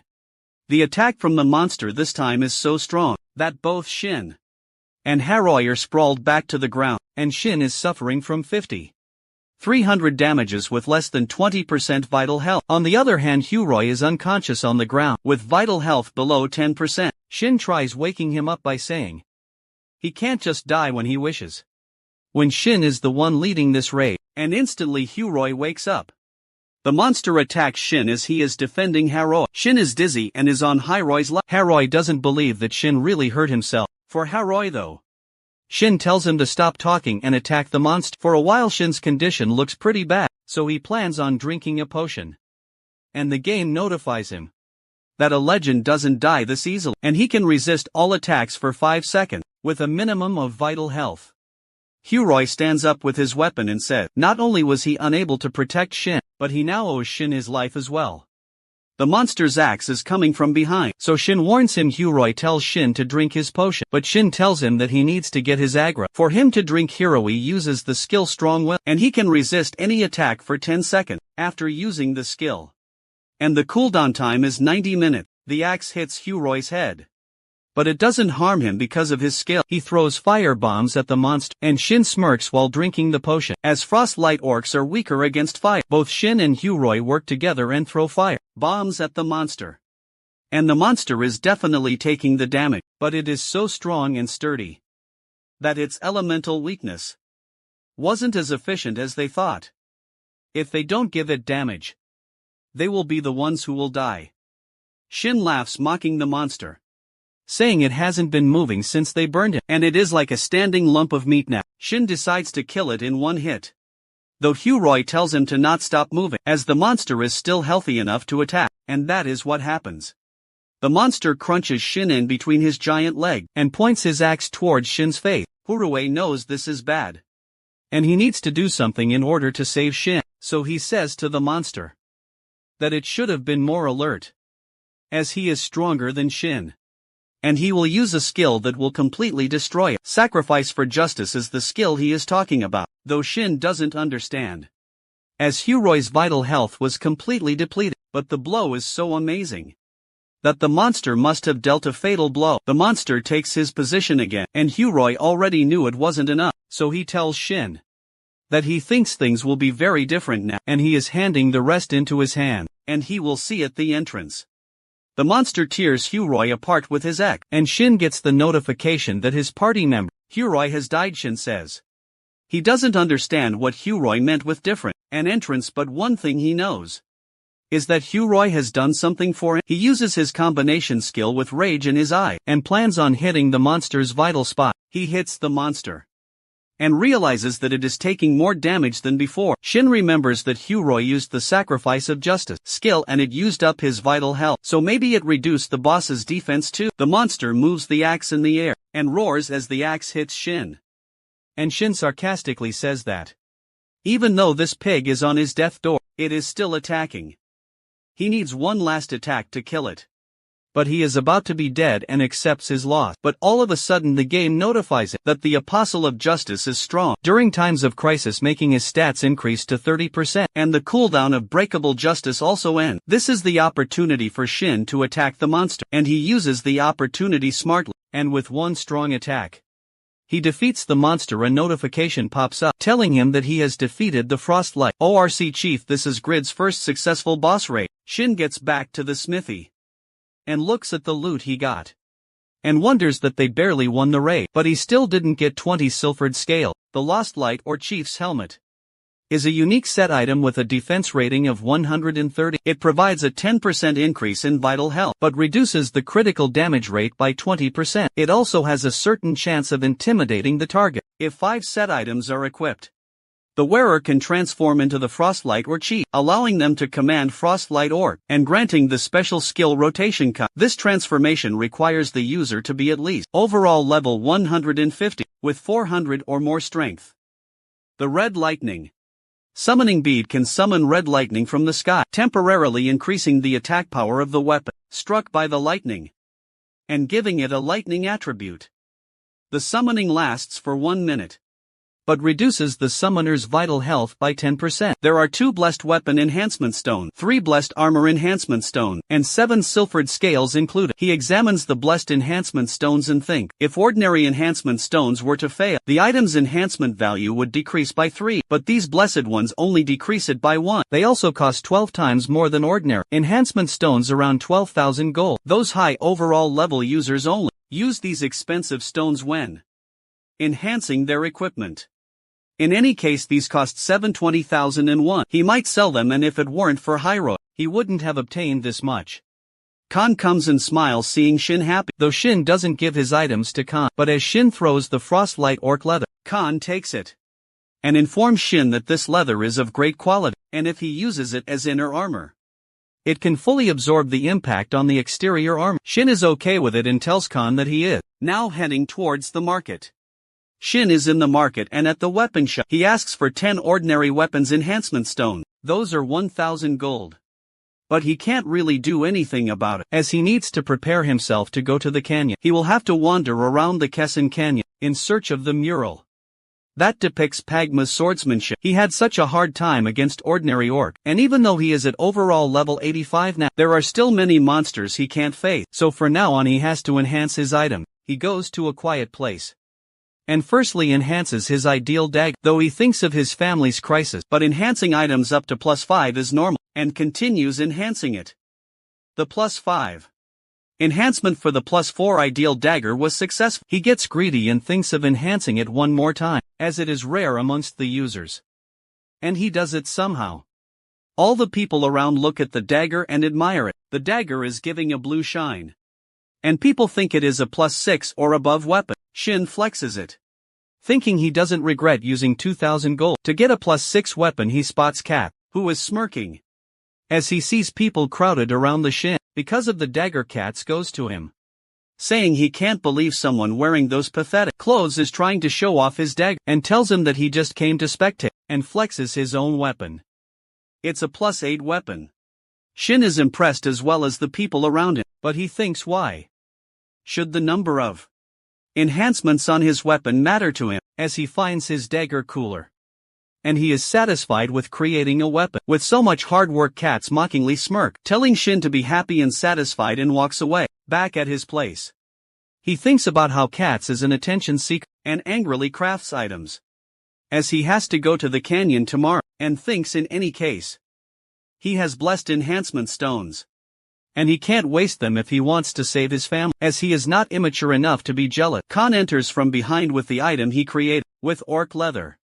Khan's masterpiece is an epic rated item with a defense value of 359. It reduces movement speed by 7% and weighs 1900. This armor decreases physical damage by 20%. To use it, the player must be at overall level 160 or higher, have at least 550 strength and 380 stamina, and possess intermediate mastery in heavy armor. Shin is happy about the item and thanks Khan for it. He is done preparing and is all armored with the Frostlight Orc's helmet, Khan's masterpiece, the best gauntlets and the adventurer's boot. He smirks as he makes an 8+ ideal dagger weapon by using his enhancement stone. Even after saying 6+ weapon is so much cooler. At the case in canyon, Shin walks carefully as he will die if he falls. The silvered scales are important, but he should pay attention to the real goal and look at the quest information. Pagma Swordsmanship First Class. Quest is telling Shin to find the clue about Pagma in the Quezon Canyons south of Winston. The clear conditions are to learn Pagma Swordsmanship, and the clear reward is the reproduction of Dane's life. Even though the ideal dagger was enhanced to +8, it's still a overall level 180 weapon. It's not comparable to Dane's Leaf, which is a overall level 250 great sword, and the most important reward is Pagma's Swordsmanship, and Shin needs to get this skill, since he only has 4 attack skills. And he even needs to watch out for the cave on the wall. He got killed so many times by the overall level 160 monster in those caves. Canyon Lizard, a monster of overall level 162, appeared. That blade-like tongue killed him many times. Shin's body trembles, but he is not like before, and uses his combination skills, but still gets damage of 1230, though the dagger's enhancement greatly boosted the skill's power. He defeats the lizard and obtains 329,000 experience. He celebrates his victory, but it doesn't last long. As lizard man of overall level 185 arrive there, Shin attacks one of them with his dagger, but with them attacking him, he receives so much damage. Their defense is so much higher than the lizard, and they have thick skin and defensive equipment as well. He would have died if not for Khan's epic great armor, but the armor will be useless if he can't endure their relentless attack. He stops their movements with the skill, and takes this opportunity to kill them all. With his dagger while using his quick movement skill, he defeats the lizard man and obtains 948,000 experience. He killed them, but his mana is rock bottom. Now he drinks the potion, so dealing with small mobs isn't a problem, and killing 2 more monsters will increase his overall level. He thinks that as long as he doesn't encounter the canyon spider, a monster of overall level 188, he is going to be fine. But this is exactly what happens, and a spider appears in front of him. This one is on another overall level. It can even kill lizard men like they are nothing. He knows if he gets caught by it, he is dead. So he uses his skill, but it only deals with 300 damages, making Shin realize its defense is higher than the ORC chief. Shin's ultimate combo doesn't affect it. He can barely dodge its attack with his skill. Quick movement, even Wind Blast, is useless right now, and he will die at this rate. Normally his attack power should increase by 60%, but it's only half of that. Since he doesn't reach the usage requirement, he could use Unbreakable Justice if he gets a chance, since it greatly increases the attack power by 300%, but he needs to make physical contact for it to work, so it's useless if he can't get close to it. He uses Wind Blast, and right before shooting Wind Blast, he adds Unbreakable Justice. The new skill fusion has succeeded. The fused skill has been generated. His intelligence has increased by 10, which deals 320% of his attack power to a target. That can be up to 6 manas away. Damage range is a 2-meter radius around the target. Mana cost is 400 and cooldown time is 100 seconds. Shin created a brand new skill. The spider falls on its back, and not that it can't move. Shin finishes it off as the option. Effect of Best Gauntlets has been activated, and his attack is dealt twice, with obtaining 387,500 experience. His overall level has risen up, and he is now at level 86. Shin gets super excited and finally celebrates his victory by screaming in enjoyment. On the other hand, Piero, the Saharan Empire's strongest knight, an ex-captain of the Red Knight, stands at the edge of a mountain, looking at the scenario, thinking the guy he means Shin single-handedly killed a canyon spider, and he himself hasn't seen this in ages. Piero thinks that he may be rough around the edges, but his abilities grow each time he defeats an opponent. He realizes he has finally found his agent of revenge. From Asma fell Unfortunately, that's where the story ends for now. If you liked this video, feel free to support me on Patreon.